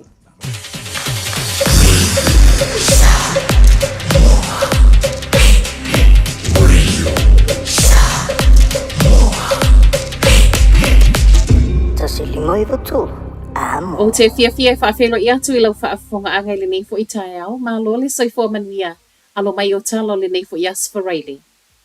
To mua atu I talo le tae au, wa mausali le malie ngā tau fi whaatau wa inga tele ni usila mātunu e ono I sa sae tu tonu, po o atu nuu nei le Gulf Cooperation Council. O le malienga le nei o le alea I aise tiu te totongia mo le ivas fuluiva pasene o oloa awinatu I fafua ni usila I le umi e silia ma le sefulu tausanga. Wasa waile mai asaini o le malienga o whaatawa inga sa oloto ni usila ma le United Arab Emirates I le masino se tema. Mai le tausanga I luafe ma le fitu I le luafe ma le iwa na amata whaatala noa ma whaamai ai feuta na ingo le malienga le nei peitai. E le isainia ona o nisi o suingo ta iala o malienga tau fi whaatawa inga I sa sae tu tonu. Ma o lea sa ia o mai le luafe luasfun ma le lua na toi la langa mai ai lua ilunga. O le malienga lea wasainia ma whaamautu I kata le olo o iai le minister fi whaatawa inga Top McClay I le vaiaso le nei. E whaatu saina e sidia ma le tolu piliona I le tausanga ma olo o iai tonu. Le lua tesi ma le ono piliona o loa whaatawatu I fafua ni usila. O atu nu e ono I sa sae tu tonu o loo iai tonu o le malienga sa oloto lea wasainia nei o Bahrain, Kuwait, Oman, Qatar, Saudi Arabia, ma le United Arab Emirates, ma o lea whaatoʻatali tau mawhainga walata i le 20 tausanga o tau mawhai mai. O leo wa i taimi le nei wa au siai se maalienga tau whiwhaatau wa inga a tunuu nei e ono i sasae tu totonu ma se a tunuu mai le tātou i tūlangi. Wa ave leo le tamaita i New Zealand na tau nuu i le malaiva alele i sini ma ana fuala au whaasaina. Luas fun malitolu tau sanga le matua o le tamaita i le nei ma e whaapea. O lea na sau mai le vaa na sau mai Singapore i le aso ngafua le vai aso le nei. O methamphetamine wa toe mō liai nei, e whaapea o lea na tau mawhai e avatu whaanana o ni Chinese tea. Ma o Chinese tea fo i nei e 5 pepa le e whaapea na au wala tu wai. Ua tatala le poloketi fo ua whai ai Porirua e lango ai tangata Pasifika. O le poloketi le nei o le awa whale, e sa waile o atu le tolu se lau whale whau i sasae o Porirua. Ma o lea na whai a umana na fisau ningo le suo ino le ele. O ni whale fo i o lo o fua lo na whausanga i mana onga o a inga Pasifika. Wha maumaunga o le tūsinga i ngoa i le lua tolu na sawai. O le lata i le 70% o tangata o lo ono Northway Cannons Creek i Porirua. O le silia ma le afau i lato o tangata Pasifika peitai. O i lato fo i nei e le o iaini whale motu. O whale nei o lo o sawai ma le tala. O le atau ma whai a whaatau ngō fie ma o se ngā luenga tele. O lo o tū malo se le whai ngā malo a New Zealand. O le matanga luenga o tangata Pasifika o ia leo le angafa ma le poloketi le nei ma le whaasoa ino tupe. A o le Central Pacific Collective o ia leo le afa atau taia polo kalame fesoota ai male poloketi lea wa amata nei. Whaawa o peo na pa ule tau o whale le maketi o whale i totonu o le atunu. Whaamamonga nei ale CoreLogic ma ilana Home Value Index o loo i loa ai e negative 15%. Ma o le whaavalua i lea sosoo o na pa ule tau o whale i New Zealand. Peita i ewi o loo sau i lalo, o loo atangia mai i whaamaumaunga o loo telengesi. O Wellington e leo loo mai tau waile te leo le sau i lalo le tau o whale i le masina tālu wai. Sosoo atu wai ma au kilani whaapea Hamilton ma tau ranga. Ai mōkala i estete o leana mai tau wina le alu i lunga. Whai watu i tala mai Papua New Guinea. E le o toe ma mau whai al pahalemene o Papua New Guinea le tonu o le whaatu mau o le ave ese o la fonga tutongi mai o loa. O la fonga o tala noa ina i patino lea i la fonga o lo tutongi i tau o loa ma au nanga. Reporti a leiti o whaavau maalua New Zealand o ta uai wa moli mau nisi e ta tau ia Papua o na whaata ita i a fiti o na o leo o tau ngata tele le soifuanga. O leo lo o whaasoro le tala noa ino le neima ta upu i tutono le mautafono o Papua whaatasi ai mailo i longa o lana paketi. Whaiwa toi tala la Radio Samoa, manuia le ulua i aso le nei masina. O le Parkinson and Bowel Skill wa silia mal se lautau sanga lana tautua i le ngao sia o maafa manatu anangata. O tau sa ili se maafa manatu mo se pele ia oe. Le Parkinson and Bowel Skill na amatanga o sia na maafa manatu. Mai le afe valu se lau valu ono. Pala au lole o valu se lau, fitu tolu tolu, fa tolu tolu. Be emaili le info@parkinsonbowelskill.co.nz mo nisi fa amtalana. Mai moa i lau fetu Samoa, le au lakapi liki at maitai Samoa. I le aso tōna i nei, le aso 2 Novema, i le 5 i te ai le afana 5. I le malai ale Go Media Stadium, po o le Mount Smart Stadium. I lana ta alonga whaitaulia, ma le Fiji Pulikula. O le avanoa wha auro le nei mo lau fetu Samoa, mo le ofiatu i le ipu o le lalulangi i le tausanga fau i Farani. Whaatau loa sau ticket i le ticketek.co.nz e tapo i ai lau fetu Samoa. O na tawalunga i le taalonga mata ina alii i le vao le Kiwis ma le mate maatonga i le 5 i te ai le valu i le afiafi. Go fetu Samoa! O le A1A Tree Care Limited, lato te whaia au onanga nei. Teu, whamama, whangata, pe ave sea li la au mapongati mai lo whanua. E ma whai fo na latu te wina lau tonga la au matoi tatou. Wasilia mar se fulu tau sanga o lana tautua. Wala au loa le A1A Tree Care Limited, le olua tasi olua o tolu ono o. Olua tasi olua o tolu ono o. O e mawhauwhau po le ale isi la asanga fau e tatau na e a ngai i ai. Mawhauwhau e toi fo i lea onga pe su e sau ngā luenga a ele i lava lo te apena. E mawhai le OCA ona fesoa soani ia te oe e a matalau la asanga fou ma le mautinoa. O le mātou polo kalame fou e au fia i le whāwa iaso suenga ma e o atu i le sefulu lua vaiaso o fesoa soani wha au popo. Mō nisi whaamtalanga le sitale le go.oca.nz/ignition Oceania Career Academy o Lolu Manai e a mata i nei. Leo to tali mai tātou pokalame le tai au ino mai atu tātou tala i vai whanua le nei fo ia unanga ma le tautua. Ala le whantua ia salwa maasimino le toi whaasalawina pe ona ie le taulunga mo tātou le nei vai aso. Taime le wati 2 minuto te nei le tula sfolo. Toi whaabalo atu le tātou atinu le tai au ma lor se fo manuia ma lo fo ilanga matafi. Ma tango fia le suru male la. I le nei fo ia aso fo le aso whale le nei. E se le au le lei o le sawa le lai le aso mua mua le nei o November. Ia a o le aso whalai le fo le nei e taualunga ai tiu te mga aluenga le mamalo tātou atinu ma tātou umalaba o le afa mai anga aluenga le aso whalai le. Ai mo ila tau e whaawau mo le aso nai. Ile ai le ase meo le ai tau wha mawai e fu le aso whalai le. Whaawau atu mo le aso nai.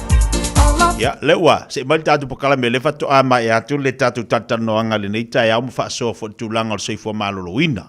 Ya le la tatu o mai la fa tatu supa vai da manga le nai fa fofonga le lei mo fa longo fo le taua o le moli mau le tinale nei tai o le ngai lava ka fa pa le ngelo ma fa le fiku se furu ka usanga ba le ongo se furu le wo ye le mafa vai le alu lungo tau sanga ai se mai mafa le tinale le ono se furu o le makua ia esa o le kala le si o le makua ilu ia soli ia ma o le a ko sa fa se fu ai o ia ele a ko so di ma se fu ele la la gigi o ke fa ko na fu ku ka fa yo kala wo fa ko ele a ko so fa se fu ele a ko so di ma se fu ai o le mama fa le o le ai lunga le kama fu ile le se la mure o io lei non ko se la a fu ala ia ile fase la u le tere lima se fulu ma le fit se fulu tinale ia ngo winga o ko se fulu ka usanga va o ko lima ma ilo wa ke le ya pongo ke mo fo ya so fa ma ia o ava ko odi e wa o le mama fo ro ki o le fa un cavo ga a velo tino wa ai le la o ko lunga lima fulu wa o ila le ficus fulu kilo pa ko le malo sertina va ko so fu malo lo o fa tai wa fa tasi malitina ya to fulanga o ia o lo fatina i wa le va te le fontina i le pokalame e ha mal le tatu fa malastino a fu ala ia a fa malitina ale ai ana fa malastino i sumpa le fa ia so lo va ia mo lo le va no ia le pu le pu le nga fa il pa la ngir pu la nga funga nga lenga fa ir para ngir swimming pool in New wa ka ko sa mo ele be fu ai fu be le lenga ka ko de ko angal pool wangal pa mo le swimming pool al hotel fo ka la ku ya ala al swimming pool ngi e nga ko lengi ai e sa bali lalo fa exercise lalo ya alu le spa pool fo le no fo fa bebela fa afu alu ko ngol song ngofo fonga le sta fa afu aga saving a maidor ko ingal lo makua Pakadia aku lalang aku lau fala isa mo lalang aku lau fala soal le pul fa merkalo ko malalo ge ke basa gi ngabia ele vela mai ngai fai el me venga le fai ngai avakus ia lom ko de ko inga so wala ko yo swimming pool do ka te fa me ya vai la fulu ipu ngai me fai so ngabia e musu e alku sai musu musu e halu le lo maku e sitina ya lu se ka ele o swimming pool mo foi sanga exercise al fa ada vila venga ka ku mana ia te le tau tinonga tina ni tai au e se le mana ia te le tau tinonga tina lo winga so i fu malo loina tatu na yo au ta pena mal tatu fa mal stino ni tai au tatu sumpa e la fa tatu sumpa to anga la ia fa di sumpa bele ali ke bele ka un fa ka ia tu me seve uripa kiso ia fu la ia wa ku me seve ma lalu ekul vai ia to ia la wa tu me seve le wa fia le wa on se fu po on kasi lei po on ko aya san aya uri pa paula ngar ka ai vai uri pa le fatu alimas fu nei uri pa le fatu alimas fu nei awalo se la wo ku ki ai vai nei la tino uri pa termine ku so pe ko kasi li krisi masi le la sauni ai abaka ngalor ka usa fu avelo fa ka kama ku ko kasi krisi masi e lua ia e lo ko biki e ko kasi krisi masi Ia tatu vavaila ia kiso. Ia. Ta sile tangata fo ile wa tatu vavaila ia kiso, le se kiso ia eli ato se limas furu. Ia. Ia vaile fo ringa te mine wa mata na ma no minumi ia si umaka mo. O makua foi leus. O makua popole. E ko ia ku batse pe ia wa la ko kasit kausanga pensionga. Ia. E wongo fa. Na. Ai langa taua, tatal noa. Ai langa taua ia le vaenga le watal no itina. Ia. I tau maftanga o le to anga fai fa malo sitino o le puti le ko ingu se kofe. Le ko ingu se kofe. O le lauti le pe o le male aloe. Awa pe o yesi o mana o vai isanga lauti mo sanga afango aloe. Ia o na vili melo ngu mele le kango kua ilalo. Le la. O lua fitu lima tasilua lima valu valu tasi. Peke la kule sa wa tala tatu vai mai le songa fua ka ule sa. Le sala ia o matunga fai le tatu vai le sa. Ia la kule ka kalngo oma mai te ki kilo fo tinale ainga. Le na fai atu tau ia tatu ngonga nei aso. Ia koe ki kilo le ia mai ka ole fika ia. Ia vai la ia ori. Ia ori. Ori la te minei tatu fuala ia ori le fato lima iva ia. Kua lima sulu ori. Ele lima iva. Ia ai vai ngi fo ringo ori o ringa ka ka pension. Ole va pension. Ngo makoi fo ringa. Ole va pension ka ori. El mea ko ngi makoi fo ringa o kausanga makwala iki. Sorry. Ia walanga. Ia nga ori le o kango ka kala pension lo ko ya sola. Kala. La mereka ko sumpa. Mereka ko sumpa. Ko sumpa. Lalu ka ko sumpa. Ia. Saudua ka ko. Se iba ya kula. Maka ka ko sumpa dei jayao. Bailunga. Bailunga. Ia. Fa o mayo wao. Fa ia. Litasi Brown na Glen Eden. Ia. Fa o mayo ko au kasi. Lua. Mangaya. Kua. Ia. To anga fai fa marstino tatou. Alak. Ia, fa la poa. Lumba, kas. Au te au ngata tu lo fa fonga tatu watu leita yao. Si kango ko anga fai fa marskingo. Kas. Lua. Gol. Talofa Toto Sue. Lima, ia, lunga malalo. From Germany. Si amani de vatsmayai. Golu. Fa. Lima. Ngaya. Wait, kas. Lua. Talo fo se mangele, la fe ngai mangaruenga. Luma, ya. Ko se lumba, kas. Ngaya. Lua, ko fa lalo kas. Lua, ko esilima. Ta tau ba tu ol va bavea fa maskingo e. Ya, nunga malalo. Vai fai malia ta tau. Lua, ko ka bilo. Ka bilo ya au kafa. Kas. Lua. Ko ya. Mangaya. Kas. Lua.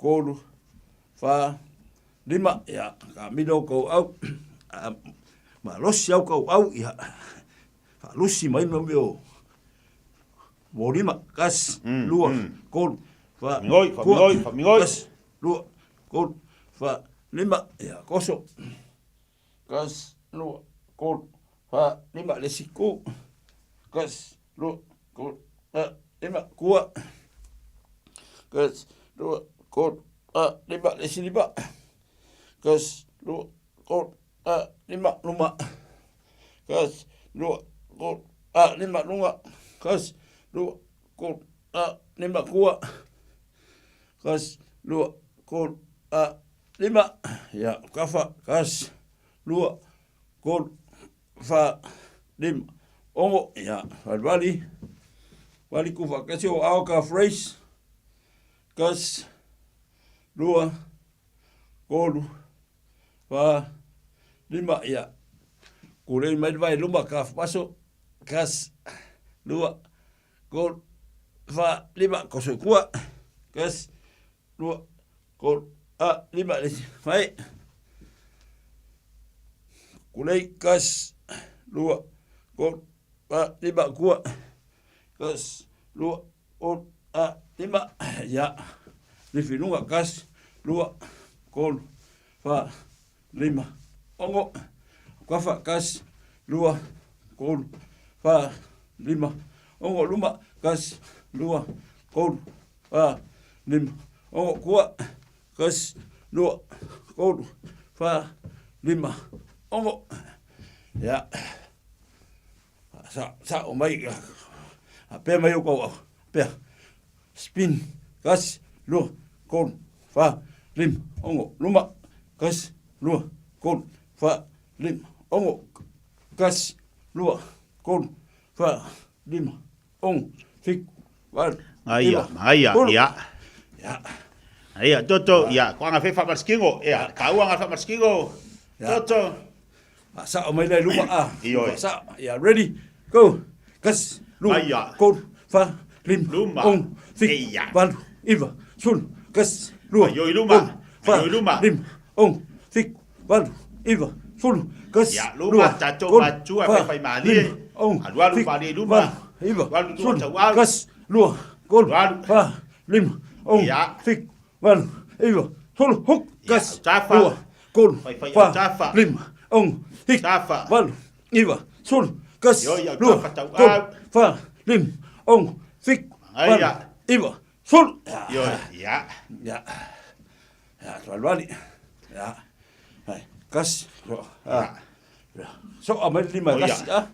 Ready, yang balik. Ready, go. Gas, lua, kol, fa, lim, ong, fik, wal, iwa, sul, gas, lua, kol, fa, lim, ong, falolo, balik. Aya. Fallo. Kau Go. Ready, go. Gas, lua, kol, fa, lim, ong, fik, wal, iwa, sul, gas, lua, kasih luma, lim, ong, kau luma, wal, iwa, sul. Kau luma, aya. Ya. Wal balik. Kau ngoi au kafa. Ya au kafa. Kalau mengawang aleu. Ne yo oi. Yo. Wa pe yo fa pe. Ya. Ready? Pese fainga. Apa kira ya mau lalu lukun? Awal. Ready? Go. Gas. Lua. Kul. Fa. Lim. Ong. Fik. Wal. Iwa. Sul. Gas. Lua. Kul. Fa. Lim. Ong. Fik. Wal. Iwa. Sul. Gas. Lua. Kul. Fa. Lim. Ong. Fik. Wal. Iwa. Sul. Gas. Lua. Kul. Fa. Lim. Ong. Fik. Wal. Iwa. Sul. Gas. Lua. Kul. Fa. Lim. Apa pe ke sa fa yo chama sina ya pe. Sul. Apa pe? Wa ba. Aya. Ya, vai lá. Ya. Kau filo mengapa? Ayah nunggu lima. Filo kuat. Gas and twist. Ready? Ya, go. Kau batua. Gas. Mil fa pe. Lua. Kul. Mil fa pe. Fa. Lim. Ong. Fik. Wal. Iwa. Full. Gas. Lua. Mil ah. Wah, ke sa fa ya mil fa pe lo tu. Ong. Tau ngabale. Wal. Iwa. Full. Ngabale. Gas. Lua. Tau. Kul. Fa. Vale. Lim. Ong. Aya. Fik. Wal. Iwa. Full. Gas. Lua. Kul. Kafa. Fa. Lim. Bilo fa fa ali ai. Fik. Vale. Iwa. Tau. Full. Aya. Ya. Vale. Ya. Yo, follow ba ya, mau tangata matutua e follow ba ya wa la maloso ya basta. Saula lu vai. Ya. Sa olunga, olo. Ready? Go. Gas. Lua. Kol. Fa. Lima. E anga fo de ko lima dulu. Fik. Valu. Si. Iva. Lunga. Fulu. Gas. Lunga. Lua. Kol. Fa. Lima. Vale. Fik. Valu. Iva. Fulu. Iya. Kau lusi lo mo. E que sela ya. Kau lusi lo mo. Ya. Va Vale, bien. kau dalo mangaba ya. Va bien. Aku ke fier kau lo mangaba. Ready. E lo wa ka mangaba kau waru idalo. Ready. Go. Gas. Lua. Kol. Fa. Lim. Ong. Fik. Van. Iva. Sul. Gas. Lua. Kol. Fa. Lim. Ong. Fik. Van. Iva. Sul. Gas. Lua. Kol. Fa. Lim. Ong. Fik. Van. Iva. Sul. Gas. Lua. Kol. Fa. Lim. Ong. Fik. Van. Iva. Sul. Gas. Lua. Kol. Fa. Lim. Ong. Fik. Van. Iva. Sul. Gas. Lua. Kol. Fa. Lim. Ong. Fik. Van. Iva. Sul. Gas. Lua. Kol. Fa. Lim. Ong. Fik. Van. Iva. Sul. Gas. Lua. Kol. Fa. Lim. Ong. Fik. Alunga lolo. Iva. Sul. Kas. Lu. Lalo. Kun. Fa. Lim. Lalo. Ong. Fik. Lalo. Iva. Sul. Kas. Lu. Kun. Fa. Aya. Ong. Fik. Lalo. Iva. Sul. Kas. Lu. Ya. Kun. Fa. Malos. Iva. Sul. Kas. Kafa. Lu. Kun. Sao yo kafa. Lim. Ong. Ngabale tapatao ngabale. Iva. Sul. Kas. Lu. Kun. Fa. Vale. Tapatao. Ong. Fik. Vale. Iva. Sul. Aya. Kas. Lu. Kun. Vale. Fa. Lim. Ong. Ngabale kafa. Iva. Sul. Ya wa va la maria. I. Kong. Que se la ya. Kong. Que se la ya. Ya. Urunga yo ya que se la fo. Squat. Ya. Alu lalu Ya.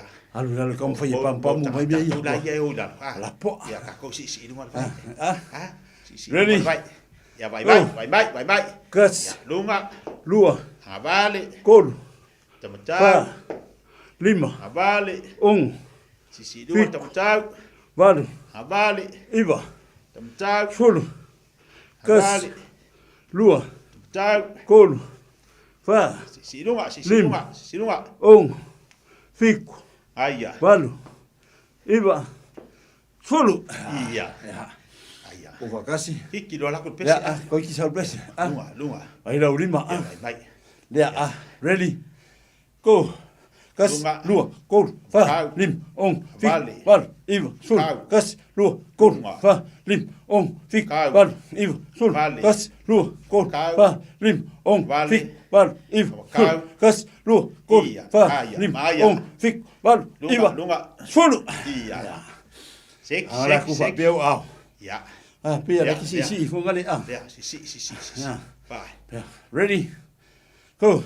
Kas. Lua. Kol. Fa. Lim. Ong. Fik. Vale. Iva. Sul. Kas. Lua. Kol. Fa. Lim. Ong. Fik. Vale. Iva. Sul. Kas. Lua. Kol. Fa. Lim. Ong. Fik. Vale. Iva. Sul. Kas. Lua. Kol. Fa. Lim. Ong. Fik. Vale. Iva. Sul. Iya. Ya. Usa kau koso hape kau. Koso ringa le la ko pese Ready. Kasi. Go. Kas.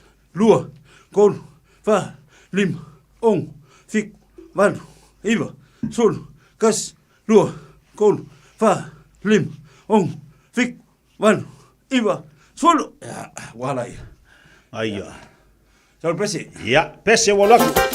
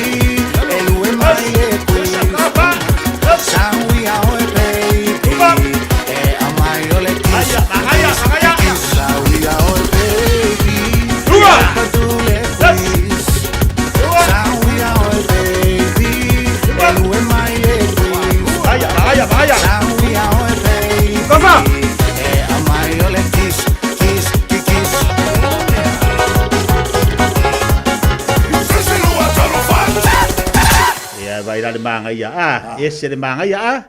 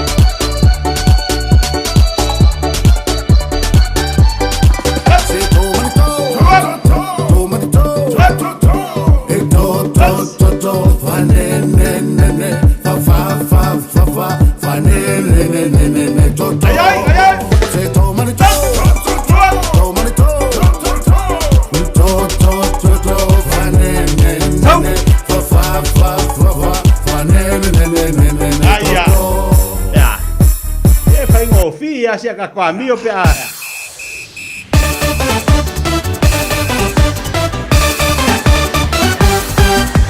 Shake my love, she vai fine shake.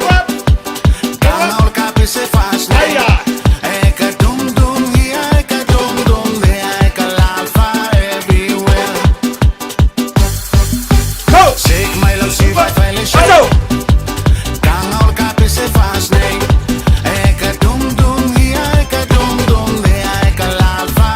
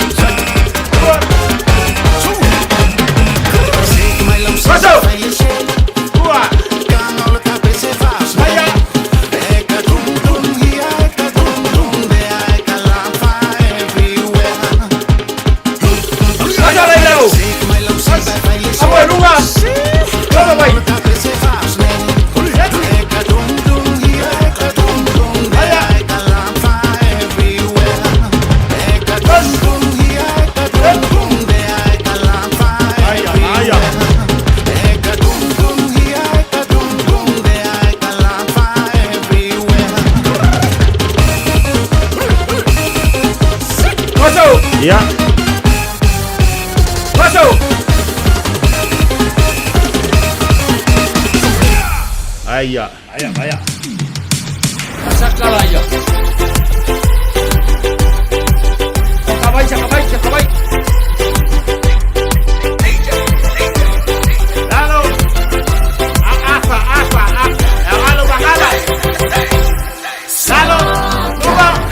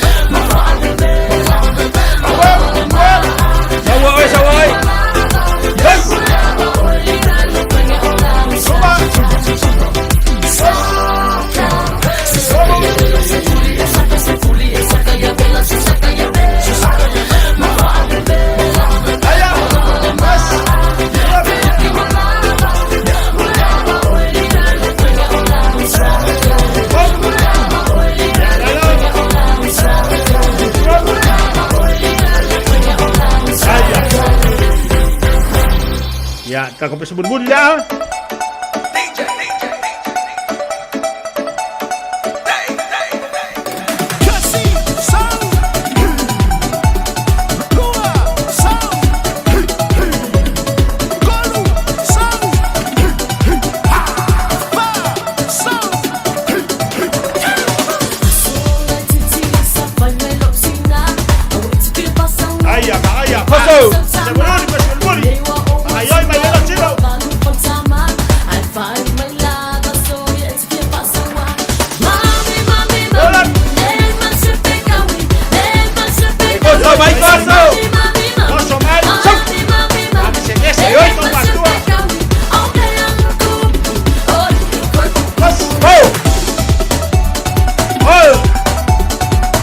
Guapo.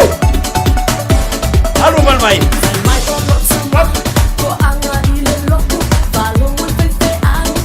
Halo. Semua.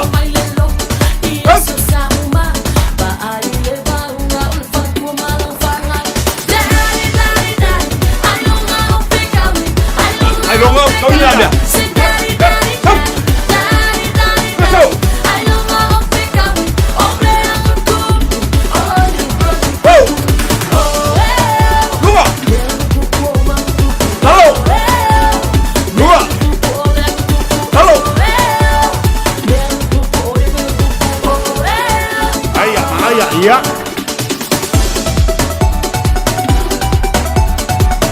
Malo, Mangaya, ¿qué le? Agua, el fallo Faustino.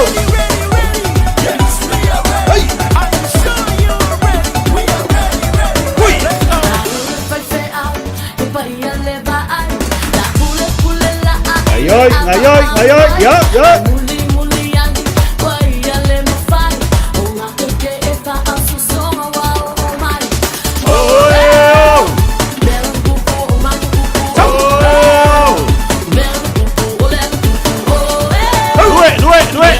Nuôi. Rồi. Cá qua đây nuôi. Oh.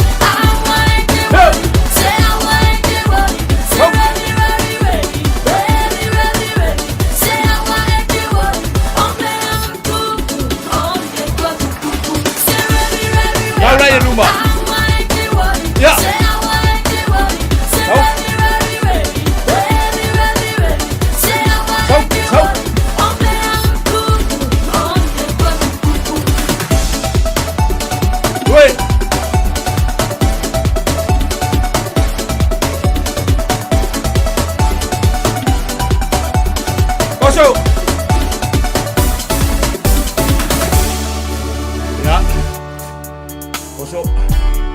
Ya, mana ya? Kalau lo masuk lima, oh baik. Ya, mana ba? Ya, mana ya? Tahu ayo le itu kalau lo le yo masuk lo Cino. Malo merta tu faham Cino ni cayau. Biar le li. Ya, selili sama-sama yo bacaf. Malo lo, ulai. Ifaile mabai. Ulai kene. Oleh lo. Apa ai rumah. Oleh kalau ya kakak me yo mai. Ya elo. Kapris. Dua. Oluka pasong. Ya Sibai. Wachala Oche Chota Selili Sama God bless.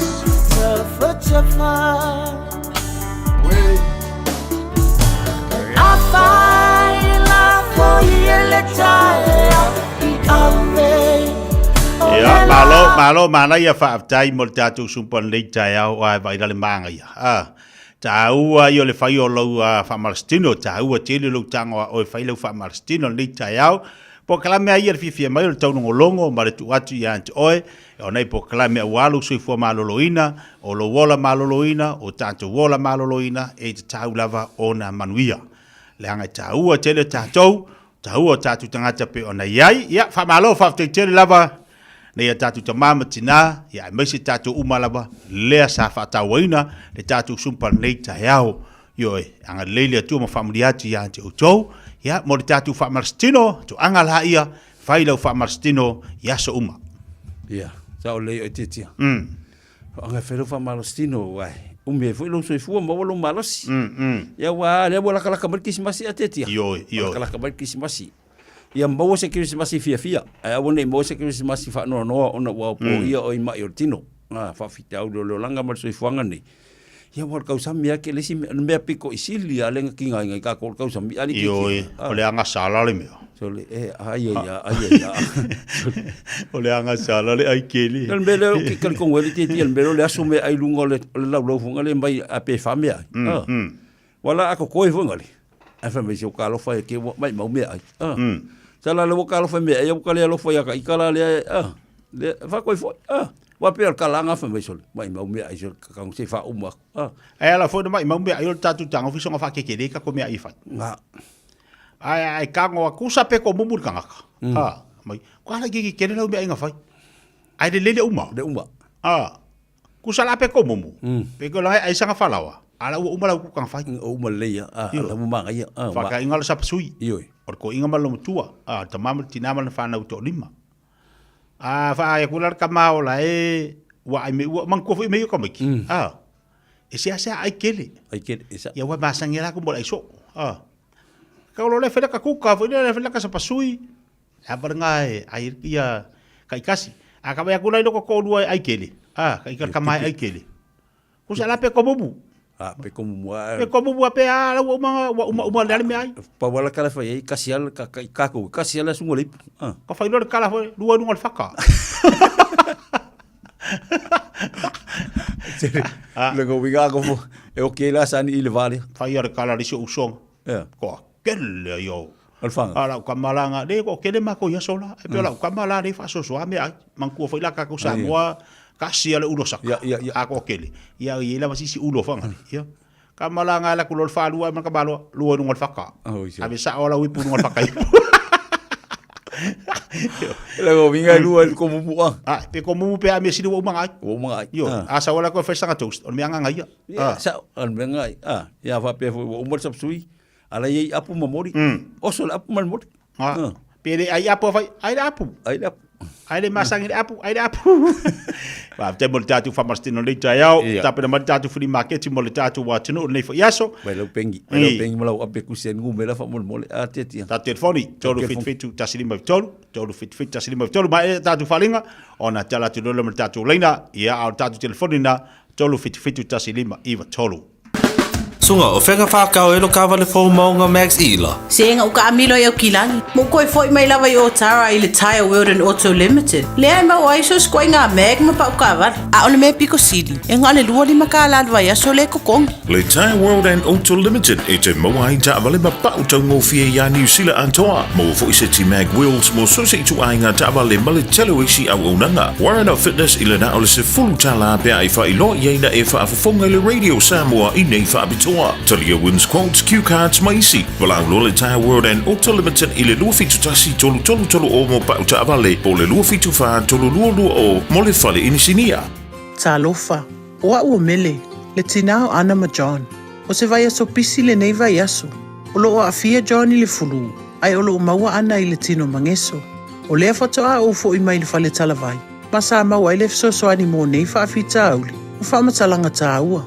E pei o manu anga i titi, e iai maosia o le tino, ma fesili e winga i vai la au, e iai fo ili no fuanga mo tala no anga taito tasi, pe amana o mia, o le fale tala vai foi, e mawhai no la tautu uina mai vai la au, mo isi ngase ngase, ma whaatino e matui pui pui, o lunga o le healthpoint.co.nz, e te mawai whamtalanga o le fale tala vai, i le taupi tonu. E tolu sula fe tala le tino i tupe wata pena le Digicel mo lana whaapitoa. E fi soso ni ai le tonga tala sui fuanga wai nei. E tolu whailonga tupe ta i lima se lau tala cash. O le ase ina i aso fa weile taitasi mo New Zealand ma au se talia. Whatau so top up luas fu tala pe sili atu mai whale olo masani. Pe lafo foi online i le Digicel Pacific. O le mawale olo wawanoa i le se. E te anga wa foi pe a lafo so se leni le My Cash a le Digicel i Samoa. E whaunga ai le ClickX Pacific. Mo nisi whaamtalanga wala au le over se lau tolu wha lua tolu. Seki a Digicel. Mai moa i lau whetu Samoa, le au lakapi liki at mai tai Samoa.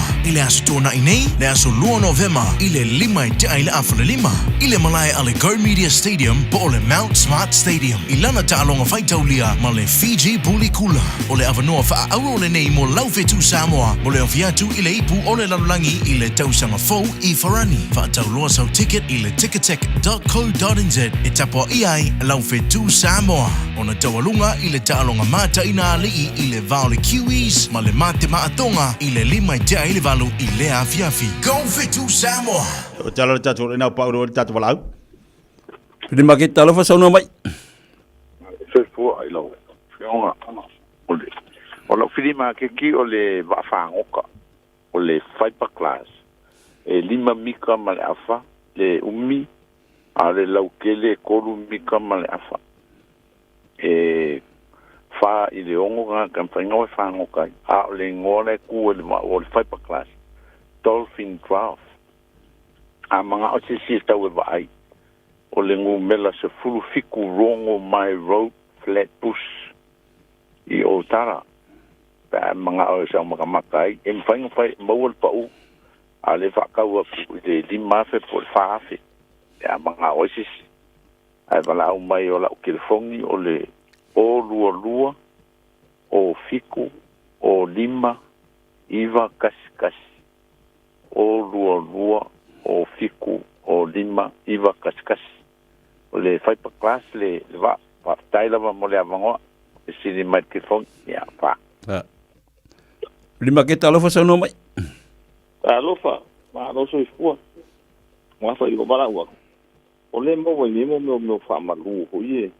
O si Sofia avinga la comissão. Me fa mo avisa mo yo. O le ave o de fi container ave. Yo de la mo we fa mo wo se. O se fukala. O se fun, ya fua lo su mai pa mo a po se dima so foi. O foi condition. Ja, afskaida o le koru o le lua o whaiva, lua lima whakasi. O lua o whaiva, lua lima whakasi. Ngai mangere la kulwhalau lea, wale ngang whaloi la whaftai.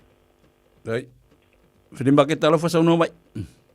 Talo whalama, whaftai lava mulea manoa. Ola o whirimba ke te masang ia o poplan sole o keki lea. Ya o ke ki wai e fai ama fai ma reporter au la au ma put on ma bakurunga le sei e kursu kala le paelo o keki ya a malesi me fa amole mole o ngai le fia file li ma le mako e kale sia e fai le mako karat sei ol male food market in the numela 34C started place in Mount Rasco kele le me ai ese yo me fale o pusa aisa o le marangaia i o mea mo ngai a inga fu ngale kau a maka o ngale address ngale number 34C started place ngā ngile fiafile lima a o le numela o la o telefoni o le o lua fitu lua tolu tasiva i wafaa o lua fitu lua tolu tasiva i wafaa o le numela o fale o le ono lua tolu tasiva i wafaa ono lua tolu tasiva i wafaa o le foie ke pisi ai fai o baking fai fo le sapa mea uma o le oka maua uma mea uma ngā whafsoka i mai ia ma le whaalo alo lava mangu ia le weekend ia lua sunga Ei fua Lima ke talo whasau no mai Le eila o pusa aisa ka akia le chest freezer e mwhainga o e fau ua pusa aisa nga le ia ko fo ilonga le working conditions e waku nga le lusa lau lima sefuru e saufa iar nga kai ki kilo iai ia fai fo se feu nga inga pe a olo iai mala ulau ai la poko le lau e mo le fango foa ia ai e nga nga kolaiki ia mfainga waku le lau ai nga e fast fukala e ia u apa ia ko fale ia olo iai ma apa fo wai li fa nga inga ia se fulu apa mfainga rua ku se lau lima se fulu apa nga ia ai pe yang fai ko fai alfu nga inga pe a ngai mai e fe olo ar ke lo ngai se olo ye me o tools ma olo ye mala au ka vale ia ole fo ye mo momi nga fo isa ku fo avisa mo ia e ku nga ia pe afa pe fo le ngai mai ma ka ngai ai ke le fongi ole o rua kasi o lima fa kasi o varu ko o rua kasi o lima fa kasi o varu ko fa kai lava Prima ke talo fa sono mai. Ia fatai lava mo wa wanoa.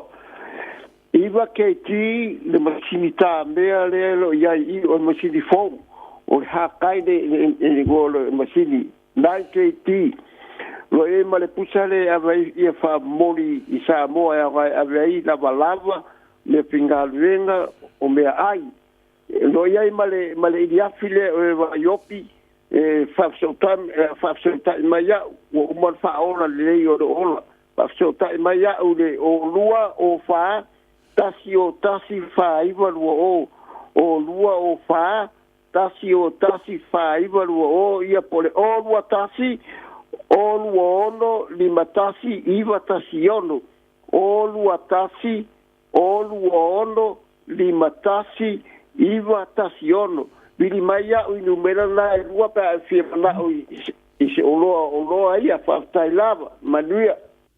Prima ke talo fa sono mai. Ya, talo va. Alo se fua. E kai ama ka ngofia I o prima ke ki. Yo fale ia le fasal la waku pe se mga umbia. Ke roko e pawangi o le wakunga lunga ia.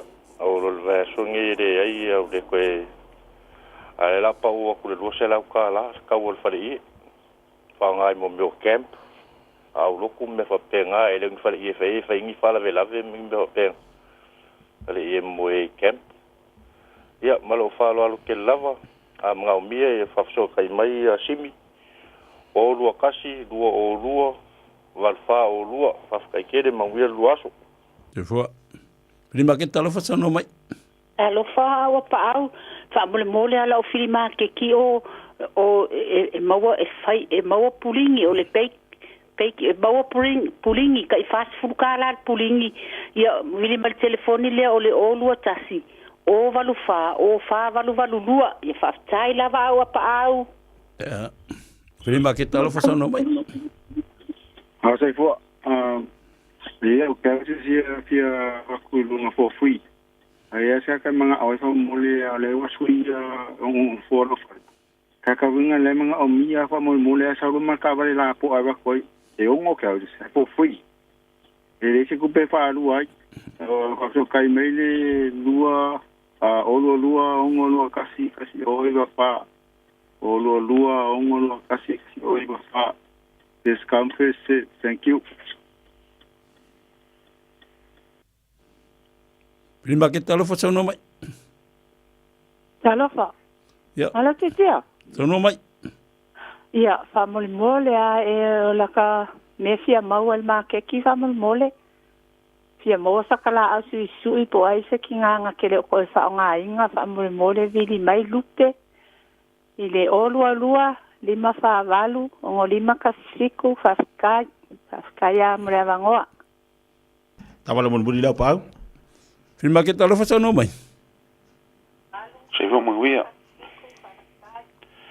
la sunga to au pau sono mai ya ola o firma ki fia va ko o fa amlam ala mingi lo fale o sui uma fa amlam ya au lo le uma ya ala mingi ya ai se fia mga o mia ya se fulu ya pongale ia famlama ia ola umbela ole olu tasi balu fa lua olu tasi balu fa lua fa tai tai mare o to ngol ta furi market le ta o pa au le fa fonga ta tu wa tu no ta tu taimi ia telefo ila tu ia mo mela tu va no ta tu pokalame ia mo la tu furi market ta tu na telefonina pen tu na tu mo ta tu le leia lo vidi mai alu ye ya na fo ya vai fa ka un me ola man me nga mo nei ka te wa ke mi lo ka mai finga ka kamisa mo ate tia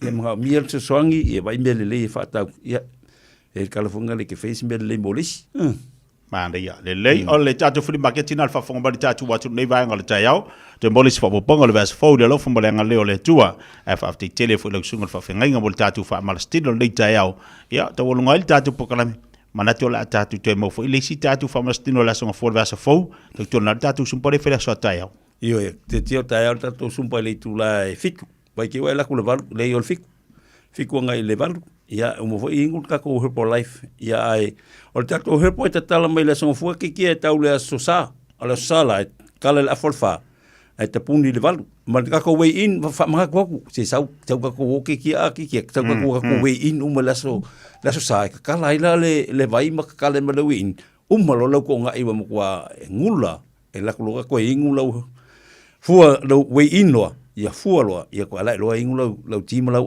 lo se ki a lo fa le mo ai la le mbani ya tatu challenge na le fa va yaso le alu fa va yaso e va veala no vayaso a wona imsia ta wal fona kipi le wai ya mama weli si fasinga malu si ato se fe malu se lengi se fe ya wana la kipi le wai kipi mal aya le ainga kipi mai mal aya wa okay e va fu me ta to matua e le leido le fangol me aya ta to mamul tina ya lo ko mer fanga la ko mer fanga mul ma ko mul mul kan ka ya e ba ko we swinga ki ki ai le mo fanga mul si ya e ba ko sai sala Paula le meo le mo ka mai. Ya ai fa table table ka le ta o sunga fa fe ngai ka fa lo fo fa malos. An fa mla to te tia a fa yo ye si o fi va o fi motion a loem sang ti po sanga shake ia vili mai la o le olu fitu lima tasi dua lima valval tasi ia ka ngola ia ma va ku se tau to ngo fi ma tau le mo e a le te tia.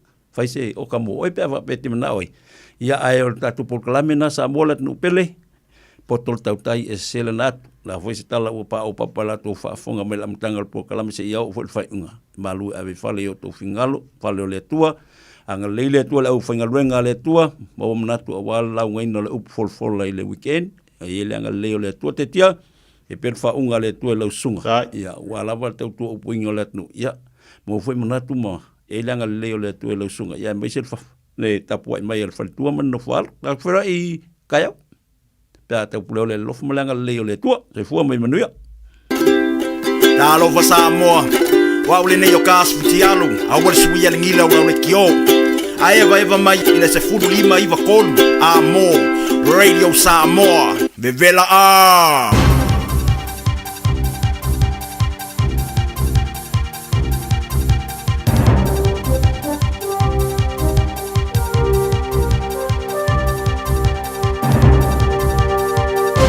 In this update, a community service sentence ends the saga of Philip Polkinghorne. The former Auckland eye surgeon has returned to the High Court in Auckland today, more than a month after he was acquitted of murdering his wife Pauline Hanna. He's been sentenced to 150 hours community work after admitting to a meth charge. The Front Page's Chelsea Daniels, who's at the High Court at Auckland, says the possibility of a fine was discussed. Justice Graham Lang basically said he didn't think that a fine of up to $1,000 would be any kind of deterrent for him because of his healthy financial situation. Exporters are being given greater access to Middle East countries belonging to the Gulf Cooperation Council.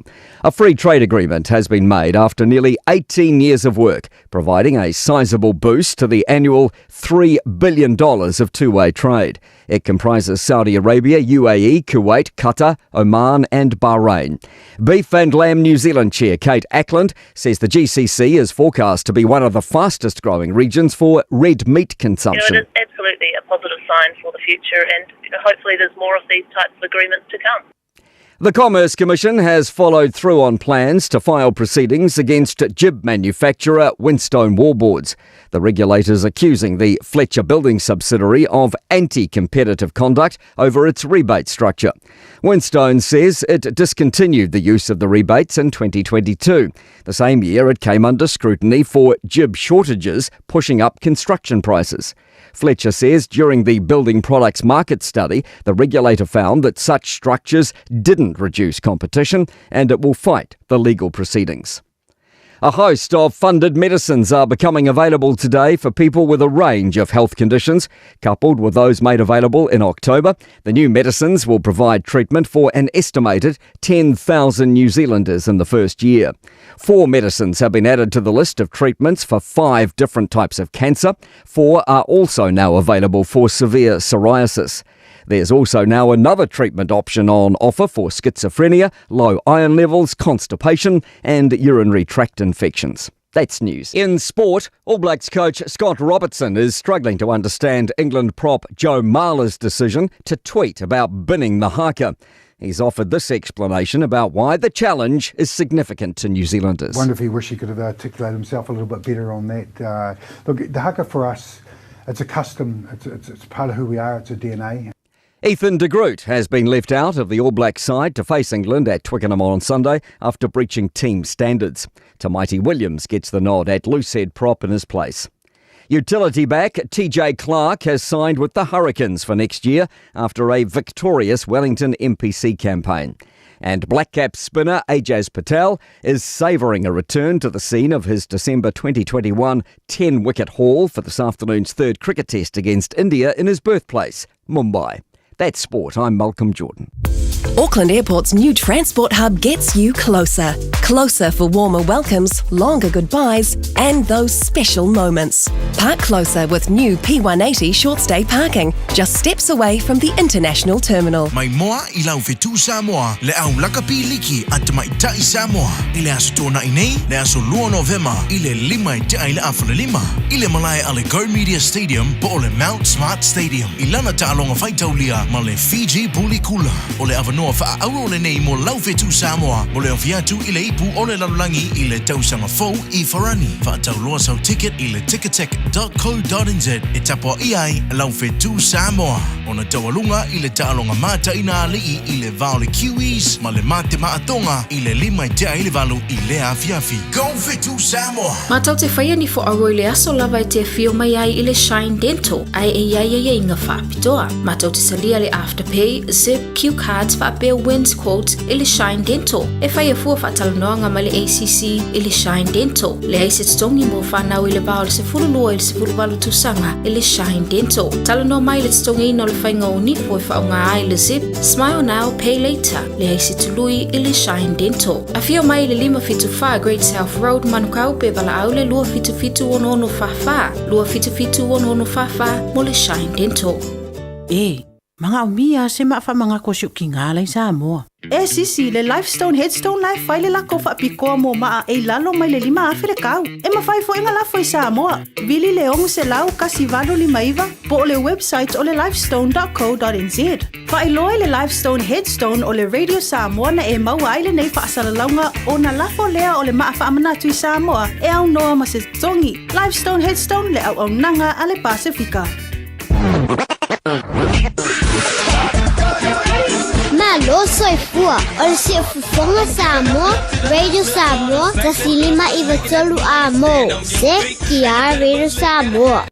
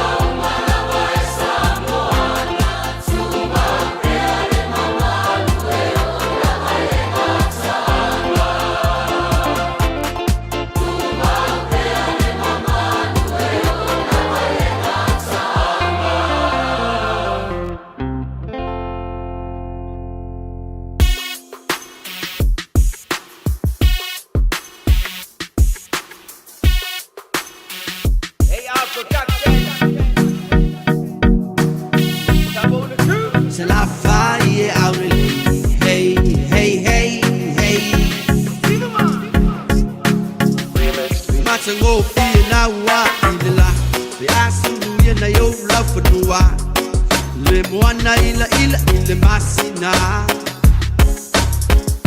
o mata ango bedina tawita pelanu lanu wa ipe yo susana pe o sei a eta oto wa tumanga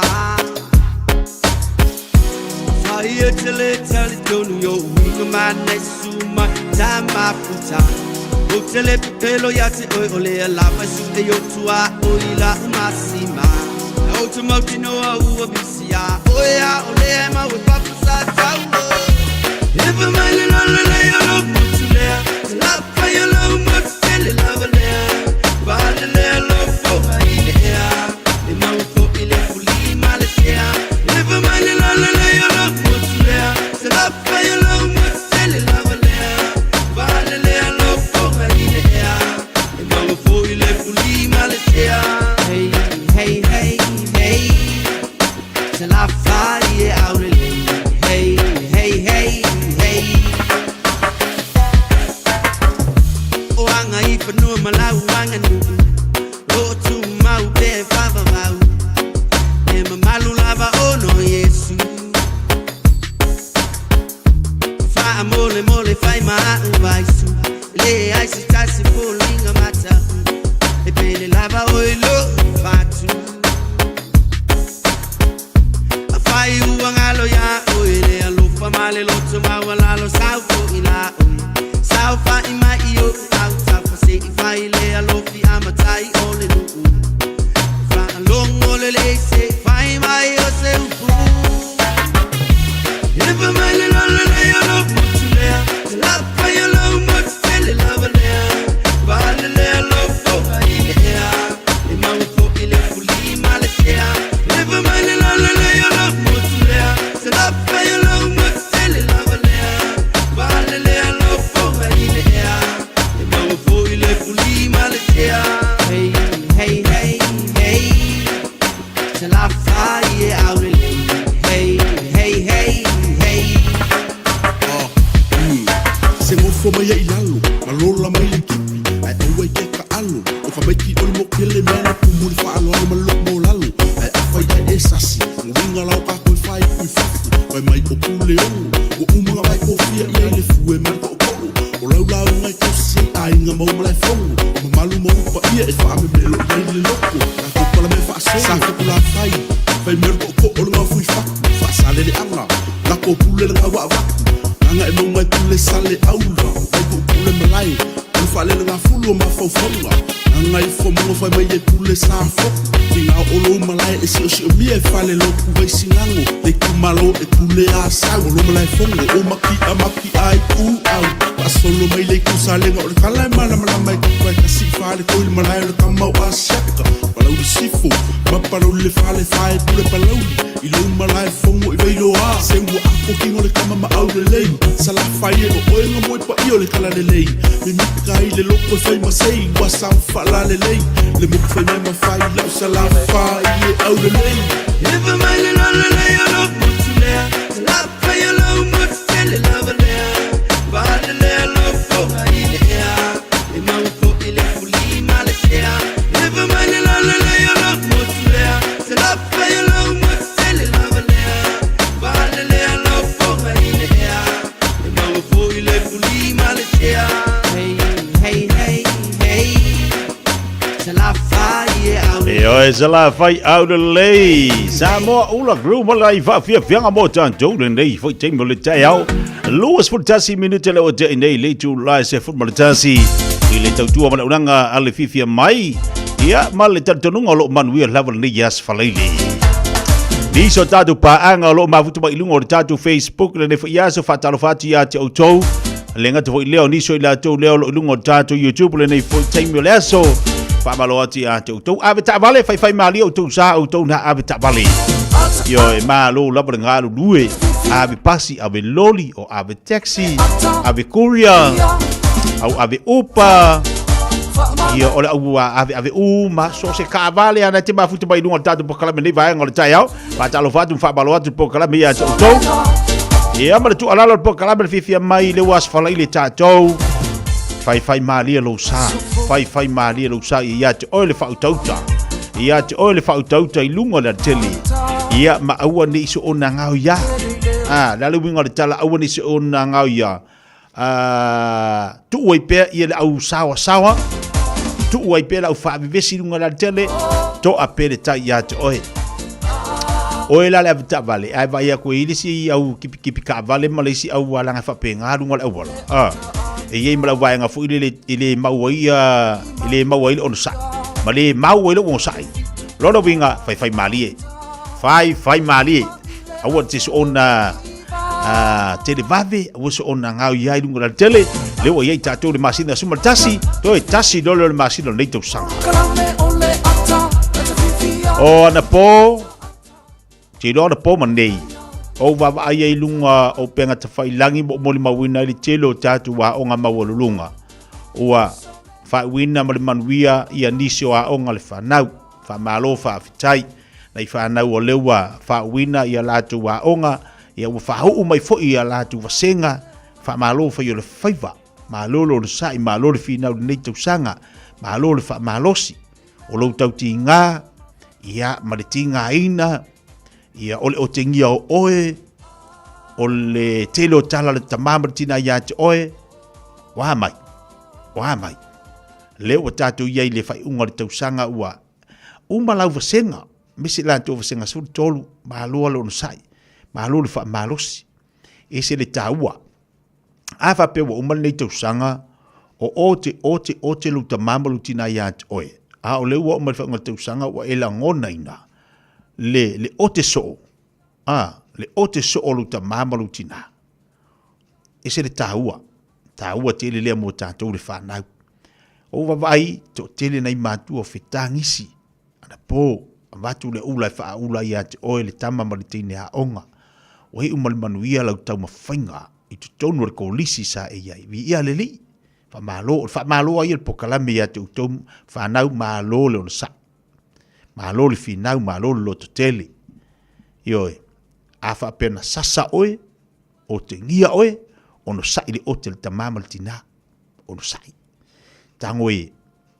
folo mali wa vai po le tau le otele nai ote ai ina ua umale nei tausanga wa ela ngona ina e sele mana i o mo te maititi ai leise upo e tali na le nofo a mvava ai ese fole mana i o mo te maititi o le suama lie mo le usitai ma le whaalongo le tamama le tina le ua o me le whainga le tausanga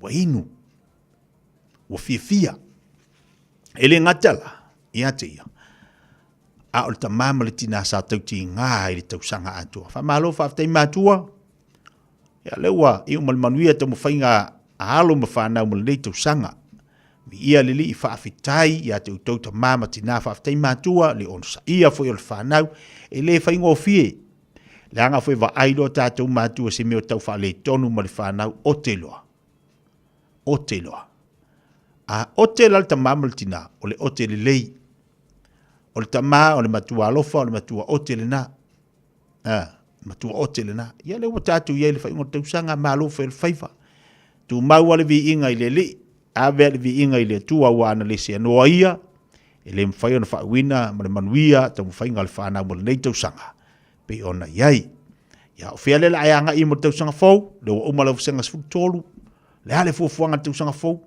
awane i alu alu whapeo e fia whainga luenga. Awane i wawe whaamuta ni alu o la ngā onga. A e wawa i atu rou a inga wau sange o tauleini tangata whainga luenga. Na i maa whau leo le tamaititi lala le mea te tau ana o whaia. Toi tamu whai, toi whinau. Whai atu le tamamalu tina ala uwalu roa. Whai sau kala i luka mamalu ki ngā ala ukangolo e whai. Se mea o lewa umala u korisi. Ala utango le whai se mea sili atu. Mo orua. Koe mo le vango e koe ale pōre wa e au le universike. Whia lala e hanga ia le tausanga fau. Toi wha awau le aunga whinau roa. Maua se pepa, maua se whailonga manaia. Ia ngai saurola ia lea e se le mga i mora kamagiki e wherua i. Momole le leio le aonga. I umale manuia le tamu whainga. Ia, toi tamu whai, toi anga ia ne i le tausanga fau po le fufuanga o la ia i la ua aonga, toi tamu whai la ia. Ai mo tātou le universite le o lewana tu ua. Ia wa te tauna maua sau ua ngā ruenga part-time.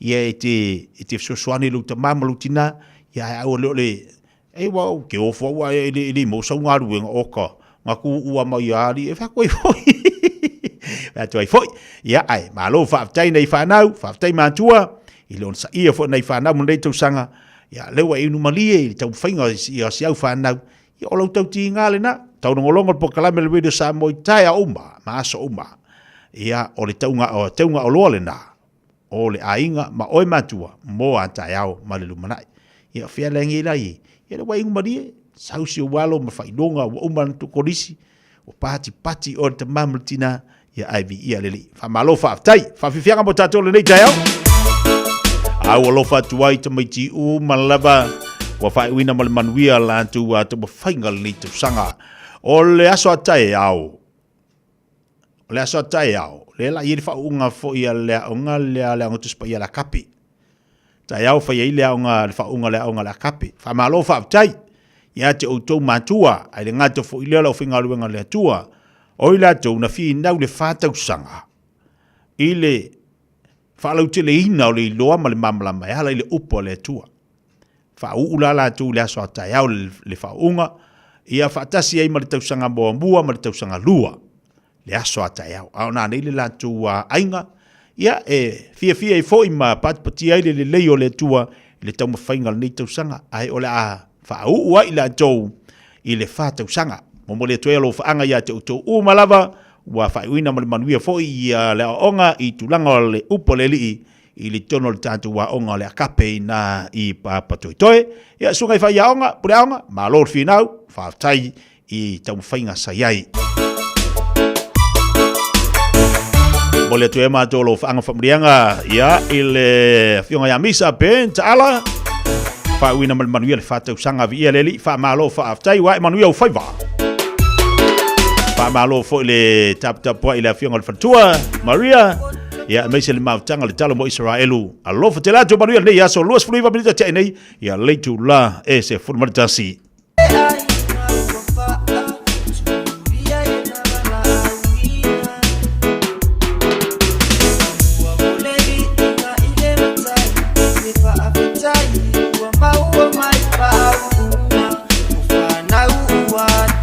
man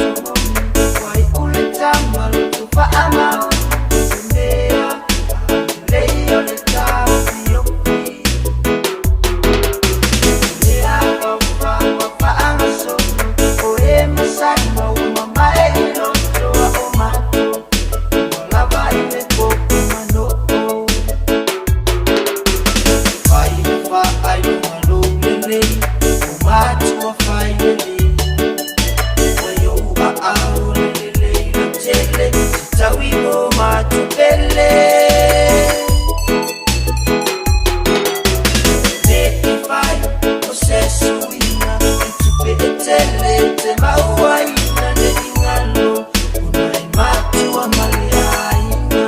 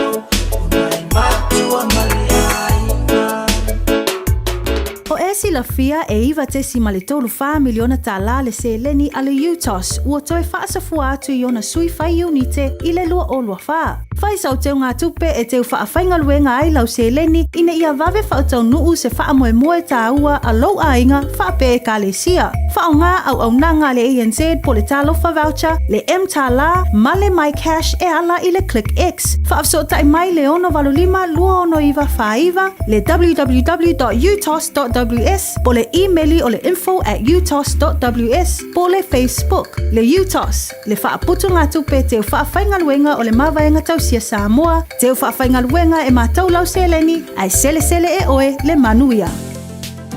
Masalo ua e ai i fale fo mai, po o taa vale ale fono ma e whape ane, ua nao au aundanga tau soifua malolo ina ma nifo mātou te whaia. E tele le fesosoani e maua ia mātou. Fesosoani mo le ola manuia o le mawhauwhau. Polo kalame e tau fia ai le tau mawhatapaa. Fesosoani mo tina ma pepe. Fesosoani mo whaia o siaki i le fale mai. Fesosoani mo sauwanga i a inga. Fesosoani mo whanau ua hi umale a onga. Mo nisi whamatalanga, tanga i ane i lupenga ta whailangi www.thefono.org. Pe vala au, le o valu selau, Fono for you. O valu selau, tolu ono, ono whaavalu. Mai moa i lau whetū Samoa, le au lakapiliki at maitai Samoa. I le aso tōna i nei, le aso lua Novema, i le lima i te ai le awhana lima. I le malai ale Go Media Stadium, po o le Mount Smart Stadium. I lana ta alonga whaitaulia, ma le Fiji Bully Kula. O le awanoa wha auro le nei mo lau whetū Samoa. Mo le ofiatu i le ipu o le lalulangi i le tausanga fau i Farani. Wha tau loa sau ticket i le ticketek.co.nz. E tapoa i ai lau whetū Samoa. Ona taualunga i le ta alonga mata ina alii i le vao le Kiwis, ma le mate maatonga i le lima i te ai le valu i le afiafi. Go whetū Samoa! O le R-Dash Travel, o le company numera tasi le taungo fio pasese mo fe malanga inga i Samoa, whapea le malanga bai i Samoa i New Zealand ei. A whea de loa i le ofisa o le R-Dash Travel, tasi valu lima Great South Road i Matarua. Pe vili mai i le telefoni i tolu iwa lua o wha o o. Tolu iwa lua o wha o o mo le R-Dash Travel. Tasi lima iwa tolu amo. Radio Samoa. Yo, tai mele wa tele nei vai ngale tai au le tu lua sul family te talo le tula suma lua. E lo te mau na watu foi del pakala me le mo o le nei tai mele aso. O ma fa e kau do ma fa me yo fa unga ia o to fa se manga yo o nei. Ya tu nu nei ta tu fa nau. O ma lo le fa unga ia o nga le ai mani fe au o to fai. Ai anga pa o mai la fa unga le ta tu sambo. Anga uma le fa unga vai ku lo ba ku ele ele ima se fai longa langa kama misi akwa ai vai le fai ngo Kusa e vau aku ai I le mena ele popole lo maku fu ilia ile kumu ava de faingo lankam e vau aku ai ngare faingo sianga kam e haru aku ai oi ile fale ia afa pengida le saunga lo maku ile la unga kom ale fakari mari ko ingala le ngare fia pakaku aku lo maku e wa se la kangak barko inga awa mai le ia lei se bea ia kakala of ola ia vai ai punga ma vai de faida ufala ola ngi fe au sapuku e vai pu vai de faida ufala vai de muku ko po ingia lala ka o kangi me usapuku aku nga kai me kasi ole kelo fe au kalu ele ikal se faida usa wo odisi ya samai o kayo ia usupo pai kai de popo kangi fe au sapuku aku kuso fe au kai au ale wan waku ngai kalu ya le kolo makoli se faido ngalang kam ya umarenga ya umakile kile me ngale ngai ku kalaiki fayak ya fai mai osu la barkele fayak fai mai ke ali fe fiat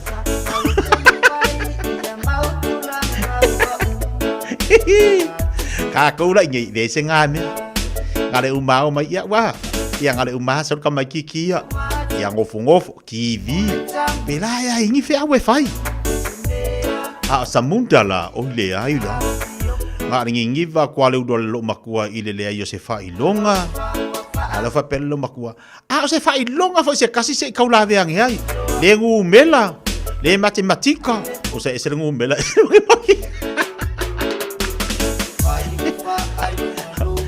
oka fai aku fe au fa me onga le alu le ia o ai foi sele ia so ia pa war nga vai kai sa ia lo makua ia ko inga ia pinga ring kau ko lo ko inga ia la ko ia nga uma vai mai fea ia nga pinga nga fa ifo ila lo lo makua fa mel merka fea ia fa sanga lo marko inga ia ava unga ia au lo marko inga la ko ia wa lenka ko i mai ai Kiro ele hai se soka ko ile ui mai ai. Le ala wa ka ko mai nge. Ka ko mai nge ngi ya ko ngu ka ko va vai o ka se ka o nga vai kai. Ai al nge kai mi. E aka o ke ku il ka mai ki sia ka ka mai per ka mai ki wa o ke so le lam o awa ka fi mai. Tau ka fi mai la nga sasa foi ma ko. Ya ai malolo sai. Malolo sai ya tatu matua. Tele na wata tu tala ni yaso le mita la vole loto ino baba ya tu fa na we manuia la tu a onga ne tu sanga ya or fa ta ya ile li e se fo ya tu matua on sai tatu tu le pe tatu fa na ya onga te bela wati lo te luas fu minuto na tale o le tu la se football le luas e mal fa fianga le matato wati lo po kala le mo o ele nei fo i me le aso malol tawa tai malol nga lu e mari yo se melela pa yo ngi ke wa e ko e mo ya ko ka ngame nga lai ko ngol masingi me kire yar ke fa lai fa fo mo ulau ka ngame le manga yo le la angi maya ole matangi mase uku fai mo fie mo li mai ai mase fungala manongi masu amali e fa amata mo fie ai mateu lo ula o ai la pele ea mo o malala ile fia ai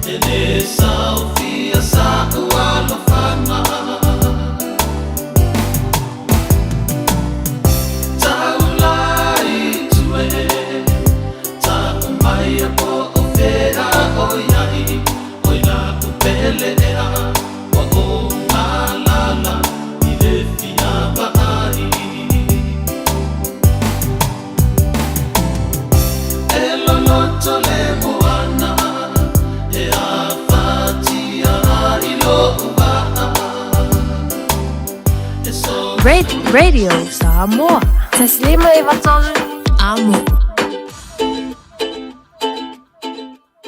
Ua mawhai o na aura tula polo kalame le leimo o ia so taitasi o na o le langolango malo si le fale maliu a se alo le atunuu o ese tatupu Funeral Directors i Manukau City. O kalame le leimo o e talo falava.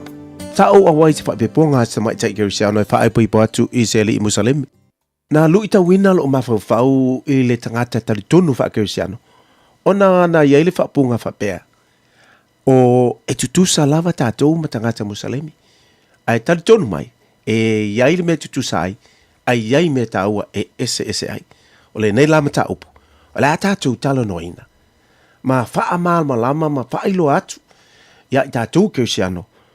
E te tau o na tātou no whauta i vaenga nei. O talitonu o le nemta upu. O le a whai malu i tau ma toe wha mausalia ai lo wha tutua kerisiano. O le wha alo tanga i le taitonunga wha Musalemi ma le taitonunga wha kerisiano. E mauta ofi wha tasi Musalemi ma kerisiano e iai le wha masinonga ma le wha salanga o le tangata i le aso ngā taanga. Pei o na tusia le wha alinga le tusia tātou tusi pa ia. Ai o le tusi pa ia Korana, i le tusi a sura lona mata upe ono suma leiva, vai upe sfuma lima o e tolu suma le tolu. O lo tusi ai, le aso ngā taanga le wha masinonga, ma le wha salanga o tangata uma, wala tu te ena, ma le tari tonu ia a la le sili ese. Tusi a le evangalia Ioane, lona mata upe tolu suma le ono, vai upe suma le valu. O lo tusi ai le wha tanga e maua il tai tonu ia Yesu, ma le wha salanga, o ele tali tonu ia Yesu. O manino la e tutusa ale kerisiano ma le Musalemi i vaenga ia. Ai petai. E iai le se sanga o le mafu anga o ma iai le whaasalanga i le tali tonunga wha Musalemi ma le wha kerisiano. Whai mai Musalemi o le tangata e whanau mai e pei o se atingi e o. E le eise mea o iai i te tonu po o le blank slate. Whai mai Musalemi o le awala o le whaalotanga o le tangata Musalemi. O le whaia leo ngā luenga lei e sawa i le malo ala. Tali tonunga wha kerisiano o le tangata. Ua whanau mai ma le nātura anga sala. Ua so solo i le toto e awhia mai a tamu maeva. O le isi vaenga tāua e te tau o na tātou malama iai. O le tāu whia manino o tali tonunga kerisiano ma le wha Musalemi i le pa ua a tamu. E tāu whia mau uma nei tali tonunga na whaia le tua atamu na tuu le parataiso o le tangata mua fo. O atamu fo ina pa ina ua le ustai i le atua ina ua ia aia le fua o le la au na whaasaina. Ai petai. E tali tonu Musalemi o atamu o le profeta le atua. E pei o profeta uma o le au Musalemi o atamu e le i iai sananga sala. Tali tonu Musalemi o profeta uma ua le mawhai o nā ngasala. O perfeta Musalemi e le ngata ino matua ai mamā mai se angasala. To e le mawhai o na iai se mawhau leanga po se langona wha ale tino e angasalai. O le taitonu lea e taua o le Ishma. O lono winga o se anganga lea e le perfeta e mawhai ai o na ola i se olanga e sili ae na ilo tangata o lo langi. Ia toi ki mai lau la au atai au, le a wha wai, le tātou mata upu lea. Tu maulo loto ia Yesu o ia o le whaola, manatua e le lei mo oe. O le ese tatupu Funeral Directors o se fale maliu Samoa o le tali foilea o taimi whengata o na o le malanga al maliu maleoti e mawhaifoi o na latu awinatu ma awina mai tino maliu o e pene mai so o se atu nuo lalolangi wala auno le ese tatupu Funeral Directors i le lua no lua tolu fitu o pea fiuane ele se fulu male balu Norman Spencer Drive in Manukau City. O le Casa Beds and Appliances, o le tali o manaonga, i o loa e whaatotonga ilo mauta, ini tau le lei, toe anangata, e mawai moenga ngao si tutono New Zealand, whaapea se tino fōa o le potumalo lo, laulau aimano fōa, TV, la au pese, usa aisa, masini tā lava, telefoni fe aveai, maisi. A whiu ane loa i le whawhituwha Great North Road o tau, po le tolo fituiva Great North Road i Henderson, le Casa Beds and Appliances, telefoni o valu se lau, lua, 5 5 valu, o valu se lau, lua, 555. Mai moa i lau whetū Samoa le au laka piliki at mai tai Samoa. I le aso tōna i nei, le aso lua Novema, i le lima i tai le awhana lima. I le malai ale Go Media Stadium po o le Mount Smart Stadium. I lana ta alonga whaitaulia ma le Fiji Bully Kula. O le awanoa wha auro le nei mo lau whetū Samoa. Mo le awhiatu i le ipu o le lalulangi i le tausanga fau i Farani. Wha tau loa sau ticket i le ticketek.co.nz. E tapua iai lau whetū Samoa. O na tawalunga i le taalonga mata ina alii i le Vaole Kiwis ma le mate maatonga i le lima i tea i le valu i le afiafi. Go whetū Samoa! O le A1A Tree Care Limited, lātou te whaia au aunanga nei. Teu, whamama, whangata, pe ave sea ni la au mapongati mai lo whanua. E ma whai fo na lātou te wina lau tonga la au matoi te tau. Wasilia mar se funu tau sanga o lana tau tua. Wala au loa le A1A Tree Care Limited, le olua tasi o lua o tolu ono o. Olua tasi o lua o tolu ono o. O e sauni malanga i Samoa, mana tua lola moana rentals o lo o maua ai sosi tu ai ngā taavale mautotongi mo sose mana onga. E mawhaiona piki le taavale i le malaiva lele i whale olo, po le tātou ofisa au tu i ala fua. Pe momoli atu fo i le whale tari malo o lo o e wha mautu ai ngā whaabitoa. O lo o iai le insurance cover e te fili mai ai. Ni tupu se whaalawelawe ai o lo o iai le wha mama avenga, male pui ngā mo oe. Mori se whaamtalanga wala au le tātou paanga le Pacific Easy i le o valu se lau o tasi ono. Pea siasi le tātou apia fōlinga o le Moana Rentals o le upenga te whailangi o le moanarentals.com.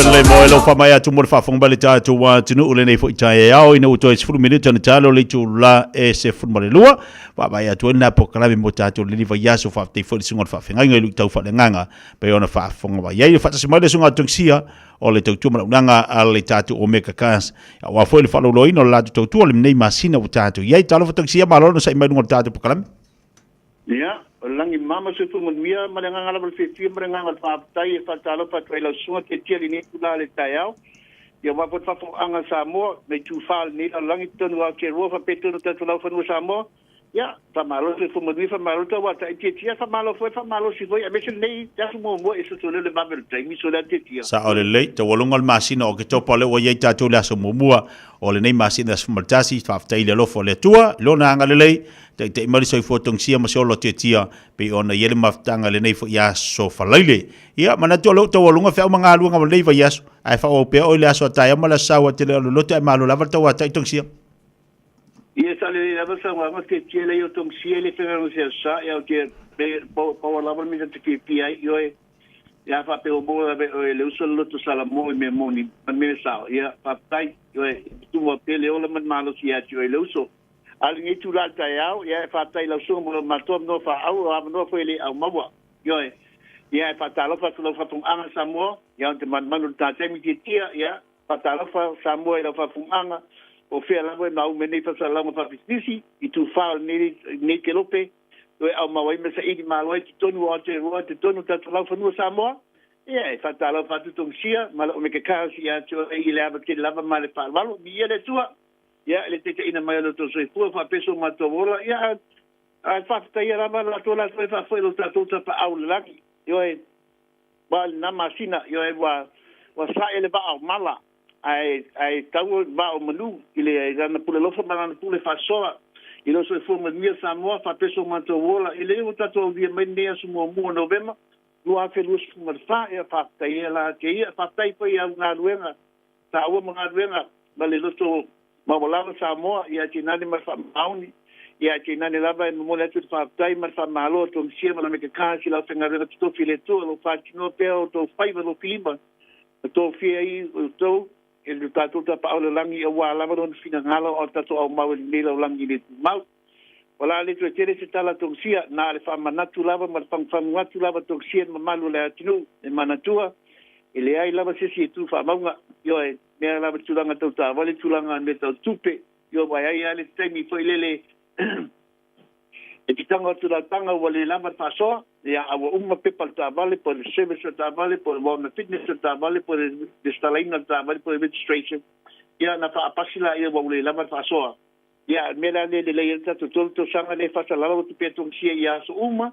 de malo fa to anga sa mo mana tu fa mama abenga ngele a mawa anta to fa ta vale la bitonu o make a cars lo fa tino le ne ya fo e tanga le mu e free de to sanga pa ele sta la mato la ta bani pa vengo for the one fitness ya e to sanga mato te fa tu ai ia ma se vecino ta vale ia fa pena ko e tolu to sanga fa tino ela ma to tu mo e sa mo ia te nani o woni ngalu le ta tu fe fi man wi o nei ya fe mi sala ta la società vale no fe fi ta to piki apu man wi o nei e man wi fo ta to ai sa mo no ta to ai no wai la fit filia e la fa ia le lima sala ta la fa il fa ta nga ia na lo mai la to sia ta family ne fa man wi ina la fo le ta sanga me mo mua e fa ia manuia le sanga te le to sani to sia la to sani te ta mama tulanga mental finance lisi tulanga tatu ta vale o tatu license yo te lia social license full license restricted learner license overseas license even no license at all lisi license am faila ta sanga o lo yeni license ya e ma faina pa ngala tu solau if I'm ID if I era ta sanga trade me welcome cash in your hand, I'm an eye. Otherwise, in the final reduce the double tabale, it is love trade in, Manatua. I will take a pole, Jovatinu, I will take a pole double tabale. Nailua Lama. If two Haya double tabale, accordingly to them find my finance will terminate. But she has to approve the financial down tabal tele, you telling to pay my Manang I'm taking Lela affordability, Malo software, Pena, on the tele.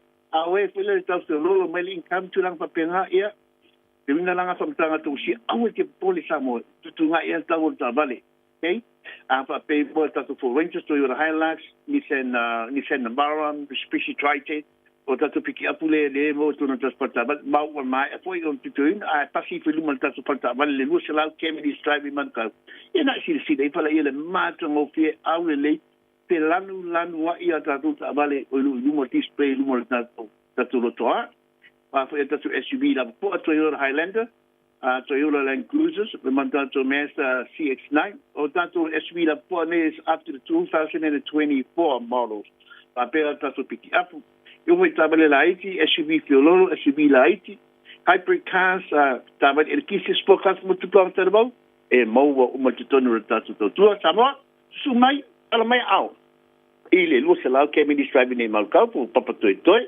ina fo imfaina bal au mer tatu line ole oiba lu fitu lima balu tasilua oiba lu fitu lima balu tasilua ya pa te foni so te pa ya tu sia dale la te foni tu sia tu aso de bayato ai de te foni tu sia ke a pa peta se pu le ya ta mo ya bal au mai la bo pa namba il olo tasi pa tuono lima fatasi o lo tasi pa tuono lima fatasi samo manuia o nei manuia foi tatu ai nge samo mo terminei manuia tener weekend fa fa so ipua mai manuia fa manuia le tu la sungo tia mana valor ya saulo fa le fisal se au fa mo le tu eloso yo ya fa fa mo terminei astia atongi ai papa atongi masia lei telefoni la sunga tuksia o lo tasi fa fi tono mi fatasi o tasi fa fi tono lima fatasi to mi de talo tu la smalua ta wolunga se tu ni foi va yaso mai se ni as falaile martua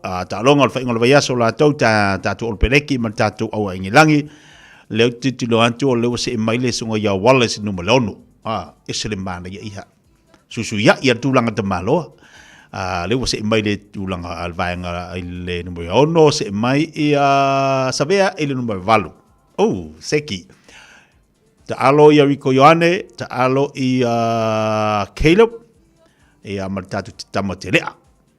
Ia vata se marsunga ia safo a mua. Ia alo nam tam whanau tatu watunu o lea, olo o ta penatu mole awal tatu o peleki, ia tapitapu ai foi whaingola vai aso, a mese le tātou tō Samoa, la tu talonga lana lua, male aua ene lani.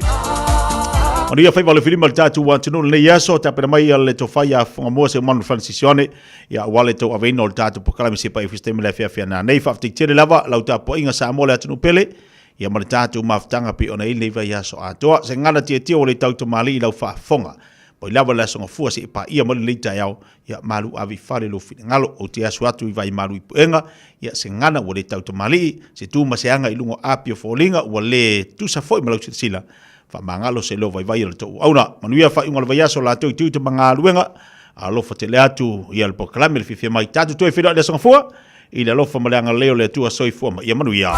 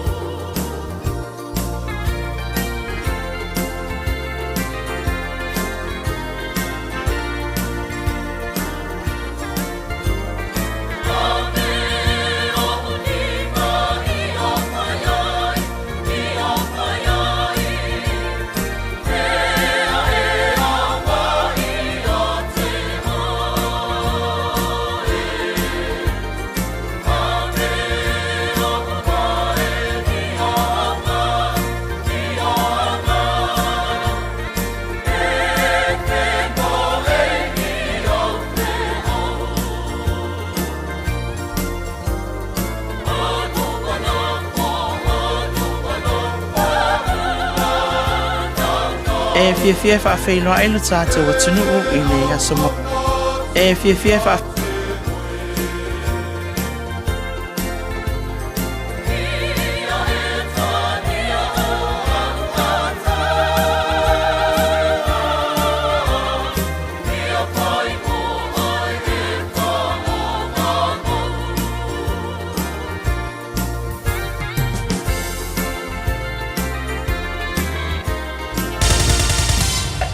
Usi mai alau whaafafonga. Telefon mai Samoa ia sa taitasi. Wa au mai mo oe ona o le langolango mai a le talofa voucher. Fia whaafeilo ai lo tata wa tunu o ile asomo mua le nei o Novema wa tata wa ulia ile alofa o le tua alo mai o tata utala mai Samoa. Wha iwa salau iwa sfutasi le au whai o whanau wa onga. Ile tausanga se fululua. Wa mai Aristara mo suenga whapitoa o le sasala si po le Samoa School Living Certificate. Ai tolu afe iwa se lau se fulu iwa whanau a onga o le tausanga se fulu. Wa mai Aristara mo suenga o le SNJSC po le Samoa National Junior Secondary Certificate. Mai ia foi numera e na o le lua afe valu se lau se fulu ono o le tausanga se fulu lua wa mai atutongi pili mo suenga. Ai na o le toa lua afe ono se lau fitu se fulu tolu whanau a onga o le tausanga se fulu wa mai atutongi pili a onga. O le asalulu le vai asonei na whaamutai le tongi na o pili a onga mo suenga whapitoa. O le teimi nei wa manatulu mtanga renga wa onga manganuu o le asu e umapea whanau a onga e anga wa ai suenga whaapitoa. Tu sa lava pere i tongi na pili o suenga. Ai o le ale mawhaio na tui nātua lato whaai unga o suenga nei se ia vangana wa mai at tongi pili. Inisio tala o whaamaile pisi wa whaamawina o lo osilia I mafuanga o le maliliu o tangata mai atunu e 5 o malo le taupulenga. Ua whaamawina e o atu le salau 5 miliona tangata mai le tolu se fuluanga il fitu se fultausanga le matutua e maliliu mai atu motu tau atiae. Na whaamanina le whaton sili o le mtanga luenga o le soifua maloloina a Samoa le sisunga ai ono Alec Ekeroma I le fonotanga le vai aso taruai o Samoa o lo tau mawhai lava e unai por kalame tono ainga ina ia malama tangata le whaafitauli wa iei nei. Na sauno ai ono o lea whaafitauli e le o mamai le vai a Samoa ai o lo tau mawhai au mai umatangata ina ia tu whaatasi e whaia awala e whaititi ai le afianga o tangata I whaamai le pisi. Ma o se tu fo ina tāpa ai le ngā lulue whaatasi o atunu uma o malo le taupulenga a wasa swinga o le nei whaafitauli. E lata I le to alua se lau leo so soani sa ngā lulue so tau au ma le matanga luenga o leo mwhal pui e so soani le saunga le muuma le pui ngā o malo na malanga mai le fontanga tai o malo le taupulenga le vai aso na mawai nei. Na whaatau taia le matanga luenga se sauninga whaafetai e amana ia I le sao leo so soani le matanga luenga. Sao nol komisina o leo au apa aulongo I Tino Filipo o le sao leo so soani le matanga luenga wa atangi ai le mawhai o na ngā lulue whaatasi. E le ngata ilea, e na tāoe o apa au, o le awha atu mawina pēr le ngā lulue so tau au o I la tau ia, ma le matanga luenga I so se taimi, e mana o mi ai. Pē tali malo fo I Samoa I nisi fontanga whaavau malo I le lumanai. O le amana ia ina o leo so soani, na tufa to si pasi, e le ngata ilea, o ni pine e whai ma whaamanatu, o lo latou sao le fontanga, a ulua malo le taupulenga. E le ngata I leo so soani, ai o le toitali umol to te leo ali imta mai tai leo na malanga mai motu tua oil Pasifika, e lango le mtanga luenga, I le mata I tuina o le fontanga, ai whapea fo I le malanga mai o le tupo Peritania, sa le tolu malana masiofo. Whaalia e awa pa awa sa fontanga o le ale mawhai on whaangaloina, ma o le ngā lue whaatasi o le Pasifika atoa, o se tasi leo pine whaamau, o le loto ngatasi o le ainga Pasifika, e so soani le tasi I le tasi. Ma le tala muli o lo whaasol solo peo na pa u le tau o le pensini, tiso, ma le karasini, e peo na tula I mai ai le amatanga o le neima sina uaulia I lo tātou atunuu. O le pensini wa pa u I le se fulu fitu tesi ma le fitu o sene, wa tula I mai ai le tau fou, I le lua tā la, ma le valus fultasi sene I le lita, ma I le lua tā la iwa sifulvalu sene I le lita, lea sa iai. Ua pa uma wala lo foi le tiso ma I le tolu tā la, ma le valu sene I le lita, I le lua tā la li matasi sene I le lita. E whapena fo I le karasini, lea ua whapa uina ma I le tolu tā la ma le valu sene, sa iai, I le lua tā la lima sifultasi sene I le lita. E ui I tau o le lalangi ma vevesi o lo iei le taiminei, peitai, e le oa afia I le tau o le soa wepe o na vaaya, I maasina nei e lua, ua whaasolo ai, ina pa uma walalo. Talaia mo le nei vai aso, tātou wheiloa I le vai aso fau, le alofo le atua, soifua. E silia ma le se lau fale oloa I Samoa e mawhai ona whaanga I le talofa voucher mo whaatanga alu a inga. E le atua lava se 5 minute lafu antuai mai New Zealand, Australia, Amerika, mai si antunu. Ai tau nui telefoni maolo e whaanga le talofa voucher e whai e le whaatau.